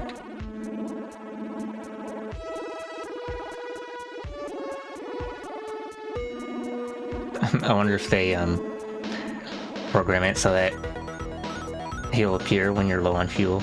I wouldn't be surprised if they did that.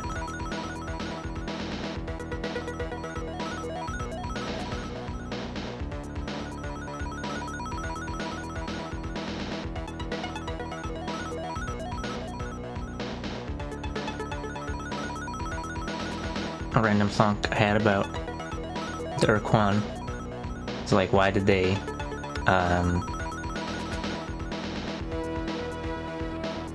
there's a missing step in between freeing yourself from enslavement and then deciding to murder everyone.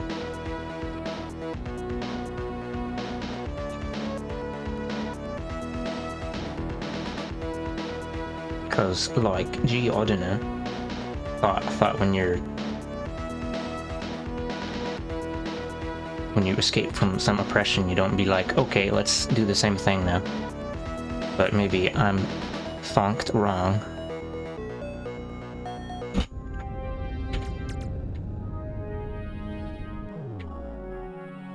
It's more likely than you think. Free PC check now.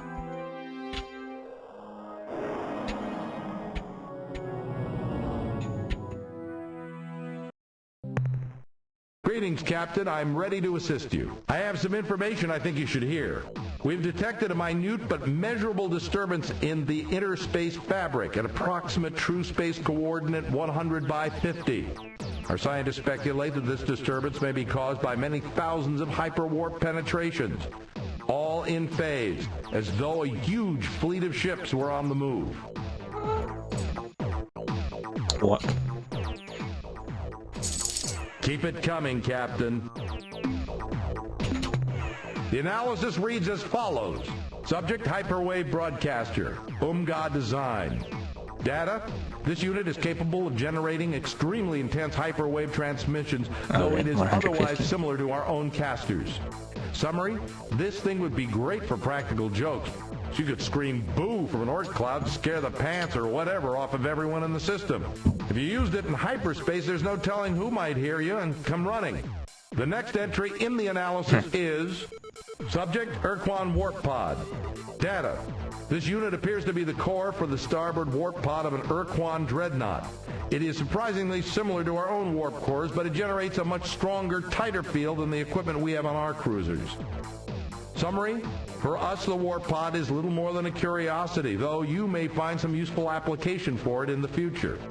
That's the end of our... We've detected approximate true... 150.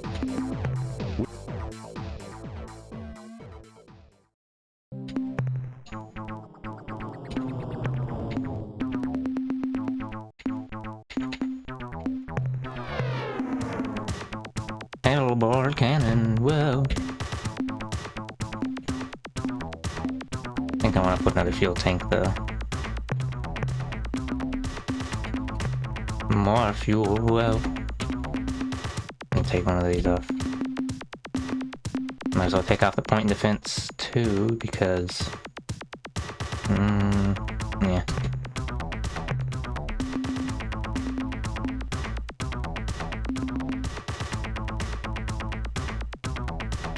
So then...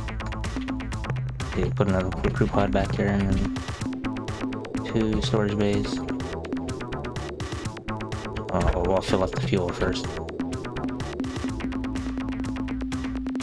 And I'll know how much I have left to spend, which may be nothing at all, because gotta spend $9 bajillion on fuel.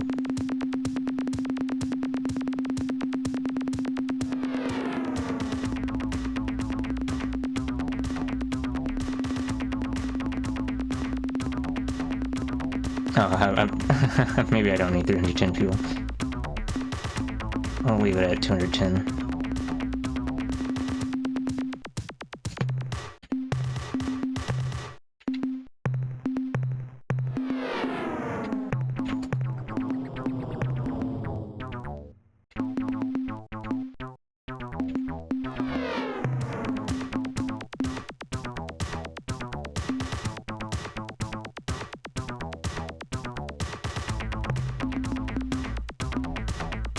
I'll just put a normal fuel tank, because I'm not exactly running out of module space anyway.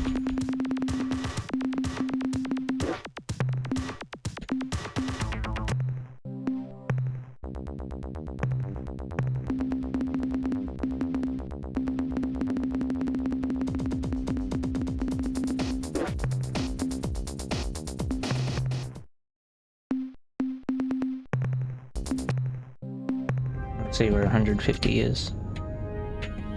100 to 50.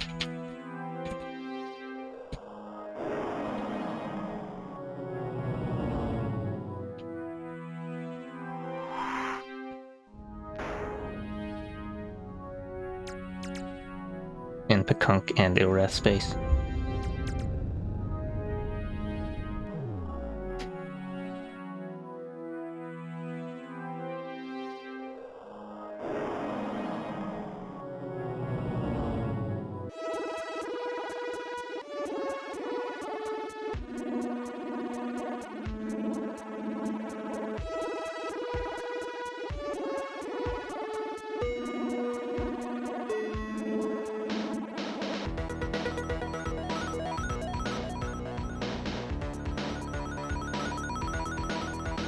My first thought is, Erulule. My second thought is the Irath are gonna kill the Pekunks so hard. Oh, there's nothing here.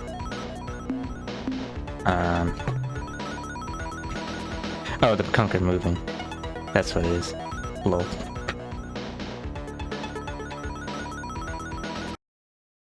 We have decided that our Yeerhut siblings are in need of our love and good counsel. We have waited far too long to return home and heal the wound that has kept our race apart these many centuries.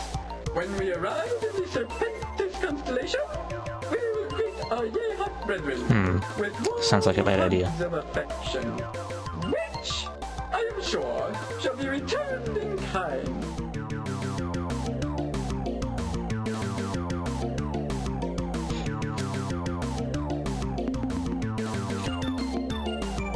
Turn back our most mystical device, the Ouija board. He gave a definite no when we asked about your trip. Did you know this is the year of the swollen moon? Bad time to travel. Your trip is fruitless. The E-Hat will blow you out of the stars. I'm gonna say blow you out of the stars. No. We are certain that our Yeerhut siblings are spiritually prepared for our reunion. We should... I cannot believe they would do this. I didn't get those Shifixty Megans fast enough and they're gonna get themselves blown up. See, where is Serpentis? Is that down here on the bottom? Yeah, below Vux. I haven't actually seen the E-High yet. What? I don't think I even have time for... Yeah, I don't know.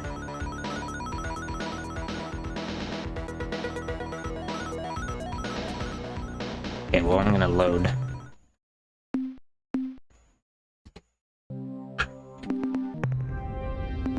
Darmapu. Oh, he already went zonk and moved over. I can't believe.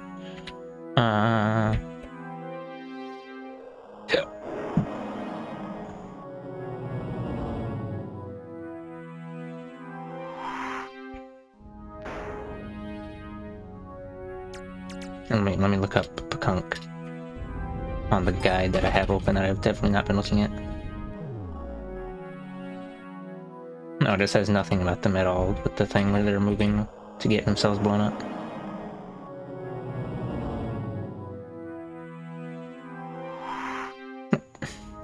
Tell them that you... Nah. You gotta be kidding me.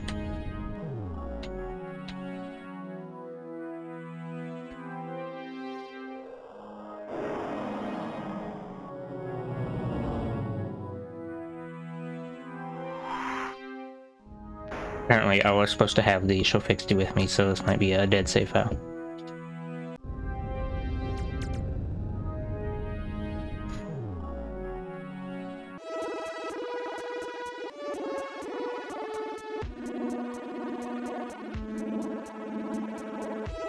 But for some reason, when you first talk to him and you're like, hey, join me, and he's like, no, I've got to stay here and be a dipshit. And then he doesn't join you. Because I cannot believe the audacity of a fuck nugget. Fuck nugget Tanaka.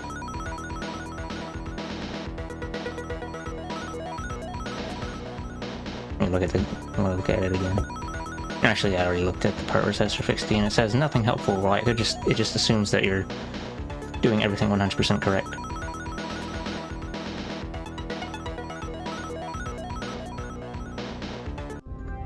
Anyway, I'm pretty sure he's still not here. For some reason, mysteriously just disappeared, you know?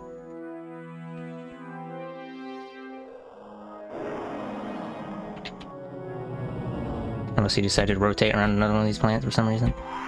I highly doubt.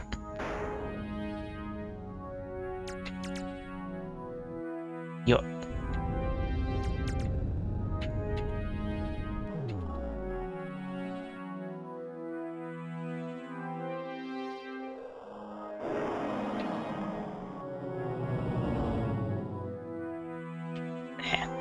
Professional flying. Oh, there he is. Little shitbag. Greetings, Captain. It is good to see you again. Nothing new to report, sir. Good hunt. Can't get him to getting me.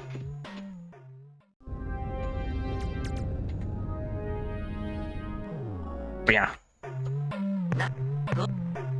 Okay, well, I guess I'll just fly over to Yehat space and fuck around and find out. Yes. Oops. Try to...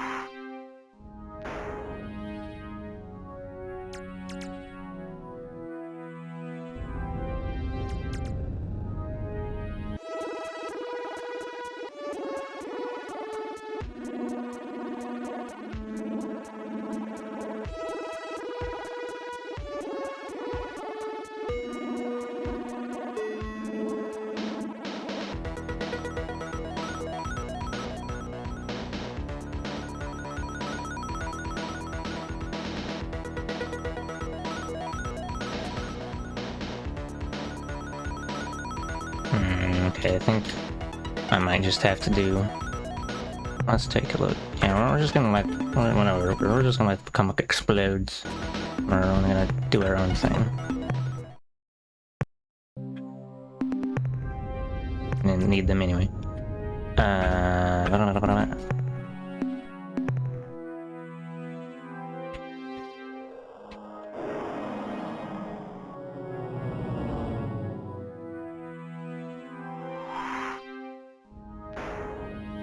It's probably gonna take about a month to get over to the Airluz region of space.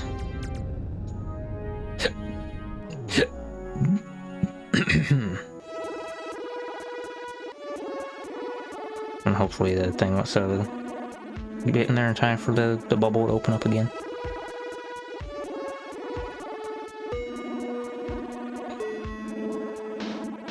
And I guess Spakunk flying over to get blasted by the Yehat is an example of a time-limited event of fuckaroni. As in, I cannot believe that they would do this without asking me first.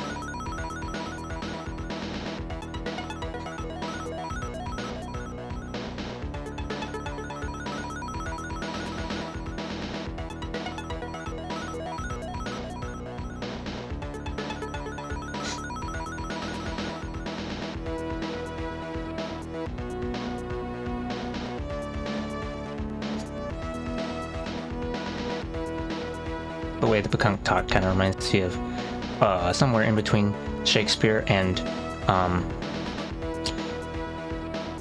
the Mumras out Grabe. Oh, Jabberwocky. Or some shit. Some whack-ass fanoodling.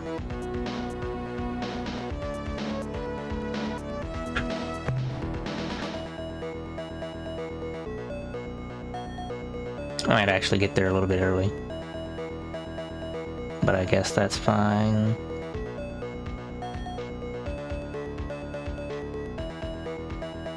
Better than getting there a little late and not being able to get in there in the first place.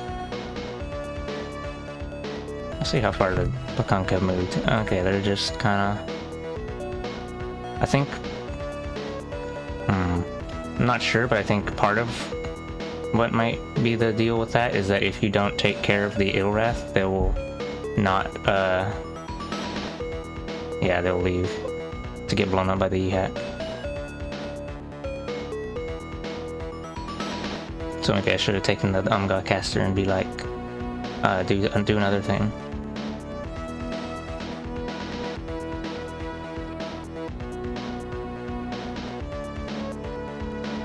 Oh, we got here a bit early.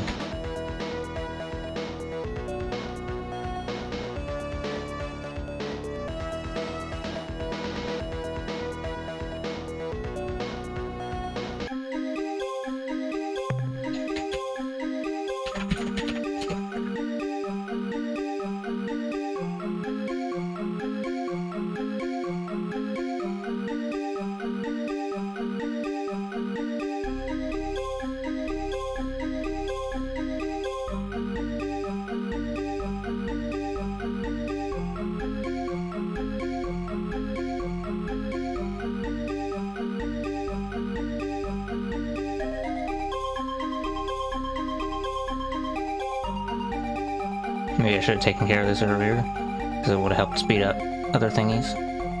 The prospect of sharing the easy way with you excites us. If you have found the Urquan warp pod, this... We have met the Umga and they're acting extremely weird like zombie blobbies. This is disturbing news. They are normally rambunctious to an extreme. We will send ships to Umga space to investigate. We should have some answers in a few days' time. I've tamed the warp pod unit from the Urquan wreck. What a surprise! As we have always said, humans are a most resourceful and clever species. We are so proud of you, but don't worry that you shall have to wait. We are prepared. Even now, our technical personnel are equipping your ship with a custom version of our portal spawner device. The device is usable only in hyperspace. Whenever it is activated, the spawner will focus several interdimensional fatigue beams adjacent to your vessel, opening a temporary hole into quasi-space. Move quickly through the portal. After your ship has passed into quasi-space, you can choose any of the nearby portals which lead back to hyperspace, thus saving you needless transit time.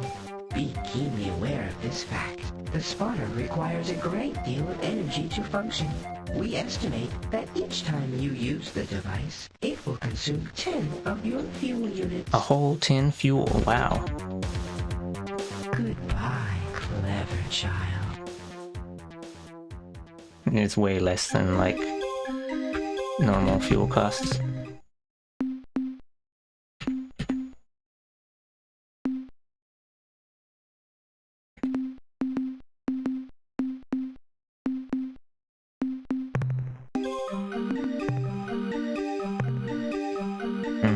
I don't know which ones.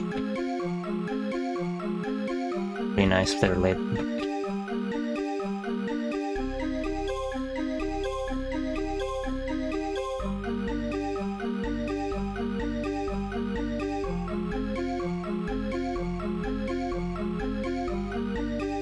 So let's see.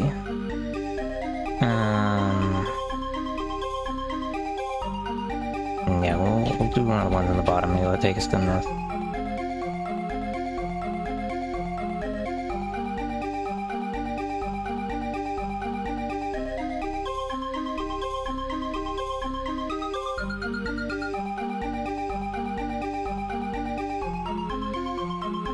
I'll have it on the board. Star Control 2 again. I am making progress, I think, but also we're not getting an optimal placement. It's green because I'm actually in quasi space, which is a completely different funky dimension. See, where's this? Where? Oh, I'm right next to the Zakfat pigs. Let's see. I'm actually going to just be finna lazy and not save scum. Let's try this one.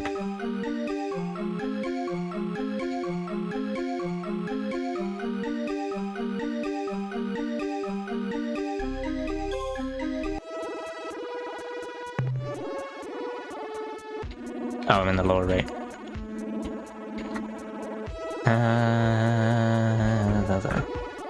Use it again.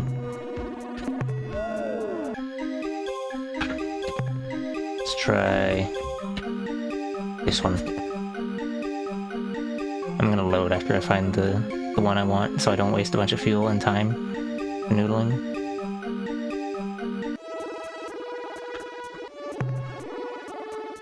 Oh, this is where Spathy Space used to be.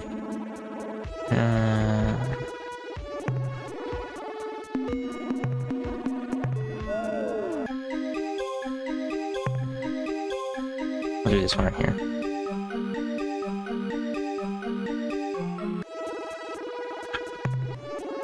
Oh, this is an Ilres space. Just for lulz, we're gonna bust out our... Oh, they didn't have the effect I wanted.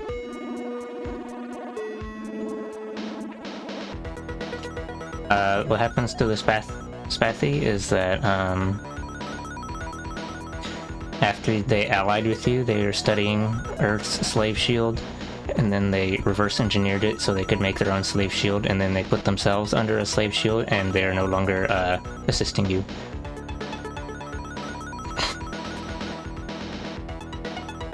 And they're also no longer having a space presence. What was I gonna do? Let me open the game again. Oh right, Ilrath.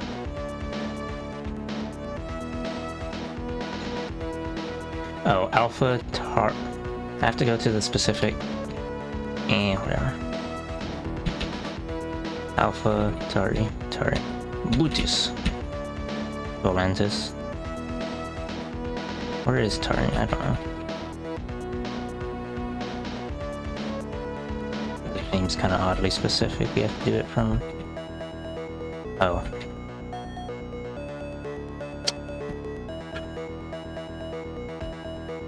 Let me. I'm gonna load again.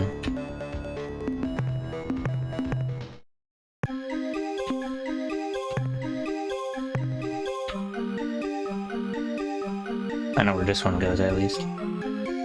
Oops. Yeah, I still have FWIFO. I mean, it technically doesn't really matter if you have FWIFO or not, because that's after the initial thing. He doesn't have any unique interactions anymore or anything. It's just like another pilot. But oh yeah, I guess there's also the downside that after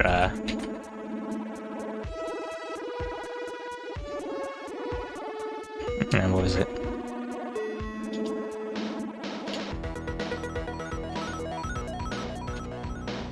Once they've put themselves under a slave shield, then you can't build Spathi ships anymore because they aren't sending you Spathi captains anymore.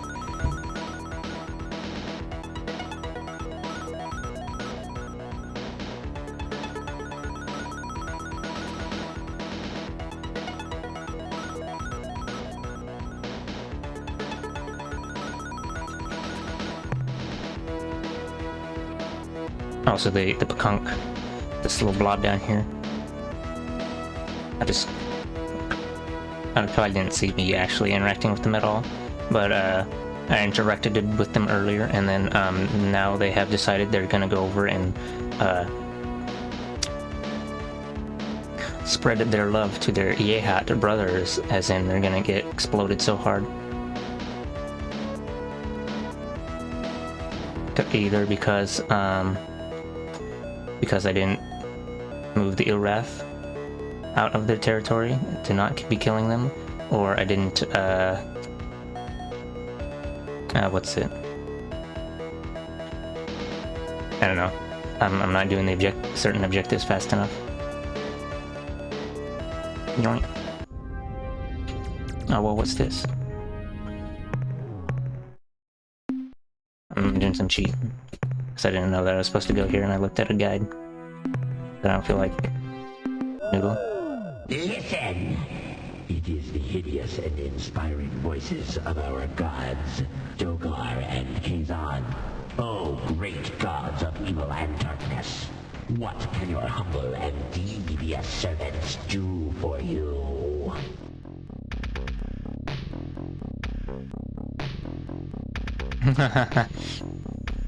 Heed these words, our evil children. Leave this place, seek new prey. Oh, mighty Dogar. Oh, mighty Kazan. Your devoted servants hear your words and obey your divine and cruel insights. The Pakunk are unfit for our sacramental tortures. We relish the prospect of killing worthy prey. We will leave immediately so that we can begin our glorious evil devotion.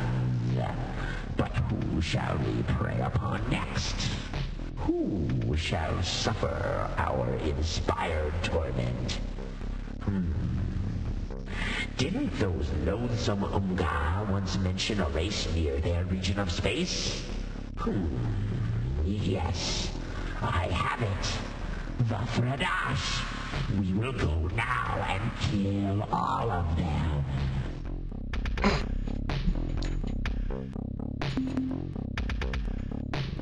We return now to the fetid darkness. Obey our commands. Farewell, Dogar and Kazon. We are awed by your malevolence. We're using a space telephone to tell them. To you to commit even more violent, treacherous deeds tomorrow than we did today. Using our space telephone to impersonate their dark gods. Or impersonate, I mean, their dark gods aren't real to begin with, but whatever. You know.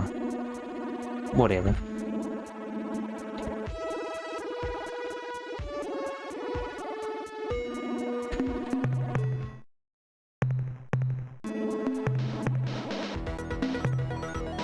Let's see, what should I be doing now?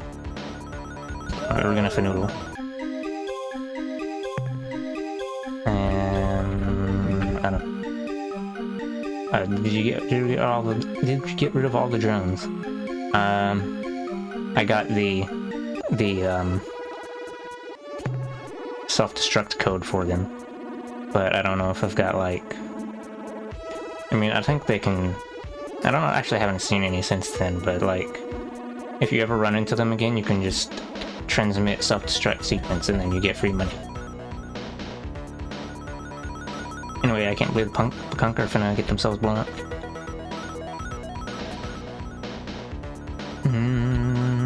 Yeah, I don't know what to do.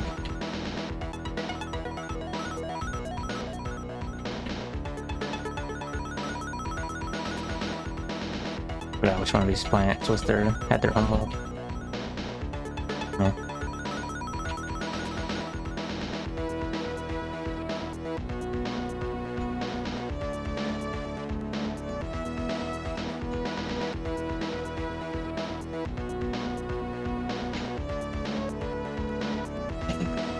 Oh, yeah, they didn't really transport me. Or actually, I guess I'll save on another slot again.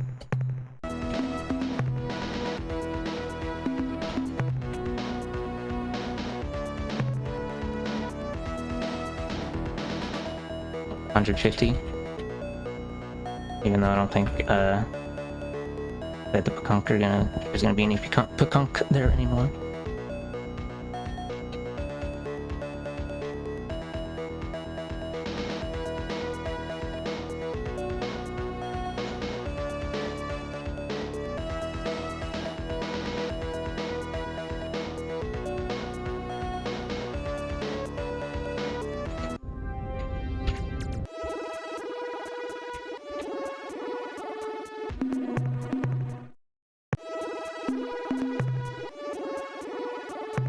Where we're gonna navigate in this general direction.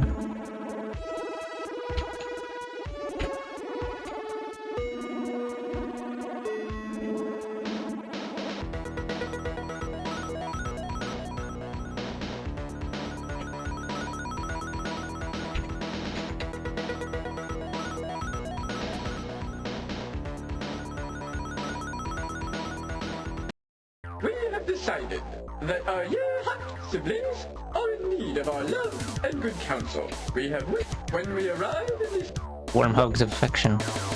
Turn back our most mystical device to your Ouija Dave definite knowing after your trip. This is an ominous portent. We must consult our spirit guides before proceeding. Unfortunately, we will have to return home to do this properly. Thank you for your concern.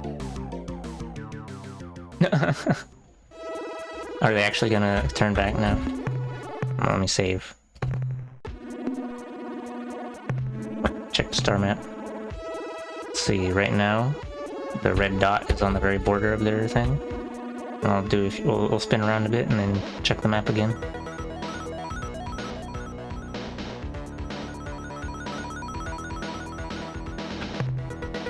Okay, they're moving backward now. I can load my game. I guess if you are pragmatic and just say, oh, they're gonna blast you out of the sky, then they're like, nah. But if you're like, say you check your mystical whatever, then they'll be like, yes, we're going to ask our spirit guides, aka I cannot believe. So I guess that means I have some time to fuck around again.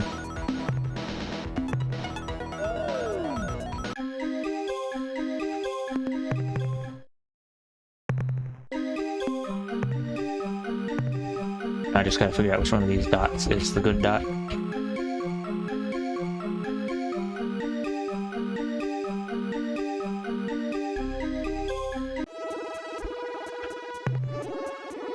Oh, that put me in the bottom of Core Archon.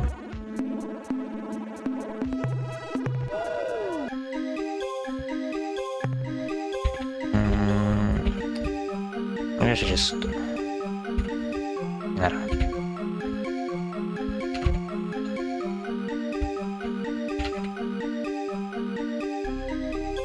Did I ever try this one up here? I probably did.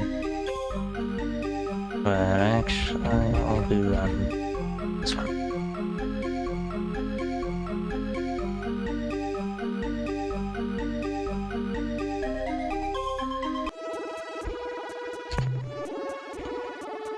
Oh.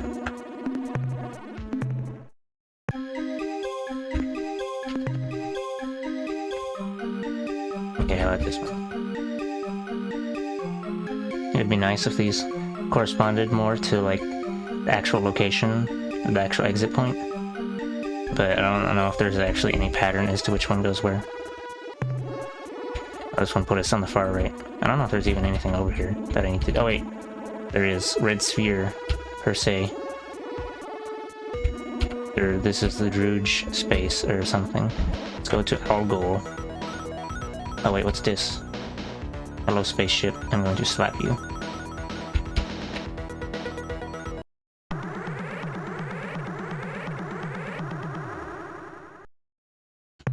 Greetings, friend and fellow explorer.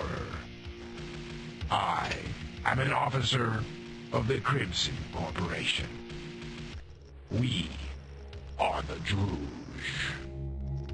We are delighted to make your acquaintance and hope that we can do business together.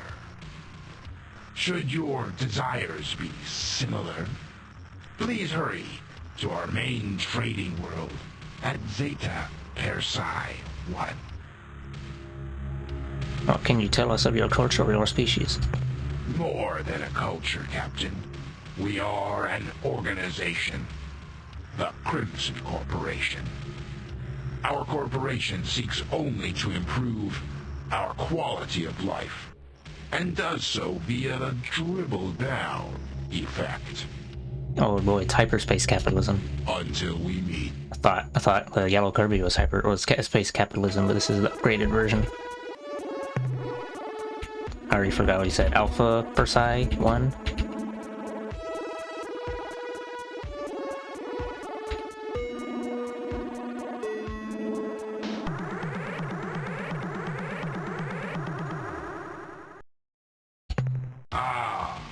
We hope how can you wish, after all, you wish to know more about us. Excellent. After all, knowledge should be free. Eh, Captain? Let's see. About us, well, we are the Crimson Corporation, and the Crimson Corporation is us. When the corporation's earnings are up, our quality of life soars and our benefit packages improve. The further up the ladder you are, the more you profit individually. When times are hard, the corporation must cut costs, usually by laying off employees. Since everything on our world is corporation property, this means any ex-employee is instantly trespassing and is guilty of stealing corporation property, such as air and sunlight. The only appropriate penalty for theft is to feed the furnace. Until we meet again. Wow.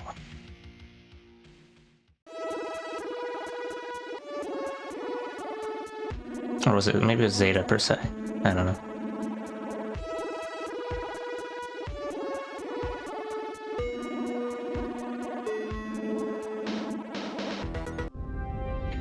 Yeah, this doesn't look like it.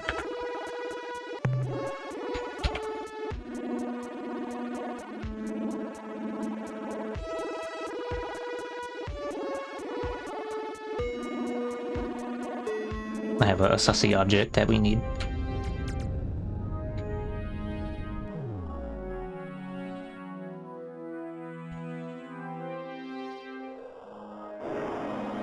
Oops, this isn't 1, this is 2.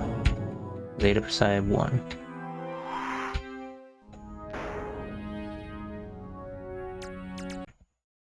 Attention, alien starship. You have arrived at the central trade world of the Crimson Corporation, home of the Druge. Be welcome and take advantage of our excellent deal. We note you possess the Vortex Spawner. In exchange for the simple device, we will give you 3 Mauler starships and fill your fuel tanks at no extra charge. Yeah, no way. I'm not gonna. This is the heart of They our want our story operation, important item. the vital core Or not. Well, I guess of it's the not Crimson really. Corporation. 1,000,000 deals are made here each day. Perhaps more. You would be wise to take advantage of all our services, Captain. You will not find better deals anywhere. Since this is your first time trading with us, Captain, allow me to explain our standard operating procedures. We will sell you fuel, ancient artifacts, even our own Mauler starships. All that we ask in return is that you assign some of your crew to serving here at our trade world on a permanent basis. Gee, isn't this kind of like slave trading? No, Captain. Slaves have no choice in their destiny, no freedom. We would never accept the permanent assignment of one of your people unless we knew that they had granted you the rights to make such a deal. Well, what my crew members do here. People as skilled as your flagship's crew will receive immediate posts in our Starfleet. They will serve alongside our own true starship personnel, sharing every duty. I will never sell my crew to be your slaves. This is a great loss for us both. But we will not make an exception in your case. However, please try to be receptive to what I am about to say. We have taken the liberty of entering your ship's computer system to investigate the agreement signed by the Earthling volunteers who serve aboard your vessel. As we expected, we found that they have promised to obey you, Captain. Under every circumstance, no exceptions. You are fully within your rights to deal with us in our required manner. Should you change your mind, we will always be ready to work with you, Captain. I can finna believe. We are prepared to make a deal. Never mind. Let me take a lookie on internet thing.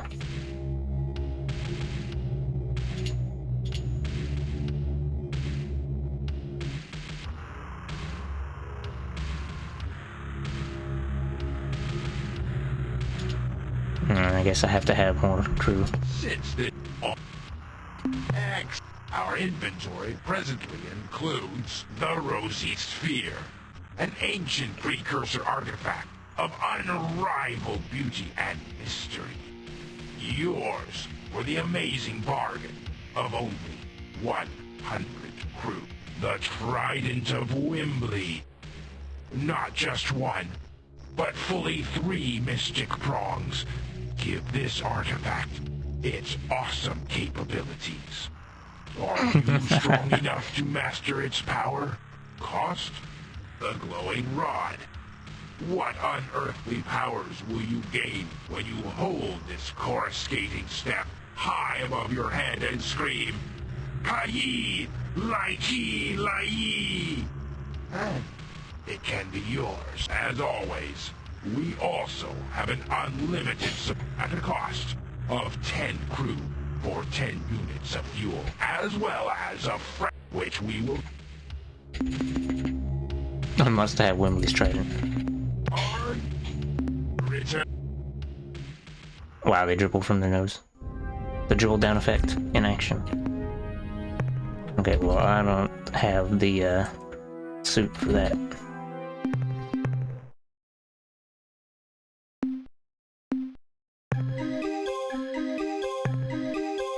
Let's try that one. Oh, yeah, actually, I probably tried that one already.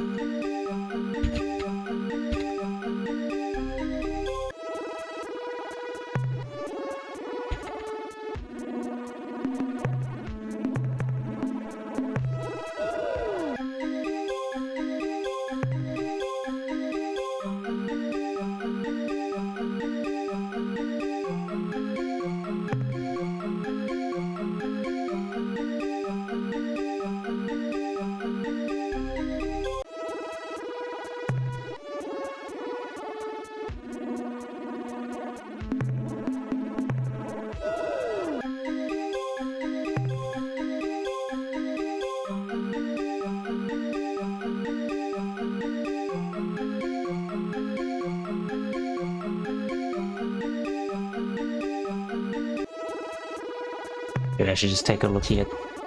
I'm just gonna look at it. See if this guide says anything about quasi-space. Oh. Very helpful.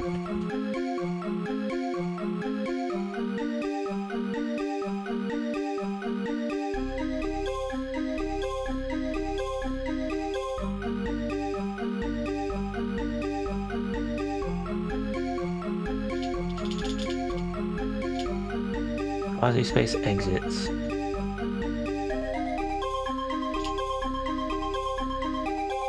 Okay.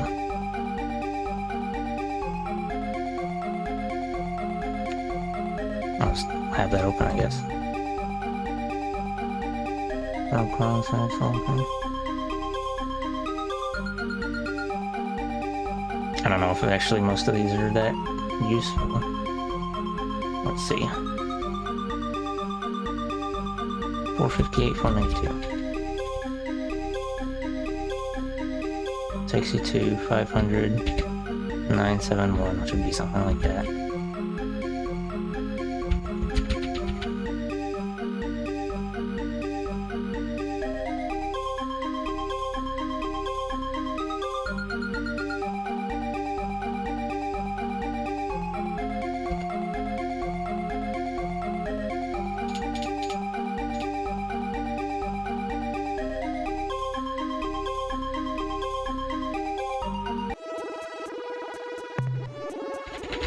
Oh, wait, that was not what it said at all. A little bupkis. Oh. Never mind.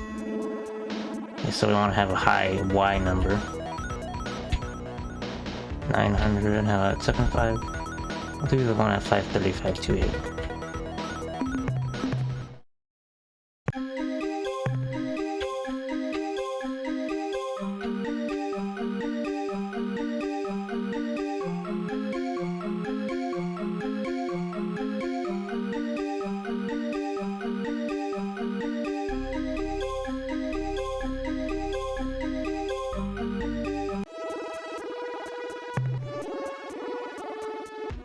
Okay, it's a little bit far away, that's fine.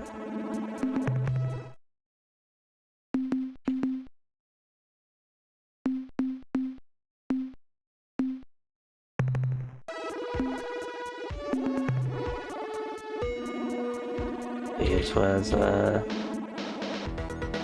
this is where the Vux thing is. Actually, while I'm here, apparently this is Supok Space Block. Nah, she'll just, straight away.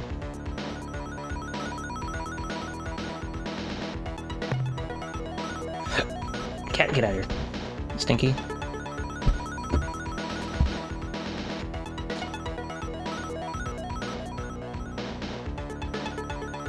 I guess we could actually stop in one of these real quick. Just for those. Oh, well, what's this? Greetings, fellow carbon creatures. May your roots always be well watered. This is not the voice I was expecting them to have. Captain Zelnick from Earth, we come in peace. I am Captain Ala Lala. We come in peace. Our starship is called Vindicator. Our starship is called the Tender Shoot. So this is your neighborhood, huh? Any other sentients nearby? We share this region of space with the Utwig, the wearers of masks. We have a strong cultural bond with the Utwig. They have been the foundation around which we have grown our starfaring culture. Grown. We are not only allies, but we are also friends. You should go meet with them. They could use some excitement. You see, they are a little depressed and morose right now. Usually they are most festive and fun. Oh dear, what has caused the Outlook such distress? Reunited Federation of Worlds from Earth. We are the Supox Utricularia from Earth. From Earth? Hey, are you just copying whatever I say? Yes, we apologize for the confusion. Our home world is also called Earth. Or more properly, Fleck, which means perfectly good and nutritious dirt. Earth is pretty close, is it not? Why do you copy your speech and mannerisms? We learn and we adapt. We are symbionts. Our first step in making friends is always to copy them. This is our idiom. Symbionts, how interesting. Please tell us more. Our kind evolved on a beautiful planet, orbiting the wonderfully green-hued star Roots. From the canopy of the great jungle to the shores of the azure sea, our species has flowered and grown well. Early in our evolution, we adapted to exist in symbiosis with other hardier life, both flora and fauna, who supplied us with nutrients, while we supplied them with reproductive assistance. Yeah. Come on, plants can't be intelligent. Our top scientists and science fiction writers have proven it. Yes, this has been confirmed by our people as well. Strange, is it not? Many of our people regard this inconsistency as proof of our divine origin. They broke their Ultron. Ultron? What's an Ultron? Druge, the cruel, salad trading race who sold the device to the Utwig, called the device the Ultron, and claimed that it would give the Utwig superpowers. Unfortunately, the Utwig believed the Druge and bought the Ultron.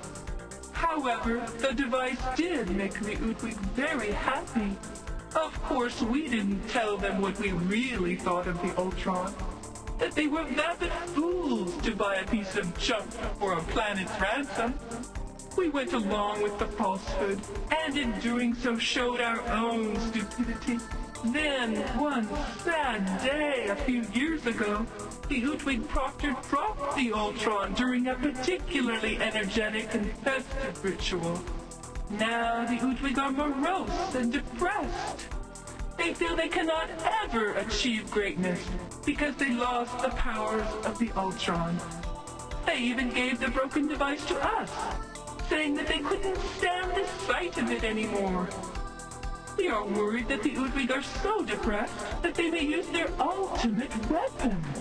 Here, you take the Ultron. Maybe you can do something with it. Okay, thanks, I think. What do I do with it? Why, thanks. You know, you remind me of broccoli, and I'm rather partial to broccoli with a light cheese sauce. Oh, you hideous monster! uprooters! Be gone, or we... Lamau.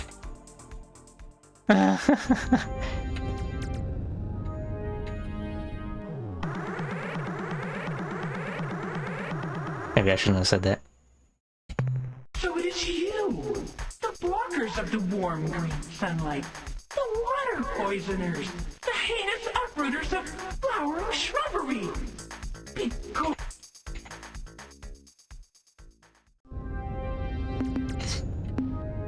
Okay, let me load.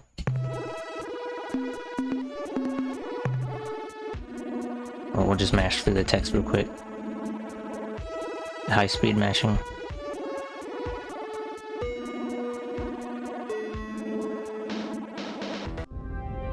Oh, no one's home.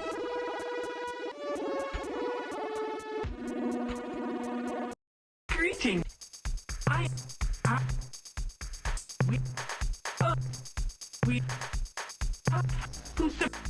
Yeah.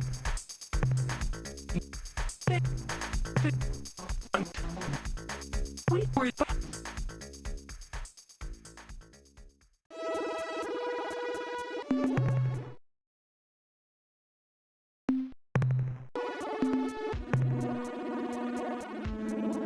Oh, look at that, they've helpfully marked where the Udwig are. I think that's a lenses. Yonk. Hello, boy. Where do you think I can find repair materials for this Ultron thing? Perhaps a good place to start would be the Druge, since they were the ones who made sunlight.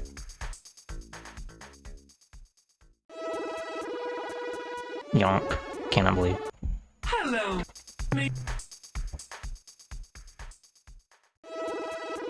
Oh, another? Hello.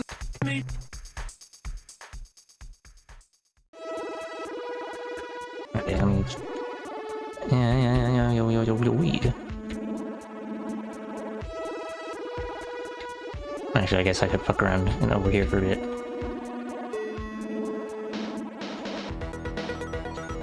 Go fuck around with that.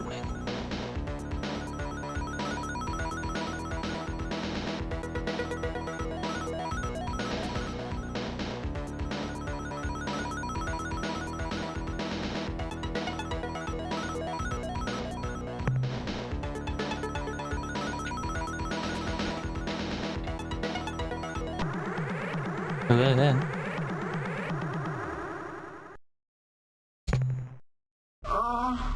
I suppose, as a courtesy, I should extend an appropriate greeting.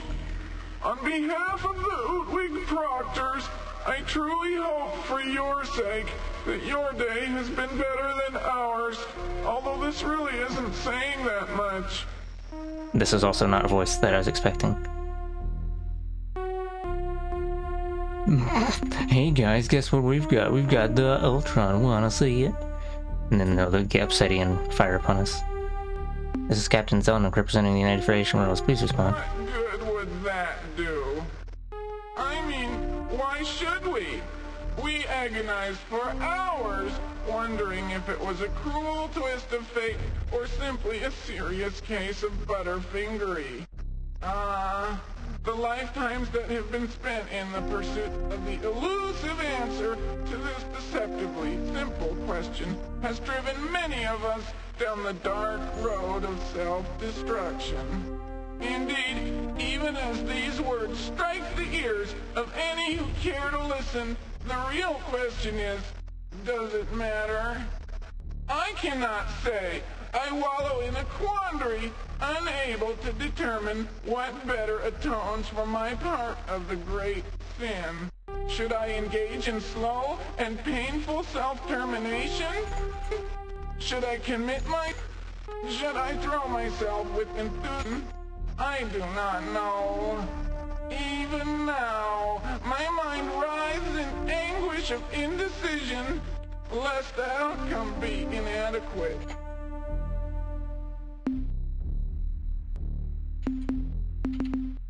I detect that recent events have not been your way. Why don't you start at the beginning? Or I'm gonna not do that because I don't feel like it. We know nothing of this species that you mentioned. I don't know about the Urquan. However, while we are on the subject of evil and powerful species, we have encountered a particularly gruesome race that seemed to come from the direction of Arcturus. When we hailed them, they responded with mighty weapons that sent our delegation to their deaths. Lucky fools.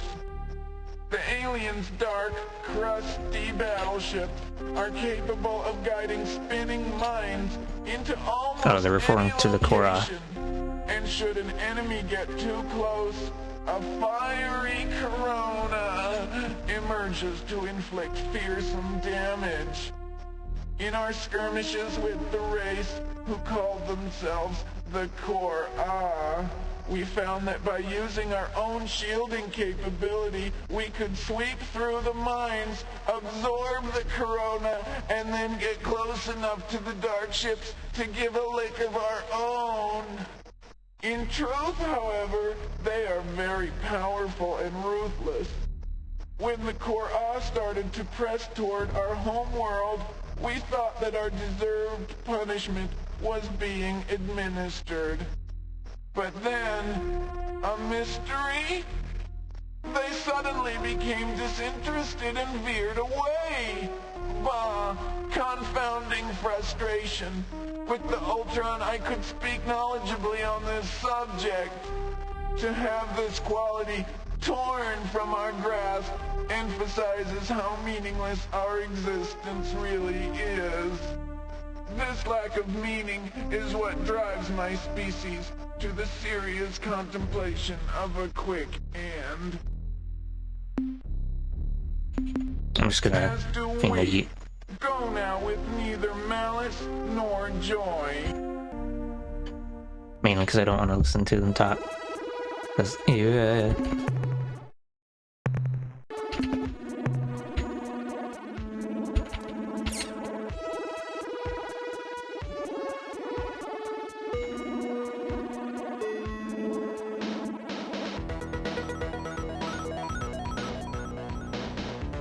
Oh, what was that? Just I'm heading up to the spot that I totally cheated to find out where it is because I don't want to use my brain to get the beast for the Vux Admiral. Because yes.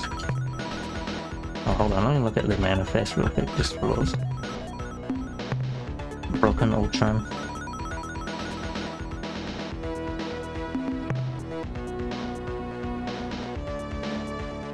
I'm fairly certain that those other two items, the trident of whatever and the staff or scepter or whatever from the Rouge, are both useless. But I guess they're there for in case you don't know about the red sphere being an actually important item. So that you can't just be like, oh, important item, and there's nothing else that I need that to choose from, and yeah. Oh wait, what? Oh, I guess I pressed the wrong spot.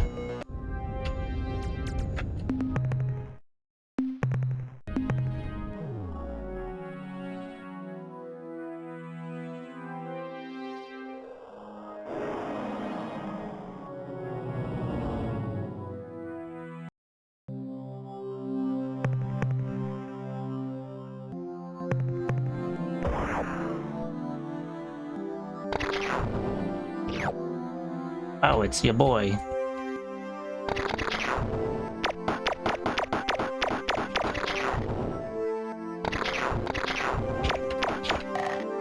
Crunch.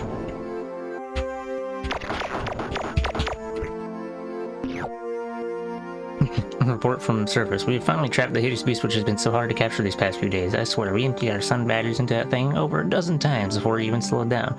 A few more shots to his barbed head and it went down, but we had only a few seconds to get it into the magnetic restraints before it started thrashing around again. Even as I make this report, that damn monster is shrieking like a steam engine and trying to tear its way free. I hope we know what we're doing bringing that thing aboard. If it gets free inside the ship, Captain, well, I just don't want to think about it. Returning to ship. Yonk. Wow, I can eat now. Wonder if the, Nah. What did I just...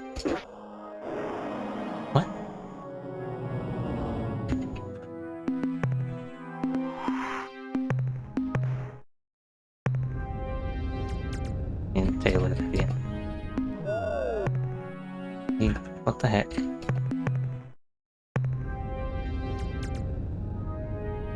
For some reason using the clear spindle made it go yeet.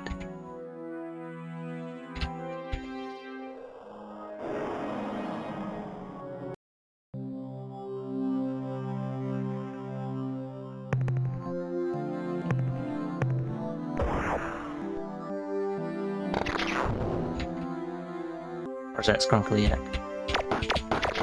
First, actually, let's get some cauliflower first. Oh, never mind.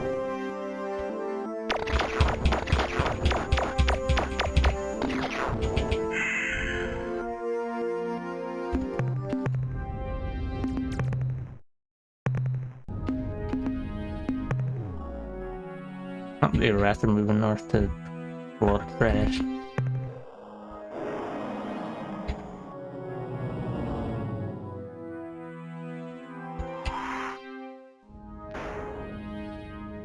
Actually, it's probably... Well, no, I don't feel like it. I'm feeling lazy. I'm gonna bother harvesting the rest of those.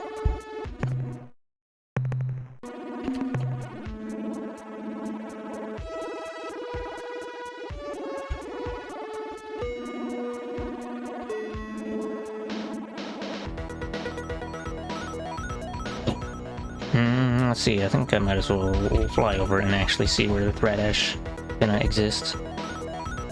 And then I can use the quasi-portal thing to finna yeet to go where I need to go.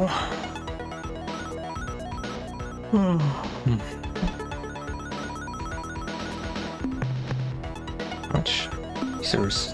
I don't think I have that much in resource units actually. I should probably be doing some more harvesting of bits.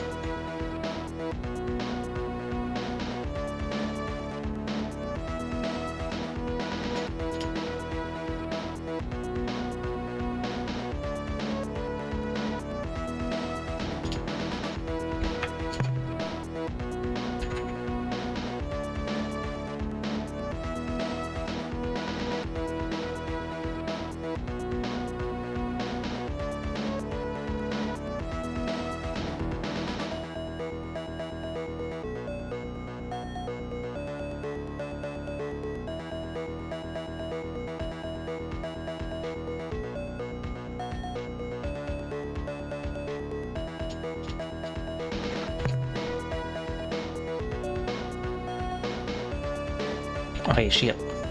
Time to bonk it.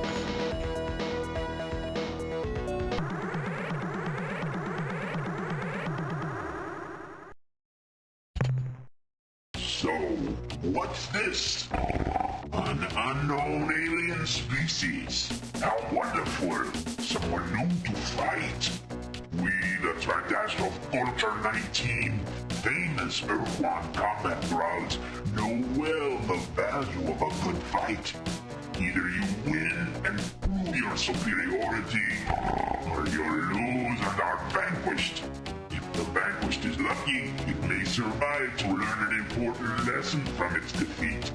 This is the way of the Tradash. I can't tell if this accent is Russian or if it's Arnold or what. This is a proven fact. What have you to say before we begin combat?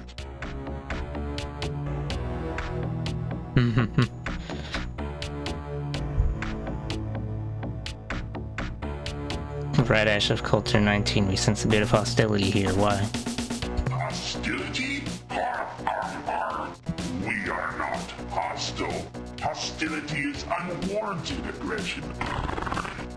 If you want to know about hostility, let us tell you about Culture 12. Culture 12 was so hostile that while they were on their way to their first great battle, Jugka, the battle master, stepped on Nusco, the tactician's foot, causing him great pain. The annoyed Nusco turned on his battle master, Jugka, and sliced his body in half. This miffed Jugka's troops, who took it upon themselves to murder Nusco and his elite troops. The real trouble started when now dead Junkcast Master Sergeants Mood and Putt started arguing about how to kill Nusco. Simple crucifixion or the slower lit tattoo technique. The argument was resolved when Mood and his 500 troops were slaughtered by Putt and his gang. Well, this probably all would have gone down in history as a great day of learning for Culture 12, were it not for the surprise arrival of Culture 12's original enemy, the Yar-Jog and his cronies, who wiped out Culture 12's army, thus beginning the long and glorious Culture 13. Now that's hostility. We, on the other hand, merely want to kill you. What can you tell us of your species? Bah, talk is for sissies. Weaklings like those of Culture 14. For 10,000 years, we Dragash have fought and died, learned and improved. Then, along came Culture 14, which claimed that all this perfect method was wrong. That each time we violently transformed to a new culture, we inevitably blasted ourselves back at least 500 years in development. Some people just cannot accept the cost of progress. Indeed, the foolishness of Culture 14's peaceful whining was revealed when they were conquered by Culture 15 after only a 10-year reign. And did the change to Culture 15 set us back 500 years? No, 2, maybe 300 years tops. The short span of Culture 14's reign is objective proof that as a way of life, peace is a failure. So violent, Rhino dudes. What more can you tell us about your Culture 19? What? More talk? It amazes me that you ever got out of the orbit of your home planet. Yak, yak, yak. Yammer, yammer, yammer. Oh, very well, we will talk for a moment. Our Culture 19 is the most formidable ever to appear in Dragash space. Admittedly, we said something similar about Culture 18, but it is true. With our rather swift defeat by the Urquan and subsequent enslavement, we realized that it was time for a change. A new culture had to be established. So of course, we began a thermonuclear exchange to decide who would lead this new culture. We were all quite disappointed when the Urquan in orbit above our homeworld launched waves of fighters who intercepted all our missiles. The Urquan explained that slaves were not permitted to engage in such destructive conflicts. So my people, being superior, introduced a super lethal poison into our opponent's water and air, thus ending the conflict.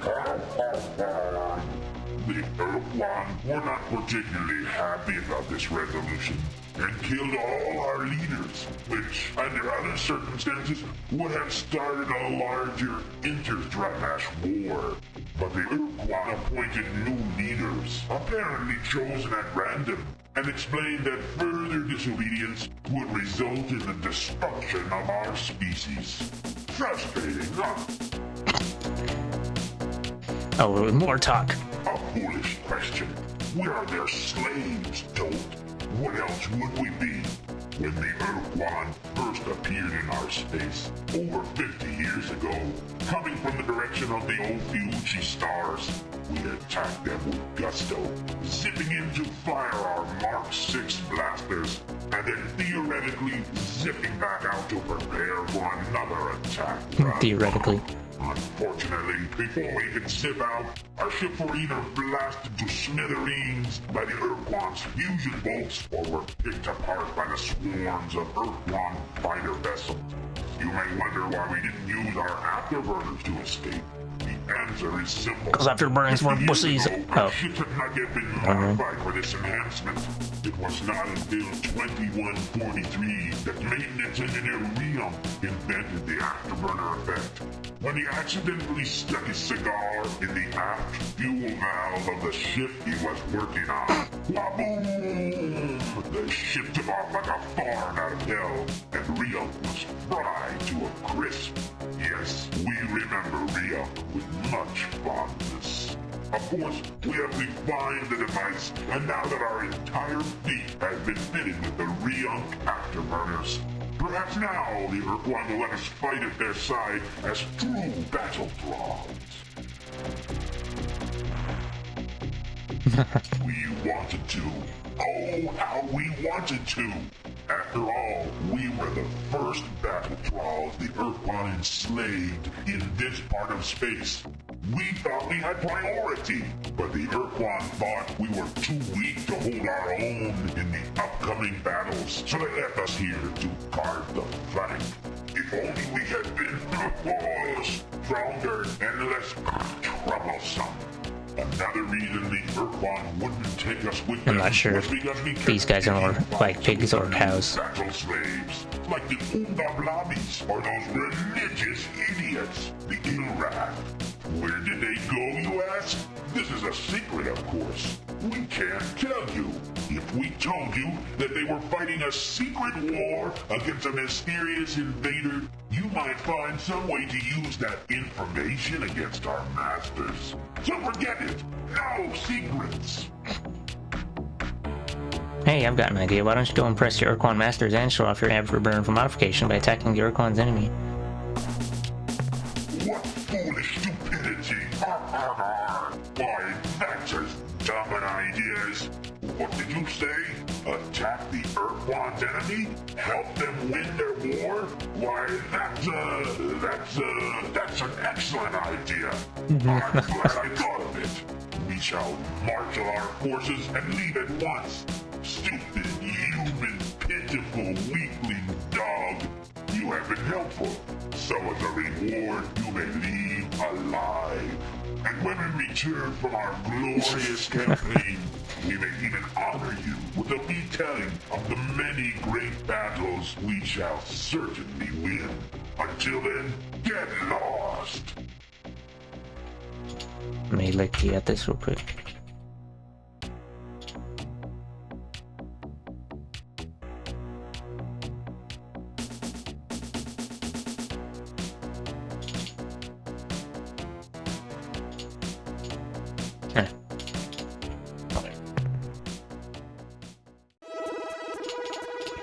I didn't know that was something that you could do.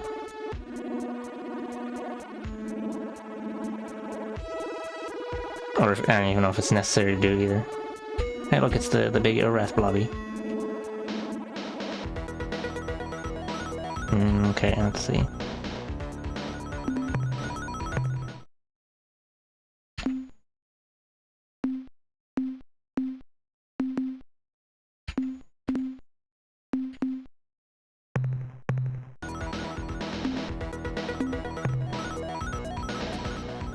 Going to, let's see, I'm going to use the cat. Yoink.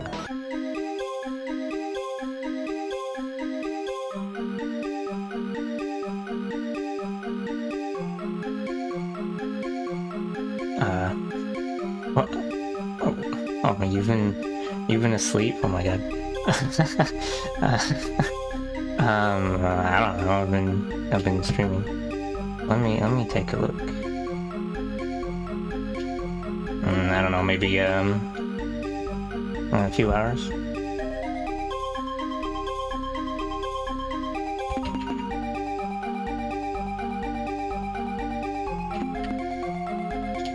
Let me move this to its other screen. Quasi.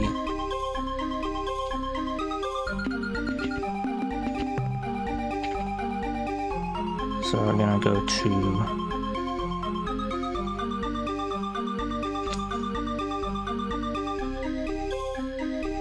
I'm actually not sure where. Oh, yeah, that's right. The Vux. We'll go to this Go back to Seoul, I guess. 506474. Lots of good noises to sleep to.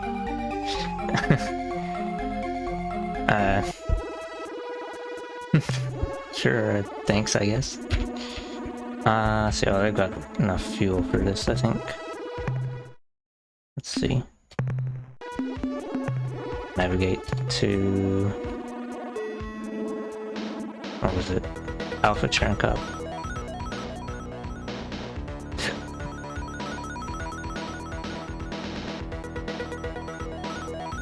I just finished talking to this radish, which I may or may not actually even need to do at all. Oh, and then the radish are moving southeast towards the Korra. Gonna go and get themselves blown up. Gonna blow themselves up before the Thradash can even do so.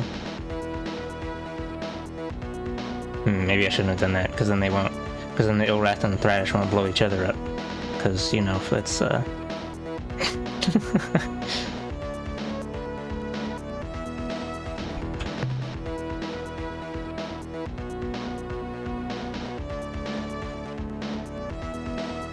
I don't know. I feel like, what's it? I was planning on playing this without looking at a guide or anything, but I've already looked up a few things. Because, I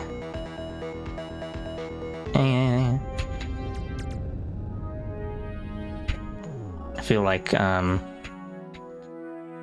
if you play it the way the game is intended, what it would probably end up happening is like, you have to do multiple attempts before you actually have a successful playthrough. My favorite friends, the humans, are back. Captain, it is good to see you again. You humans are so interesting, so beautiful. You know, I have many pictures of your species. I keep them on my walls to inspire me. Oh my goodness. I cannot believe he's finna get inspired. Oh, and we got the monster now. Ah, a most excellent piece of news. My chiton rasps and moistens with excitement. I have been looking forward to this for so long. My subordinates stand ready to receive the beast from your ship, Captain. Effect its transfer, and then we shall give you the maidens you desire. Oh, Admiral Zex, aren't you forgetting something? The Shafixty maidens? Oh yes, no problem. Even now my subordinates are bringing them up from the surface. So let's not waste time. Send that delightful beast over immediately. Look, we believe in one-for-one trades. We will transfer the beast when we see the maidens. Captain, we are both creatures of honor. If I say that the Shofixi maidens are on their way up from the surface, then they are. You will have them shortly. Accept my word. Now please, Captain, the beast. Now see here, Zex. Humans and Vux have had a pretty stormy relationship. Why should we trust you? Really, Captain, my honor is impugned.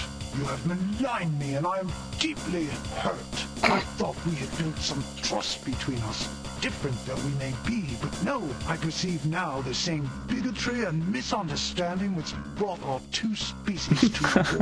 This was our chance to cement a good relationship between human and Vox. With my influence, the High Council could easily have been swayed to view the human cause in a more favorable light. I don't know if I believe that. Ah, my new child is on board. Such a big one, isn't he? And so frisky. I am delighted. Now, be careful, it's a killer. Words you have given me the beast, Captain. But I am afraid that there has been a slight change in our plans. Regrettable but necessary. Oh, my beautiful, luscious human. I had thought that the hideous, violent monster you have given me would complete my collection of ugliness, my menagerie of monsters. I was wrong. You, my human love, are the most vile, the most fierce, and wretched. My collection could never be complete without you. I need you, Captain. But alas, I fear you will not give your consent willingly. Am I right? Therefore, Sub-Commander Dax, terminate communications. Warm up my modified intruder. Engage the precursor warp nullifier. Prepare for battle. Sub-Commander, why has my main console become inoperative? The transmit mode is locked. What do you mean the central system computer is damaged? How? The beast? Escaped? No, Sub-Commander, this is impossible. It couldn't escape from our strongest containment system. It's what?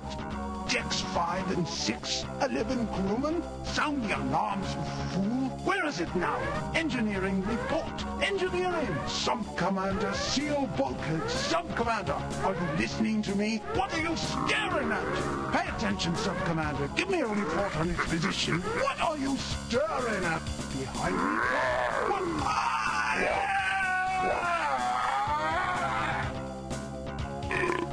Can't believe he's dead.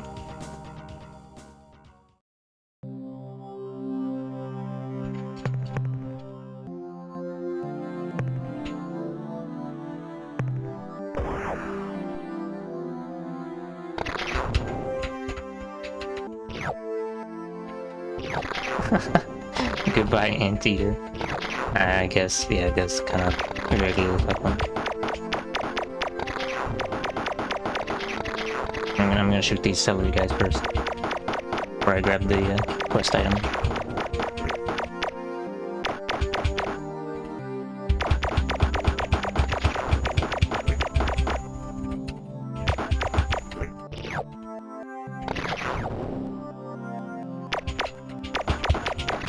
Snot! Give me the snot!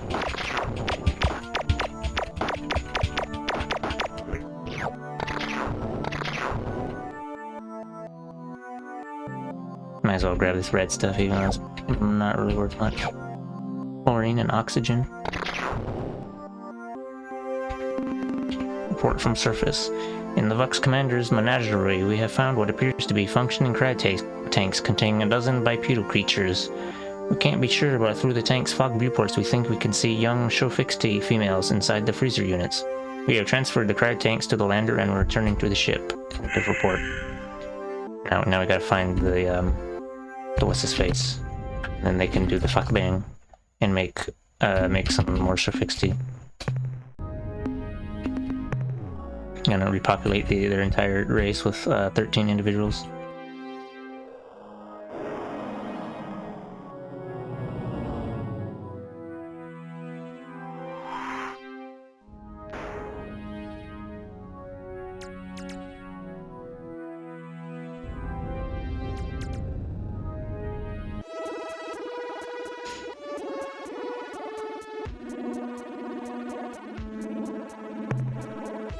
Oh, the Thradash are getting themselves thinned out. Their bubble is shrinking. Let me check and make sure to see what the Ilrath are doing. Okay, they're still traveling in that general direction, I guess.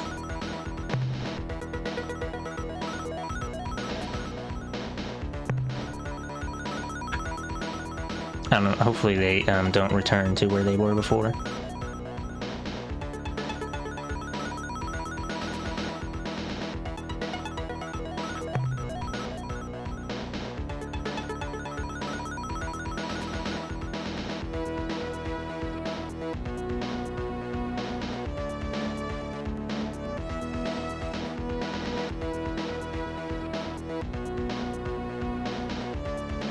Also, it's kind of dumb that, or not dumb, it's a bit hilarious that Thradash are so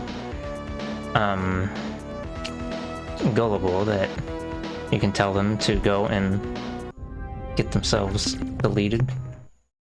They will, even though you're their enemy, they will gladly agree with such a delightful idea. Yep.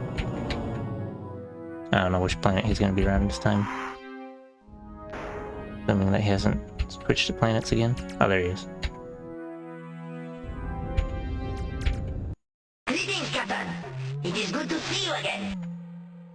No, wait, she'll fix the. I have an important duty for you to perform. Nothing.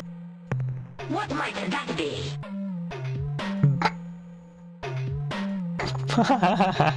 What would you think about procreating wildly? I can't believe this shit. Show Fixie have something a lot better than fun ROMs. Are you interested? I am intrigued, Captain. But what are you talking about? What would you say to rat babes galore?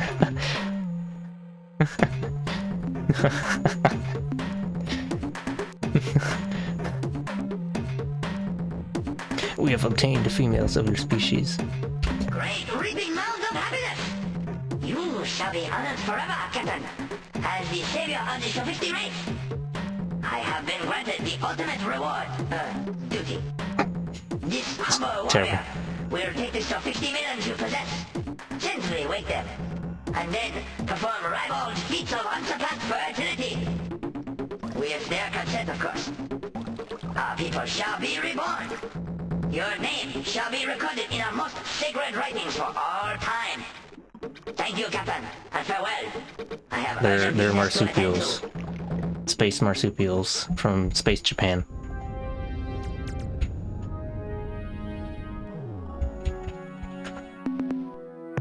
Okay, now I gotta, actually I'm gonna have to go back to Sol because I have, like, no fuel.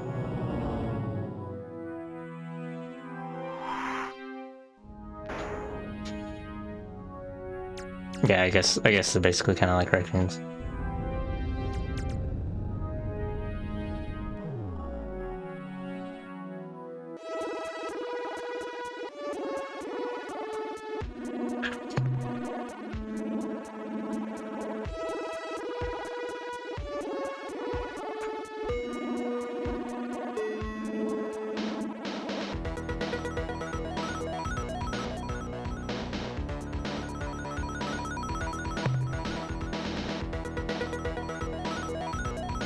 Let me check the notes I have. I guess what I should probably be doing now is I'm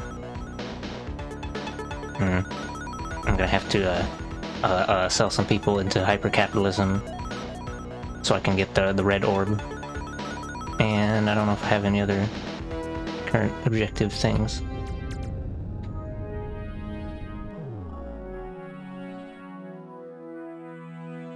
Oh right, I guess it's kind of just related to the EHOT. If you have the Show Fixie, when you talk to the EHOT, then they'll be like, "Wow, my babies." Something important to tell you. Good news, Captain. With no announcement, a small fleet of Arilu Lalile popped into space adjacent to our starbase, scaring the hell out of the Deep Raider operator. But right now, I could kiss every one of those pale little weirdos because they gave us 3 skiff vessels. I don't really know what I'm gonna do with them, but whatever. Pretty small amounts, Captain. Bringing those small... Try getting larger loads. The analysis reads as follows. Subject, quasi-space portal spawner. Data, device is a hybrid of different alien technologies including Arilu and Urquan elements. Our tests show that this device temporarily creates a weakness in the fabric between hyperspace and a different unidentified dimension. The energy cost of this process is extreme, and since the unit's power supply is self-contained, we cannot estimate how long it will remain functional. Summary: use of this device will permit a starship to make transit to a different dimension. The hazards and benefits of this process are impossible to gauge without field study. The next entry in the analysis is subject, Ultron device. We put this thing through every test we've got and came up with the same results as if we used a fork. Nothing, zero, zip. This thing ever functioned, which we doubt, it certainly won't now. Age and physical stress have long since robbed it of whatever mystical powers it might have once had. Summary, in the future, please don't waste our valuable time on junk like the so-called Ultron. That's the end of our scientist report. Farewell.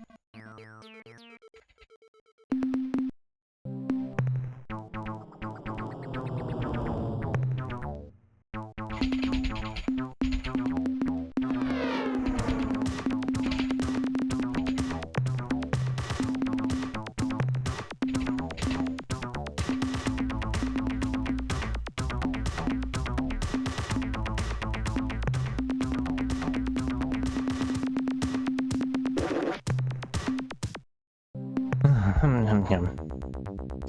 wow, those Airloo ships only hold 6 unit.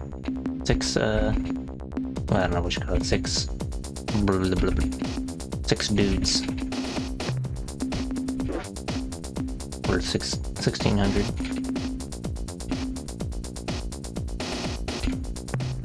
See, how many ships would I be having that by now if I didn't... See, 1, 2, 3, 4, 5, 6, 7, 8, 9.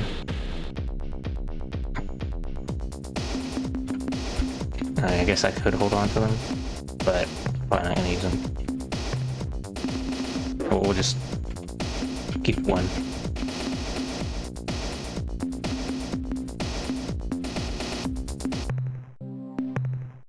Turning them into fuel. Oh.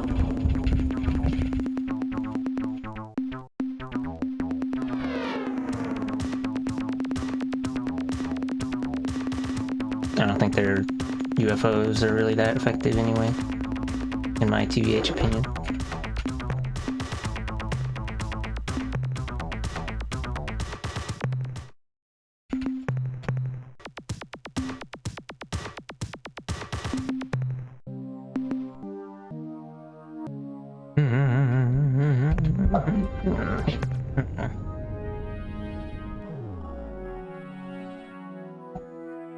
Oh, it looks like the Wrath and the Thrash are fighting each other now. Let's navigate to Pekunk space again. Pekunk. Gamma Kruger 1.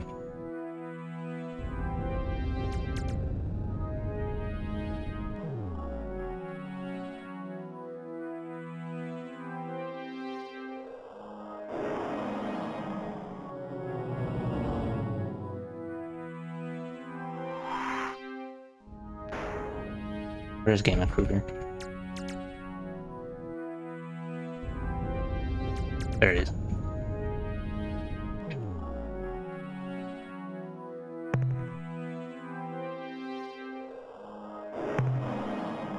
Also, it looks like the Wrath and Thrash are still fighting each other, so I guess I don't have to worry about that being a Fakiwaki. Although Thrash are substantially crunched.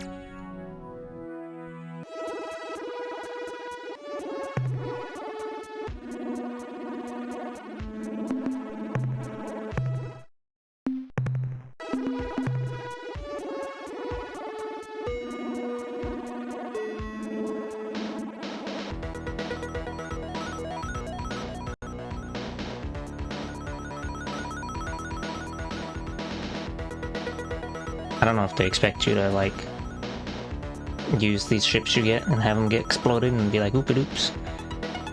Giving you, like, 3 or 4 ships of a certain type that you can't print more of. I don't know.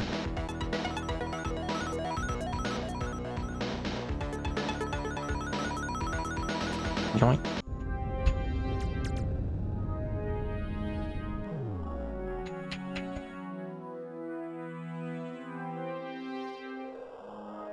No ships, protecting the thing.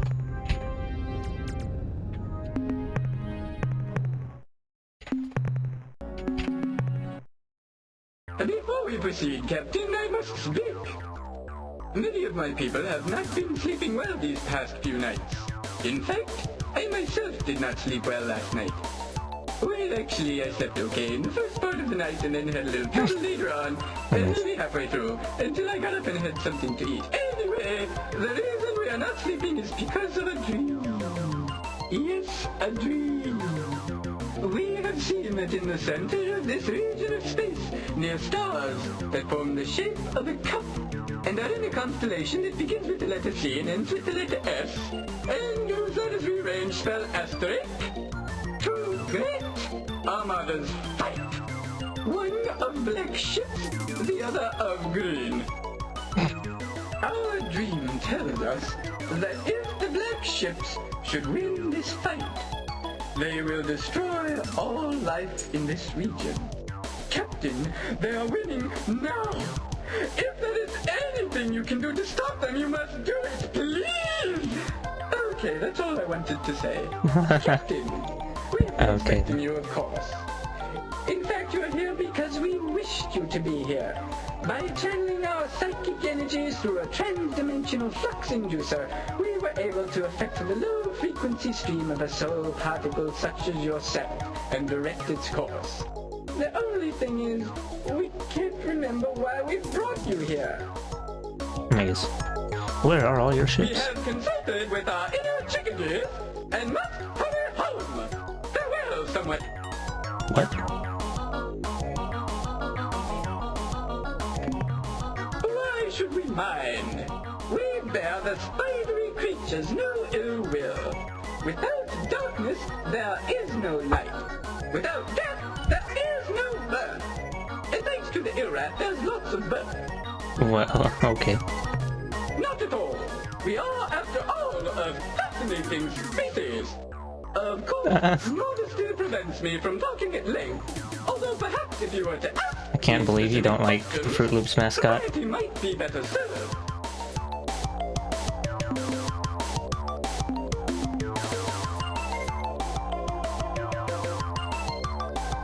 What can you tell us of the history of the Bakunk?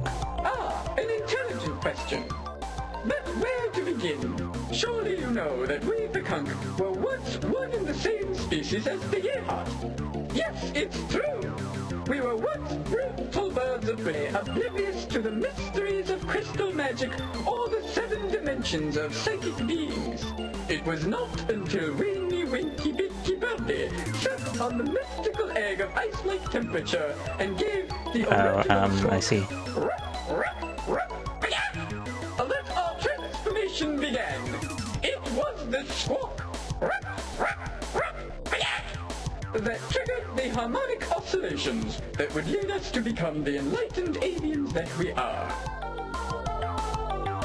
What about the Yehat? Are you friendly with them? That depends on how Friendly. you define friendly. We love our Yehat brethren, whereas they open fire on our vessels on sight. Fortunately, our psychic abilities allow us to sense the deep, abiding love, and yes, even shyness in our Yehat brothers and sisters. How we must have hurt them when we left so long ago. Soon, though, it will be time for the loving reunion, as our destiny is fulfilled, and we are once again reunited as one people. Is it true you can really see in the future? Yes, it's wait, a vision comes upon me, a shining light, a crack in the egg, a swirling vortex, a tunnel. I see my past lives, your past lives, more shining light. Ah, there it is now, the future. It's coming in clearer. Yes, I see tears, tears of joy. They are coming from our Yehat brothers and sisters who welcome us back to the nest, wings outstretched, beaks stuffed with grubs. Soon we shall return. Soon. Gee, I don't know. They were doing a thing where they were gonna go and get reunited with their they're gonna get reunited with the fabric of the universe by being explodified by their Yehat brothers. And then I convinced him with the Ouija board logic that this was a bad idea. So then I got to stall a little bit. Yes, you are right. I should be careful not to overwhelm you with my psychic intensities.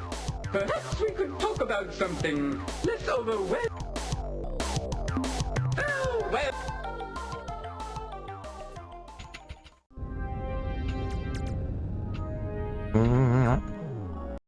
Since you are our friends, we want to give you a gift. Oh. If you return in a year, Free money. I mean, they gave me some extra starships for some reason. Or I guess it's because a year has passed since I last talked to them, question mark? I don't know if it's been that long. Oh, there was a ship floating out here. Let me go talk to it.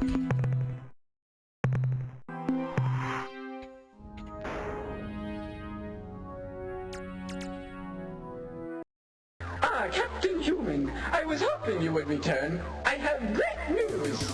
Were you aware that in one of your previous lives you were Duke Franz Ferdinand? It's true! And before that, you were the Egyptian god pharaoh Atum-Tar the Sixth. This is amazing, Captain, just fantastic! Imagine having been so many important people! Well, to be frank, your case is not all that unusual.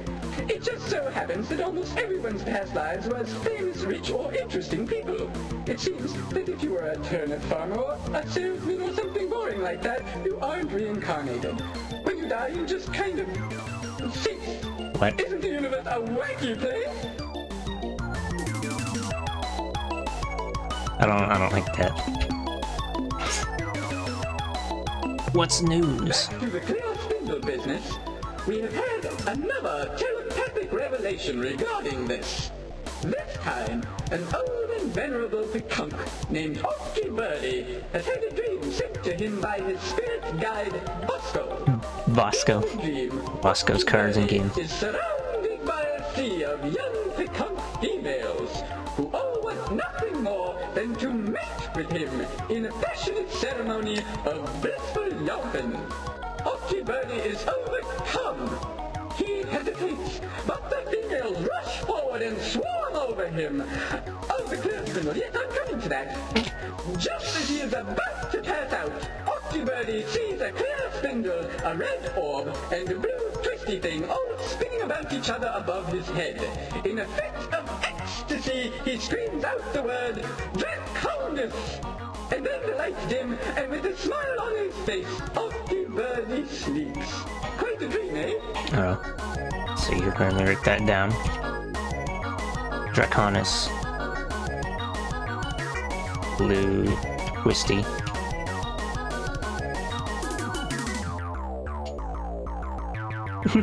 You want to be a turnip farmer?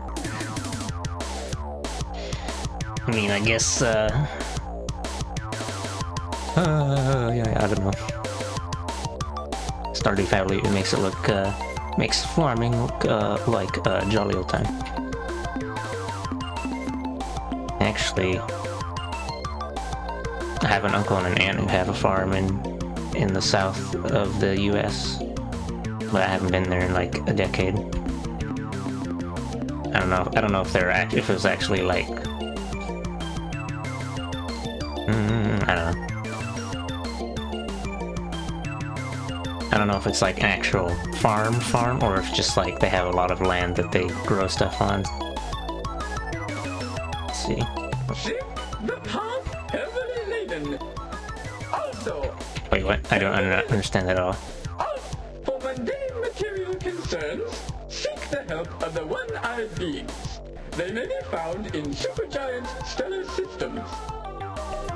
Oh, the Melnorm. That's what he's talking about. Mundane material concerns, the capitalists.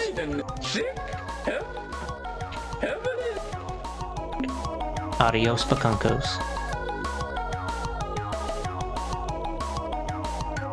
Farm sit. Farm sit for my grandparents. Sometimes there's a hobby farm. My uncle's a bee farmer. Yeah, I guess a hobby farm would probably be the right way to describe it for what my aunt and uncle have. I forgot what I was finna be doing. Oh, I guess we can head back to Seoul. And then maybe the, let's see. Looks like Thradash are getting deleted. Cannot believe my SMH. Right. So actually, since I was cheating earlier, Draconis is the Thradash territory. So that's where blue twisty thing is, which is another important story object. And the other story object, the red orb, is in Persei, from the Druge, where I gotta sell some crew members into slavery in exchange for an orb. Although I need to actually get some more. Wait, I can just scrap these ships. Actually, we're not gonna harvest shit. We're just gonna scrap these bountiful gifts from our homies that we definitely appreciate very much.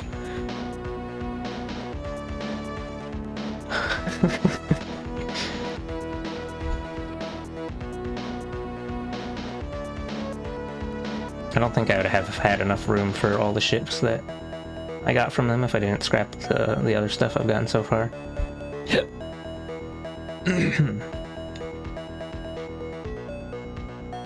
Yeah, because the Zot pick also give you like 3 ships early on.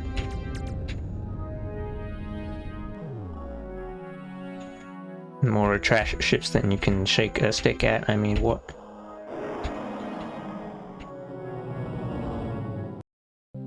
Greetings, Captain. I'm... Oh, I guess the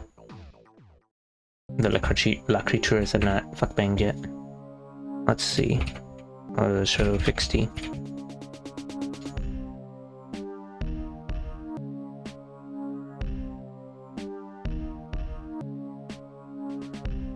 Okay, I guess it hasn't been long enough for the Shofixty go out to do the fuck bang. He hasn't repopulated the species yet.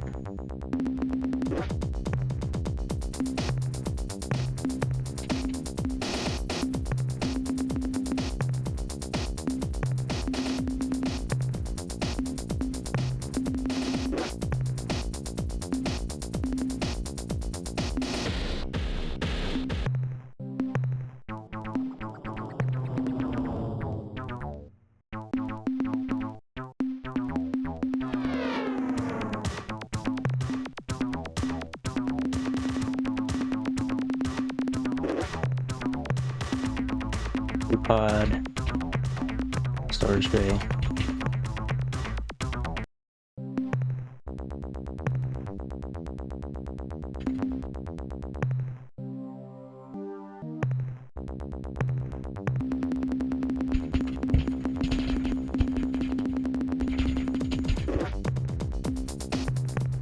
I just have to wait a little bit and then Shofixty will be available. Apparently it only takes a couple weeks for, I guess, even though they're marsupials, they fuck like rabbits or something.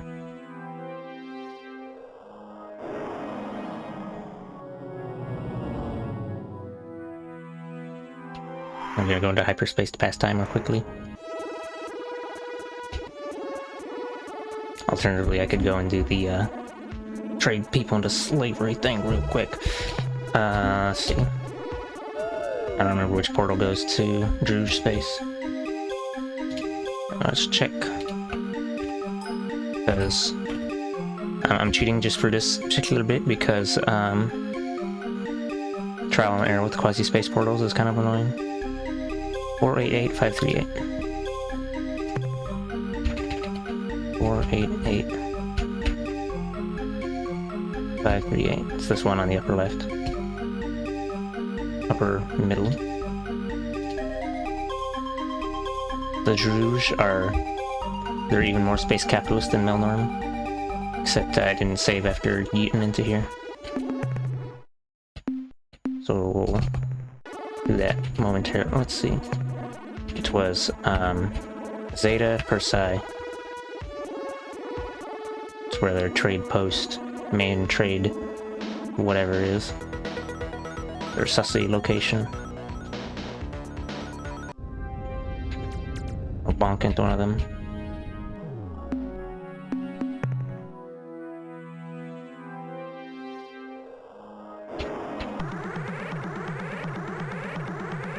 Kinda wanna know what happens if you blow them up.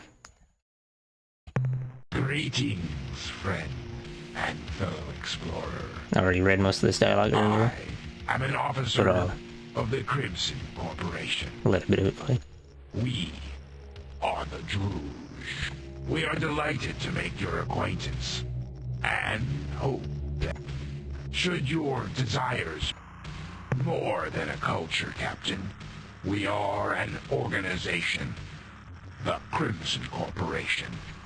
Our corporation seeks only to improve and does so via the dribble down effect until we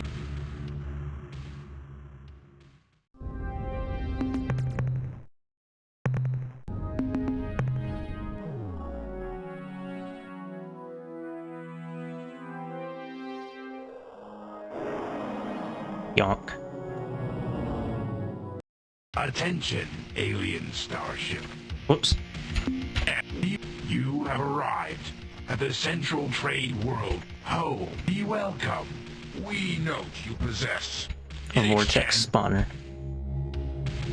You can sell them the quasi-space portal thing, even though that is like super convenient for teleporting long distances, and then you get like a very poor deal. This is the heart of our The operation. The vital core. Yeah, I guess. A million deals are made here. I think they're each supposed to be day. based on pigs. Perhaps Because haha, more. capitalist pigs. You would be wise. I just to made that take connection just advantage now. of all our services, Captain. You will not find better deal. We are very. I'm not gonna sell the portal spawner. This is your first time trading with us, Captain.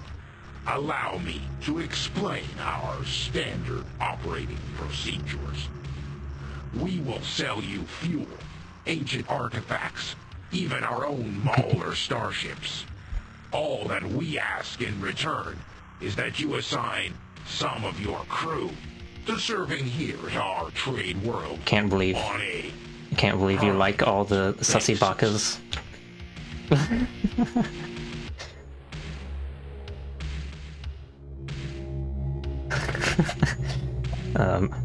I guess also, by the way, the like dialogue portraits are usually not supposed to represent specific individuals, because like every member of, say, the Druge is gonna have, they're all gonna look the same and have the same voice and stuff. They don't have like unique, well, whatever. I don't know. These guys are supposed to be like, they're supposed to be unethical capitalists or something. While the Melnormis is like normal capitalists. I don't know. No, Captain. Slaves have no choice in their destiny. No freedom. We would never accept the permanent assignment unless we knew that they had granted you the right. What would my see? People as skilled as your flagships, they will serve sharing. This is a great loss for us both. But we will not make if an I exception in your case. bump into one of the other ships again, I can ask them about their culture, I think. Try to be receptive to what I am about to say. We have taken the liberty of entering your ship's computer system to investigate the agreement signed by, as we expected. No, you are fully within your. Should you? I already read that, or like saw that earlier, so I skipped it real quick. But basically, you would legally be able to trade your crew members away, so it's totally okay. Disregard the ethics part. So since this is on this, oh, you can still say that. Excellent. Our inventory presently includes the Rosy Sphere, an ancient precursor artifact of unrivaled beauty and mystery. Yours for the amazing bargain of only 100 crew. The Trident of Wimbley. Not just one, but fully 3 mystic prongs give this artifact its awesome capabilities.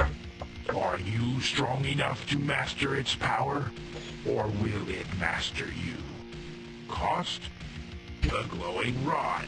When you hold this coruscating step high above your head and scream, Kayi, Laiki, Lai. It can be, as always, at a cost as well, which we...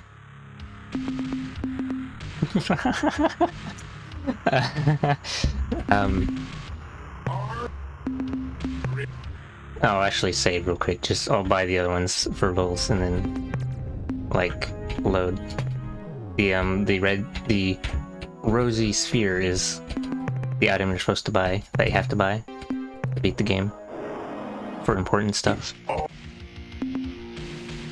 Oh, let's ask about trade road. I am sure, Captain. that you would never make this foolish mistake, I still feel I should warn you about one of our laws. Specifically, Druge Statute 3429, subsection A86. Definition of starship derelicts. Simply put, Captain, this statute recognizes that the universe is an inherently hostile place, and any ship which is unable to defend itself incites violence, usually because someone will try to take the unarmed ship by force. Therefore, any unarmed vessel in our space is defined as derelict and is available for salvage by anyone who finds it. Cannot believe. It's off the wait. We're gonna buy a. We must have Wimbley's Trident. Oh, Captain! Do not point the prongs at me in such a carefree manner. I might have been accidentally incinerated or transported to a hostile dimension. You wield the Trident with authority, Captain. I can tell that already you are realizing the true scope of this artifact's power. I'm 99% sure that the Trident does nothing, and that it's just. Oh, oops, hold on. Take a look at it. Devices. Wimbley's Trident. Just like Broken Ultron. Let's see. Alright, I gotta go into hyperspace. I'm not gonna save because we're gonna take it back to the Earth space station in order. Oh, hold on. Bump dongs with another space capitalist. Ah, how you wish to know more about us? Excellent. After all, knowledge should be free. Let's... We are the Crimson Corporation, and the Crimson Corporation is us. When the corporation's earnings are up, our quality of life soars and our benefit packages improve. The further up the ladder you are, the more you profit individually when times are hard. The corporation must cut costs. Oh, by laying off employees, whoops. Since everything on our world is corporation property, this means any ex-employee is instantly trespassing and is guilty of stealing corporation property, such as air and sunlight. The only appropriate penalty for theft is to feed the furnace. Until we... Yep. Alright. Let's finna blow up some Druge and see how they feel about this. Very important, because I'm not gonna save this file. Or at least I'm gonna load it after I fuck around and find out.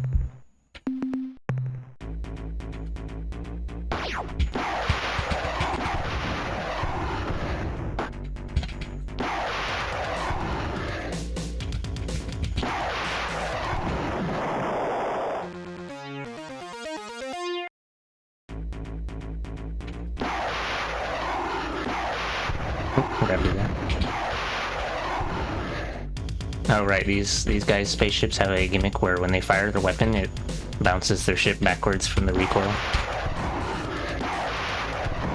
Since they are compensating for things. It's basically just a flying bazooka, I guess. Oops, got hit. It's fine. But I guess like their ships are usually really slow, but then they can accelerate backwards quickly by firing multiple shots.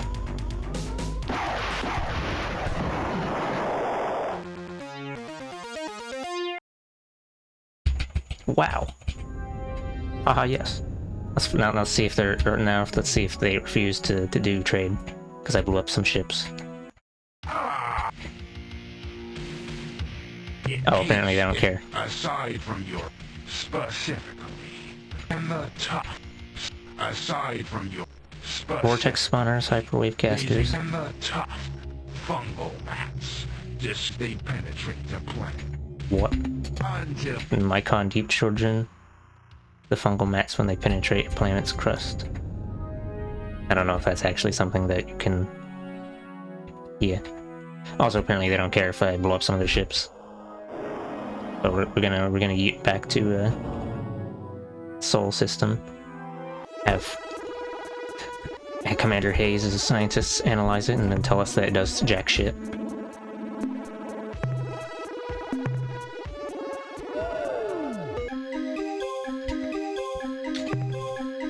See, Sol vicinity 506 474.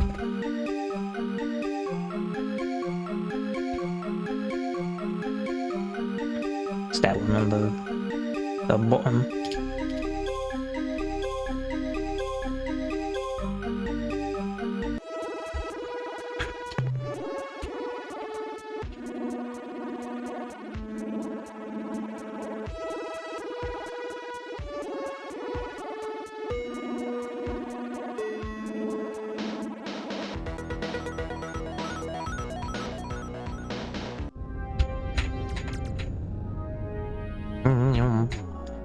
They already were annoyed by me bringing Ultron junk, which was actually just some doohickey that does nothing. And then we're gonna have him analyze some more trash, like the Ghibli's Trident. I'm at your disposal, Captain. I have some information I think you... Captain, I have some kind of wild rumor blowing around the starbase. You have sold your own crew to the Druge as slaves. Pretty crazy, huh? Captain, I know you would never do anything like that, and I'm sorry I even had to mention this. But now I can assure everyone that this is just one of those damn fool lies again. Thank you for your... Yes. The analysis reads as follows. Subject, Wimbley's Trident device. Data. I presume this device is named Wimbley's Trident because of the name Wimbley, crudely etched into its base. Summary? To be honest, Captain, I believe the Druge robbed you blind. That's the end of our scientist's report. Amaze. Bring back... Alright. We're gonna load our save now.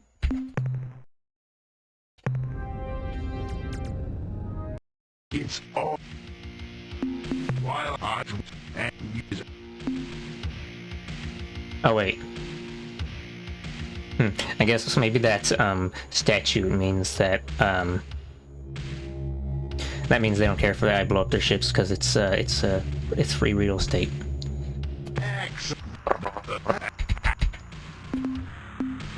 I'm gonna get the glowing rod too. Fortunate for you. And then I'm gonna load again. So sad for me. I fear this relic of the glorious past was all that kept me from ending my life. To leave this vale of tears. Now. Okay.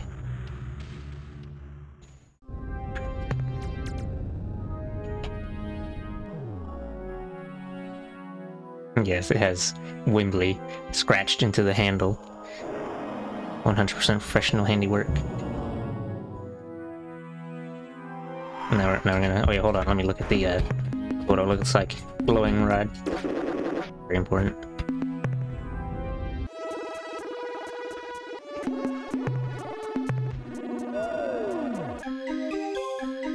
Let's see which. Let's see, 506 474. I think that is the right one. 506. Yep. That one kind of on the bottom-ish.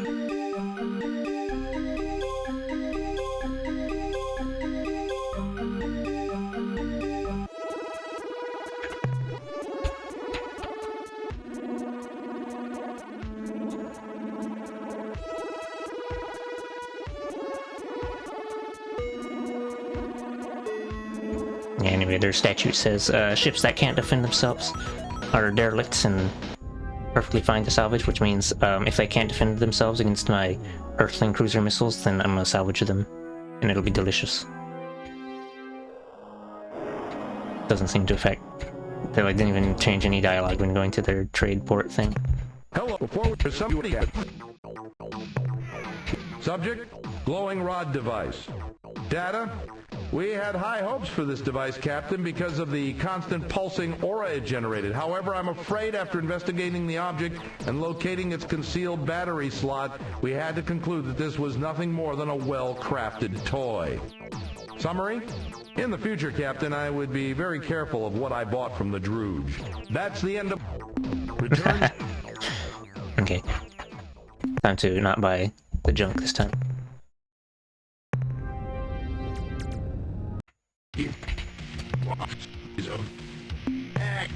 The glow.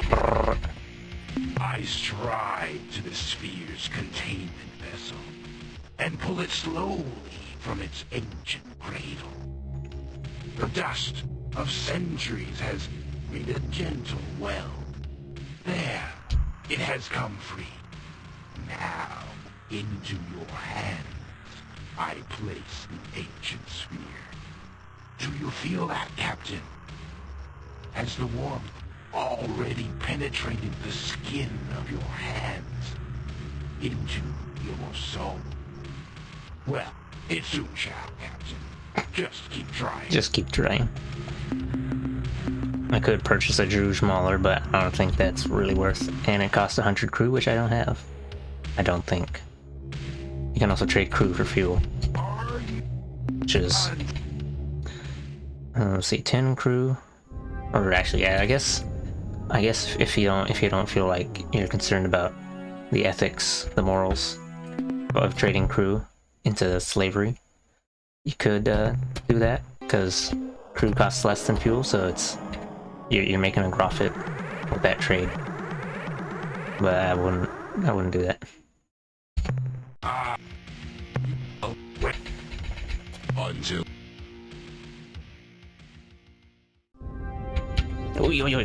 Oh, I missed. I wanna blow up some guys. Good morning. Bonk.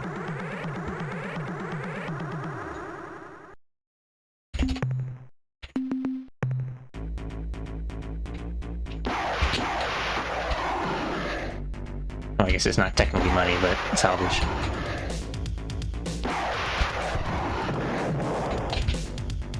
Oh wait, they say unarmed vessel, not a vessel that can't defend it. Whatever. Same difference. Sure, they don't care.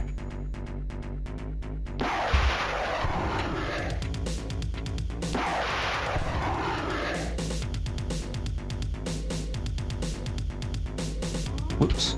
Yep. Anyways. Gravity well of the planet messed me up. Because the Earth ship's too stinky to get out of the way of gravity well.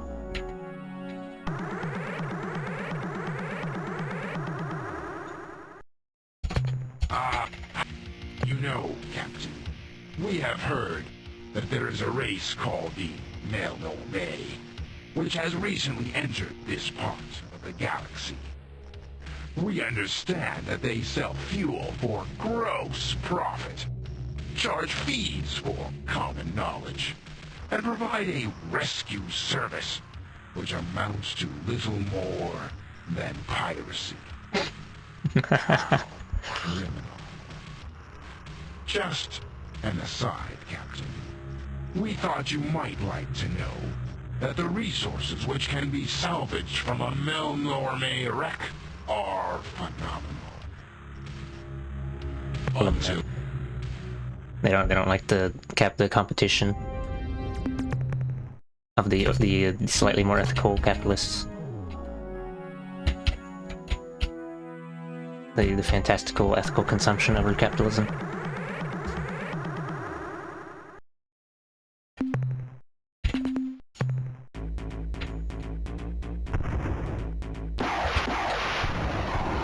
Oh, he shot my missiles out of the air. What an epic gamer.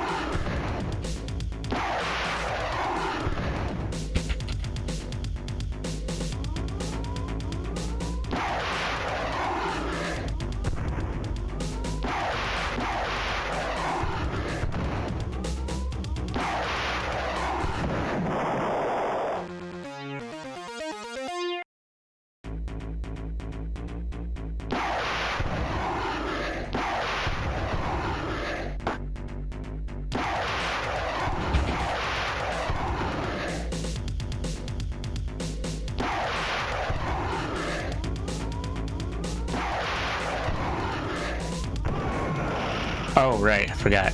There's like a small chance for them to take damage when they fire, because their capitalist ships are made out of trash. Or, I mean, they don't follow OSHA regulations. I mean, yes.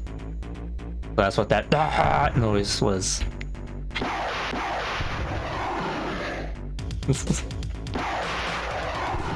Because I cannot believe. Always remember to wear your hard hat.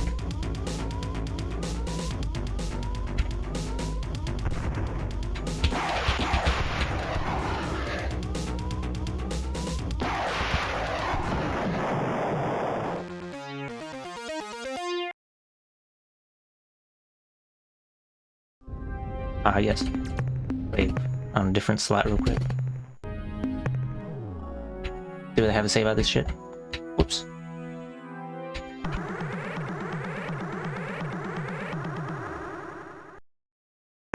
Villains, pilfers, crooks, look to your souls, you.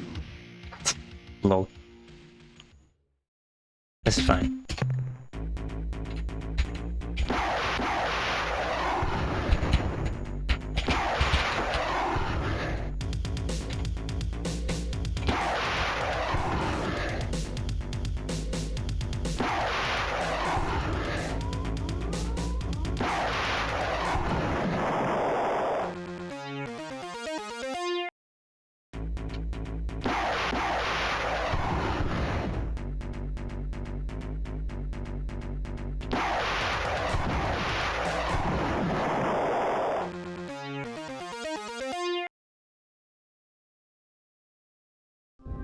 Let's go back to the trade plan and see if they have anything to say about that.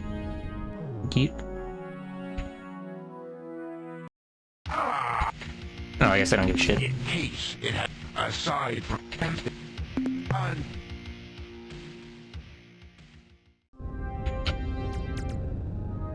Still really giving zero shits. This is fine. I can harvest them for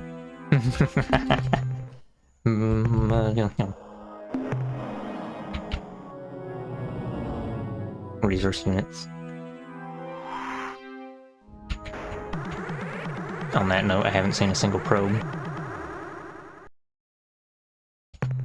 foul, you are.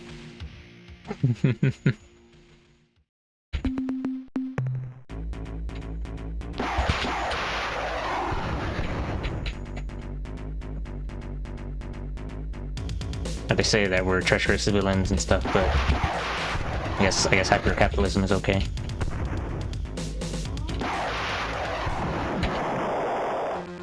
In being fed to the furnace.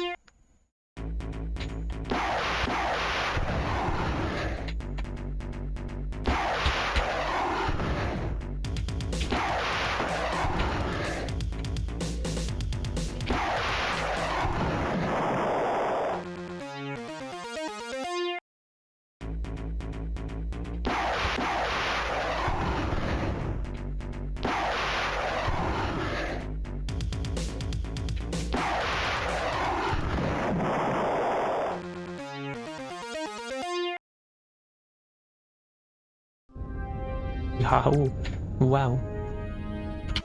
Time to abscond.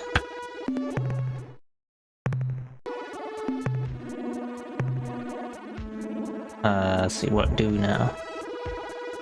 Right, I guess we could go back to,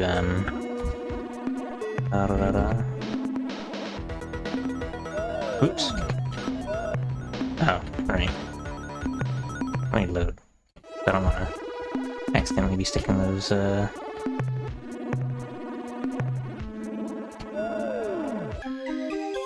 I guess, like, if you use the, whatchamacallit items, they get stuck onto the broken Ultron. Of which, I don't know if it was ever actually doing anything to begin with, but then you make it into some device with the bits that you acquire. And give it back to the Utwig that you got it from.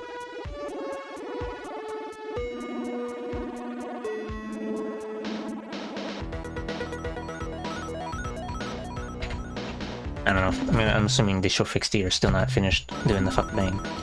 Or maybe I should do something else in the meantime.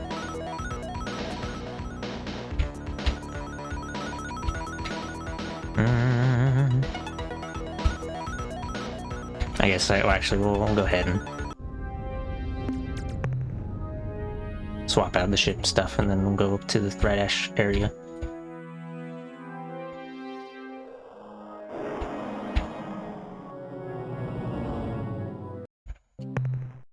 It's good to see you. By the way, Captain, I have some kind of wild rumor you have sneak cap, but now thank you.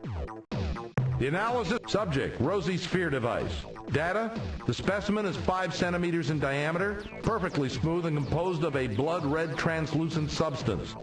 Tests show that it has atypical ferromagnetic properties, but is utterly non-conductive. Summary, probably a precursor tool. Function, unknown. That's the end of our scientist's report. Goodbye. Wow, time to switch the crew pod back to 100. Now that I've sold some people into permanent servitude.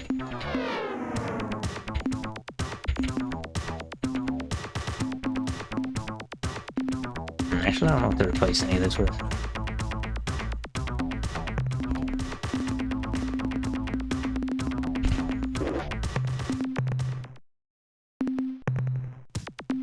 So now, I guess,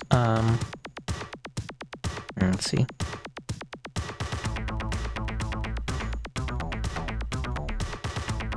Got the red sphere.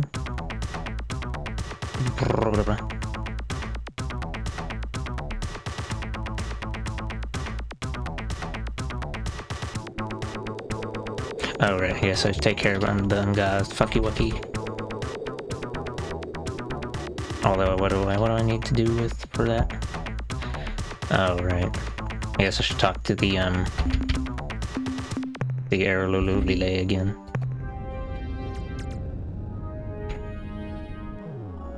Because the Unga Fucky Wucky is that they got the evil Froggo mind controlling them. So you gotta, first you gotta get some protection against it, because the first time you try and go in there and unfucky wucky it, it says, oh no, you have the forbidden knowledge, and then it mind controls you away to get fucked by Urquan. And then you tell the Aralulule that what's happening with the Umga. Well, I guess you're not actually supposed to know exactly what's happening, but you tell them that the Umga are acting strange, and then they say they will look into it. Yonk.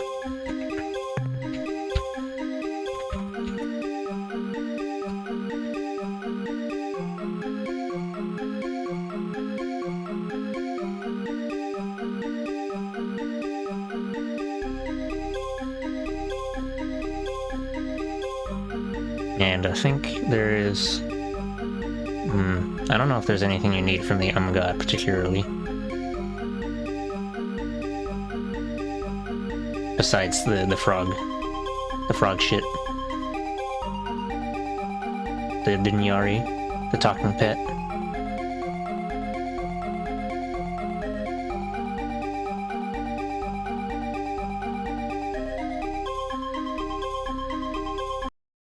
Welcome back to Falealarawfali, Captain. Perhaps in the fullness of time, we will let you visit the surface of our world. There are many beauties here, unmatched anywhere. The mountain clouds of thought, the tangible wish, the dark. Unfortunately, you are not yet acclimated. Premature exposure to these would render you numb. Have you learned anything about the Umga yet? We have discovered something strange and frightening about the Unga. When we approached their vessels, we were instantly attacked, and the Unga made no attempts to contact our ships or respond to our hails. Using our own psionic sensitivities, we determined that they are under some form of psychic compulsion. The source of psionic control commands appears to be Beta Orionis, the Unga's home star. We sent vessels to investigate this location, but none have returned. We fear they are destroyed. So what can we do about the psychically zombified blobbies? We have had no no success with our own investigations. Whatever controls the Unga is a threat, but we seem unprepared to deal with it. Perhaps you and your crew are better suited to this mission. If you choose to go to Beta Orionis, take care, child. Whatever controls the Unga now knows of our presence, and it may take measures against us. Let me write that down so I don't forget, because I already forgot last time I found their homeworld where it was at. Goodbye. Umga's homeworld, that is.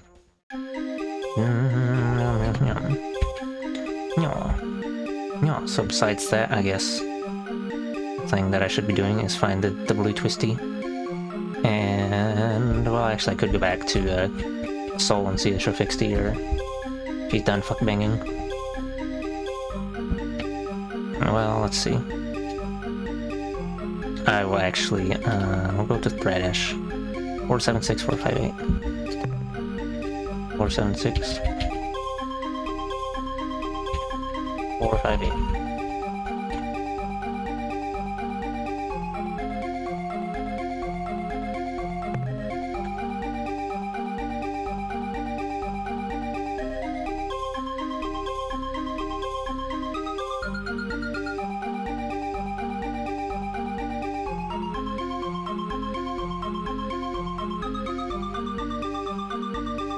Oh, and I guess the Ilrath are gonna be in that space too now.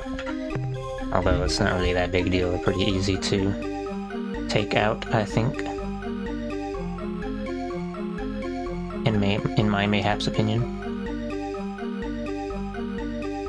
Or at least, oh, it is a little tedious though.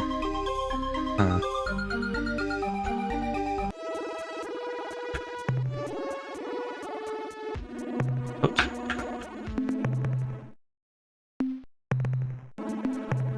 Let's see, Draconis. Wow, Threadash bubble's so tiny now. I'm gonna assume their homeworld is in Delta Draconis, like, I'm assuming the bubble would shrink around wherever their homeworld is. Oh, the Ilrath bubble is getting thinned out also. Gonna kill each other off. Go crunch.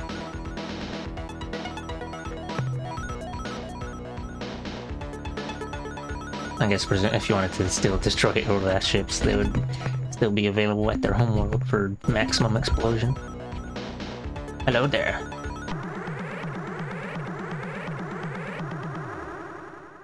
Oh, Ilrath ships. From Channel 44 came the words of the Dark Twins to make bloody pilgrimage. We have arrived in the Holy Killing Zone and eagerly execute the commands of Dogar and Kazan. The slaying has been excellent. High ceremony. Now you are here, befouling the event with primate chatter. Be gone, human! You interfere with the blessed murder worship of the Dark Twins. Oh, they don't even want to fight us? Can't believe this shit. Thought they were gonna do some fucky wucky. I mean, I guess you can fight them if you just don't bother to talk to them. But SMH my head cannot believe.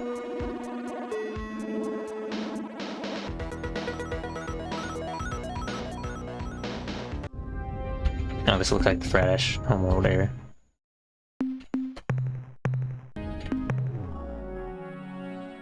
I don't know which planet it would be though. Probably the one in the very middle.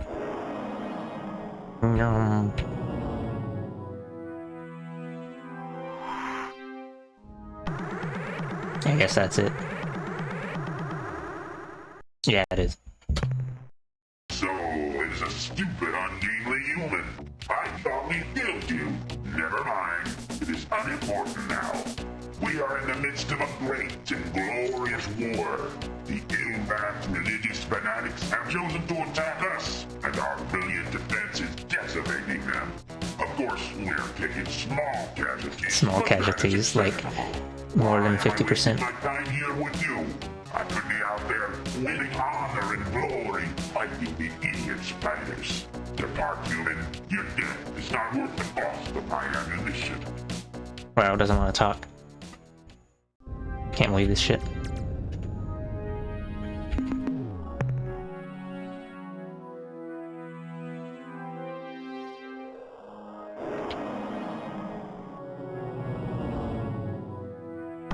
Oops. Stop bothering us, human! Can't you see that we are fighting the most perfect war of our 19 cultures? We have brought the Ilrath to their needy equivalents. Now all that remains is the coup de grace, their final annihilation. So clear. Maybe I should have done the thingy with the thingy beforehand.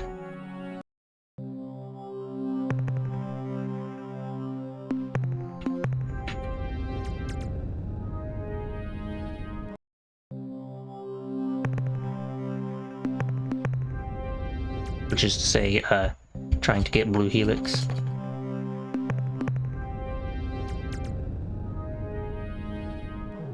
Presumably it's not just chilling out on some random planet.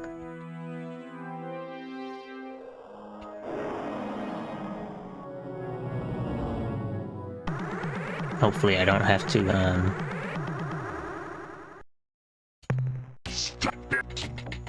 Bah.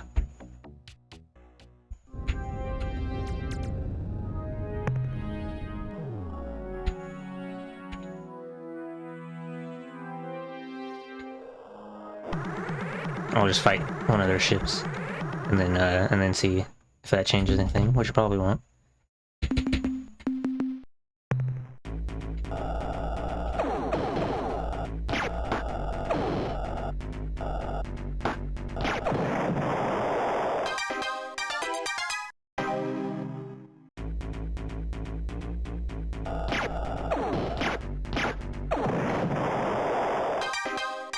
Limo.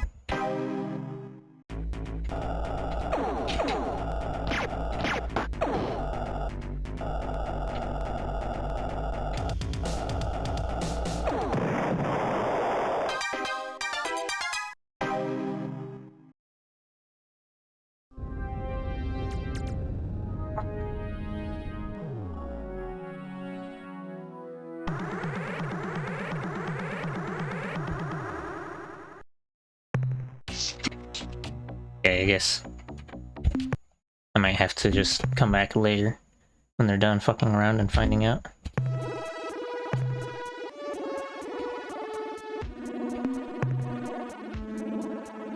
Let me check the Helix.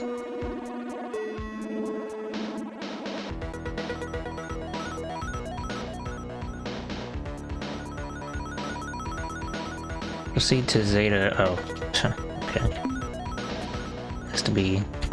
Let me check. The one I went to was Delta Draconis. What's Zeta Draconis look like?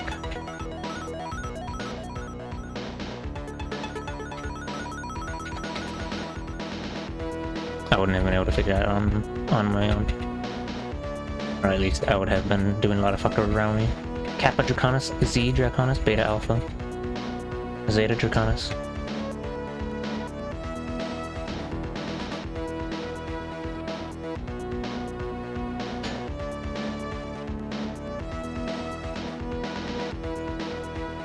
Maybe I'll try using the Aerolus ship because laser.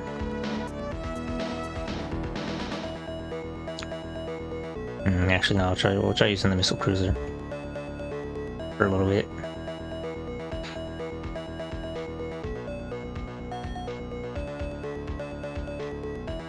Could just use the flagship, but I want to see if I can get away with taking no damage.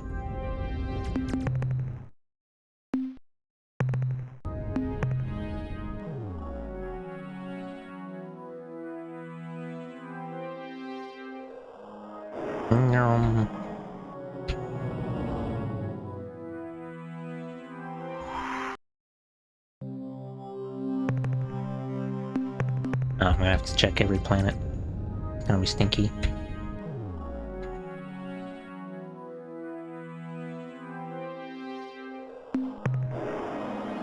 Alternatively, what's gonna happen is that I'm gonna be fuck-a-wucky around, and there will actually not be any red ash on any of these planets.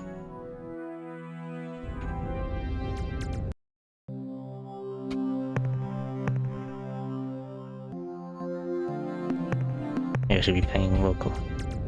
Let me check, actually. See, this is 275.8.7. Oh. 275, they have the coordinates wrong on this guide. But let me check and make sure I didn't miss an energy signature or something.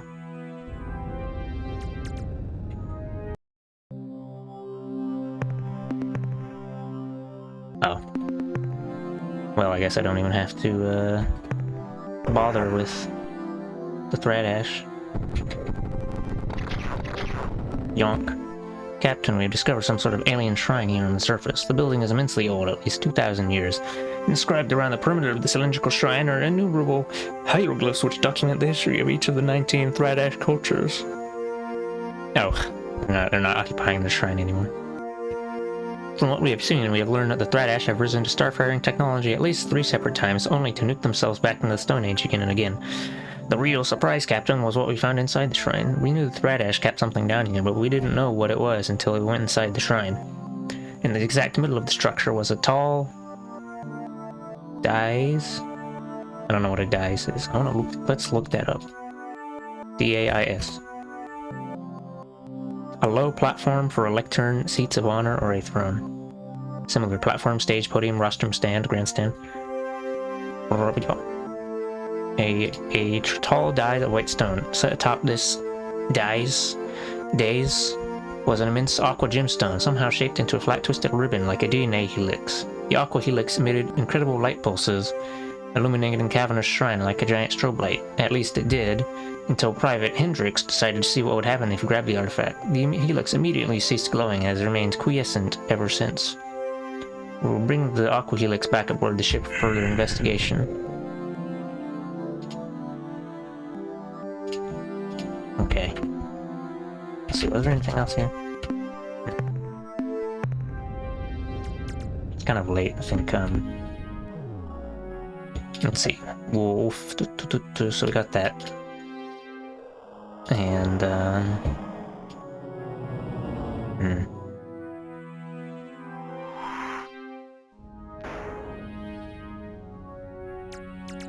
I'll fly back to, I'll go back to Seoul, and then see if Fixie Fuck Bang is done, and if it isn't, well, I'm just gonna save and quit there anyway.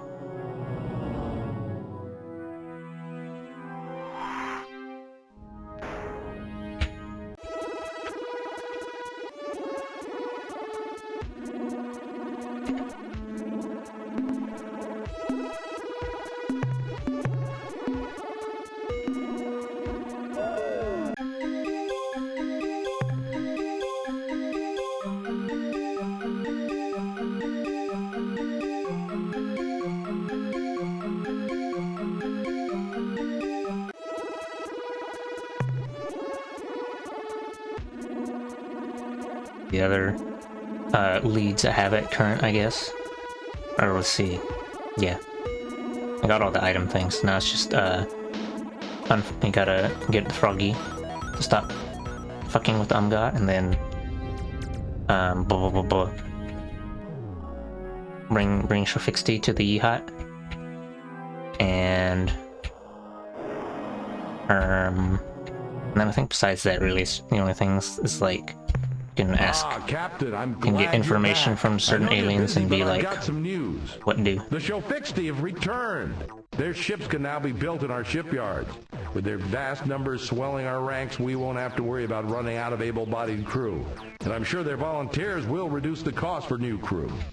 Wow. The analysis reads as follows. Subject, Aqua Helix device. Data, this device is composed of a light blue super hard substance which rates Mohs 13. The object is composed of a flat ribbon of homogeneous material approximately 1 meter in length, and it is twisted in a perfect helix. Focused ion and nucleomagnetic scans reveal little about its interior. Summary: unknown design, unknown origin, unknown function. That's the end of our site. I didn't even surmise it to be a precursor artifact this time.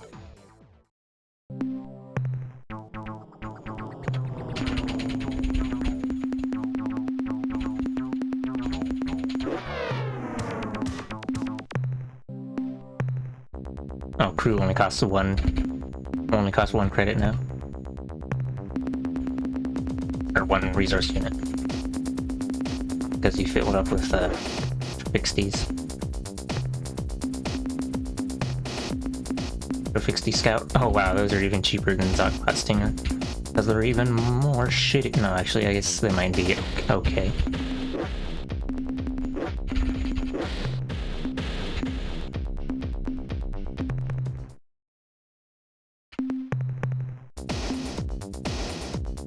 See, I'll write down some notes again for myself.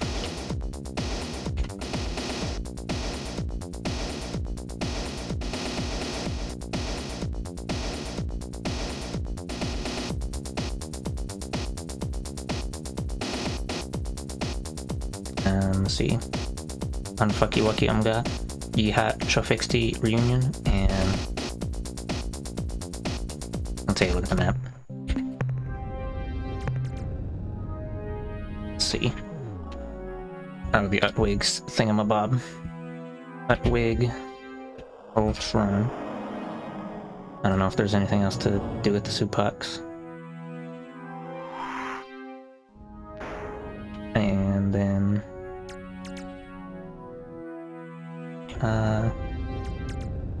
yeah, I think that's it for like things that I could be doing right now.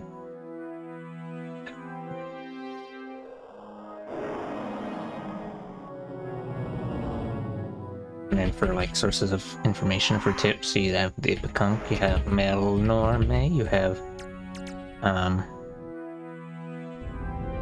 we'll call it tips sources.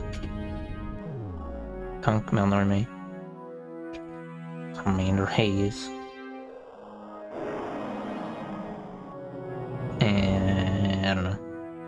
I don't know if there's anything else actually.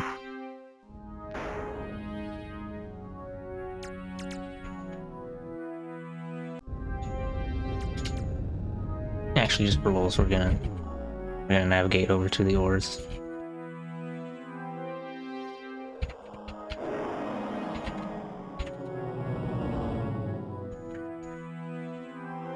I want to see if they've been doing anything like existing.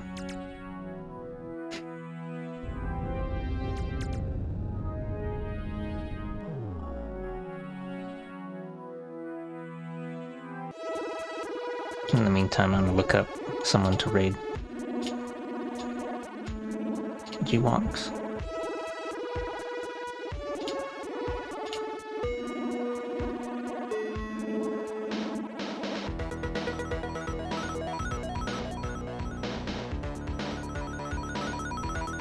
Oh, I guess there's actually...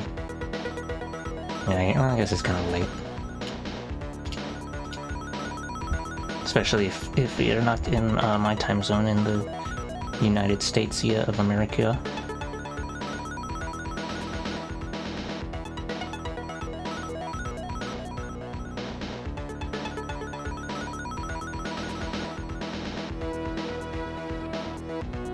I think you can go the whole, or like, was it go the whole story stuff and never, let me check if that's the right Alpha Lalande. Yeah.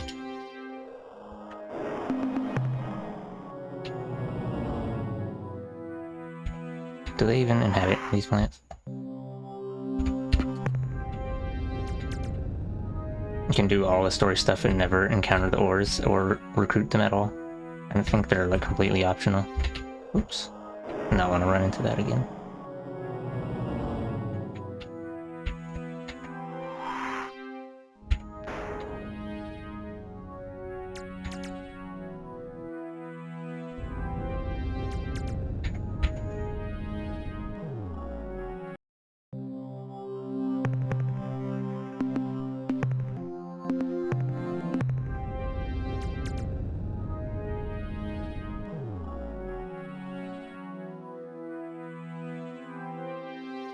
I'll just sit here and wait for Or's ship to run to me. I am expanding. It is so much squishy to smell you. Campers are the best. I have anticipation. And then what? Better parties in the middle for sure. Hello. Hello. Hello. Next, I will spit slow time words to you for better dancing. Do you know? Oars can dance very well. Now you are a happy camper, and oars can give heavy space shifts for dancing. Oars will give. Oars ships have the go-go. Do you know? These are best for letting go near heavy space planet bodies. Then go, and going fastest to enter ships of the other. Oh. Then it is happy time. They just gave us a hot tip that using their ship's alternate ability works better in the gravity wells of planets, because then the intruders will fly through space faster to attach to enemy ships. Do you know? And Hello. Do you? And by dancing, they mean combat. I'm afraid I'm still not exactly clear on who you are and where you're from. Here is good news. 6 or 9 pieces ago, myself, the oars, did not even smell your level. Can you believe? It is so silly. It is such a happy town. Then, the Andersons made some slippery places. And then, oars can smell it, and you be 6 here, and it smells so good, oars are surprised. I myself push the fingers into the new town, and there are so many campers. First, the Bucks. But they are such silly cows. They ask so much about the Andersons, we must dance with them. Then we can smell the Arilu. Again, they are jumping in front. It is always... There is juice squeezing, and then we are not so frumple. Finally, we find you, the happy campers, and the Te'elo playground for sliding. Te'elo, that's something I want to know about. Where are the Te'elo? Well, there they are. It is too much fun. We are too happy in this slow time heavy space. It is a better level for games. This. By slow time heavy space, I'm pretty sure you're talking about true space, aka the normal reality. Better area for explosions. Just tell me this, are we in for the same fate as them? You are not same. You are happy campers, but already you know. Talking about the Anderson. I will not talking about silly Anderson. Now is stop asking. If you are say the question another time, it is frumple too much, and oars are dancing for dissolving the campers. I am clear. You are not so silly. Okay, now this isn't really a question, but let's say you were going to talk about the Anderson. If you were, what would you say? It is dancing! It's time to fight. Oh, and then the oars ship disappeared. You're not allowed to use it. It has been removed. Go!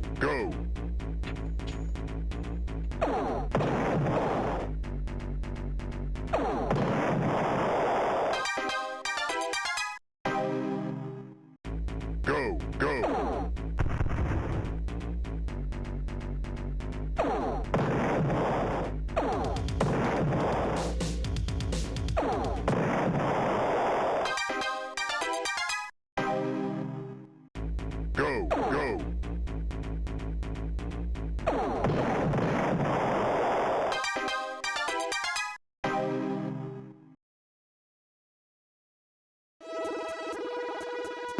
Alright.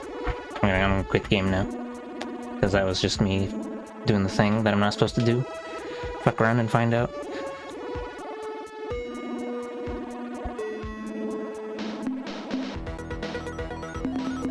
Also, I wanted to see if they said the Tailo, and then I was like, oh, that's an important thing that we want to know about, and then it was a thing that we were able to get knowing about.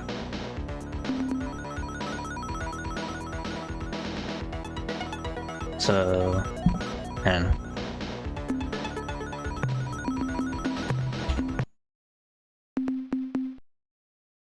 Anyway, if you're still here, thanks for watching, and I love you very much, and have a good night. And, oh, actually, oh, that's right, we'll just raid into this guy's chat because he's online. We're gonna check real quick, see if there's anyone else playing this game. No, of course not. I guess it's not a super well-known game.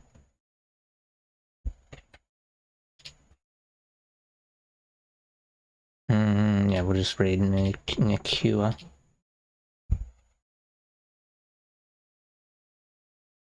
Because they're online. I think I spelled that right. Let me check again real quick. Nekyua.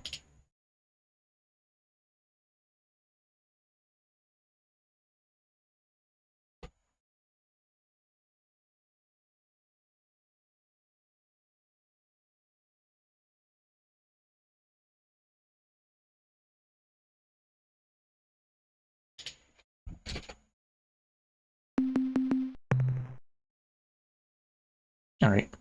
Gonna eat.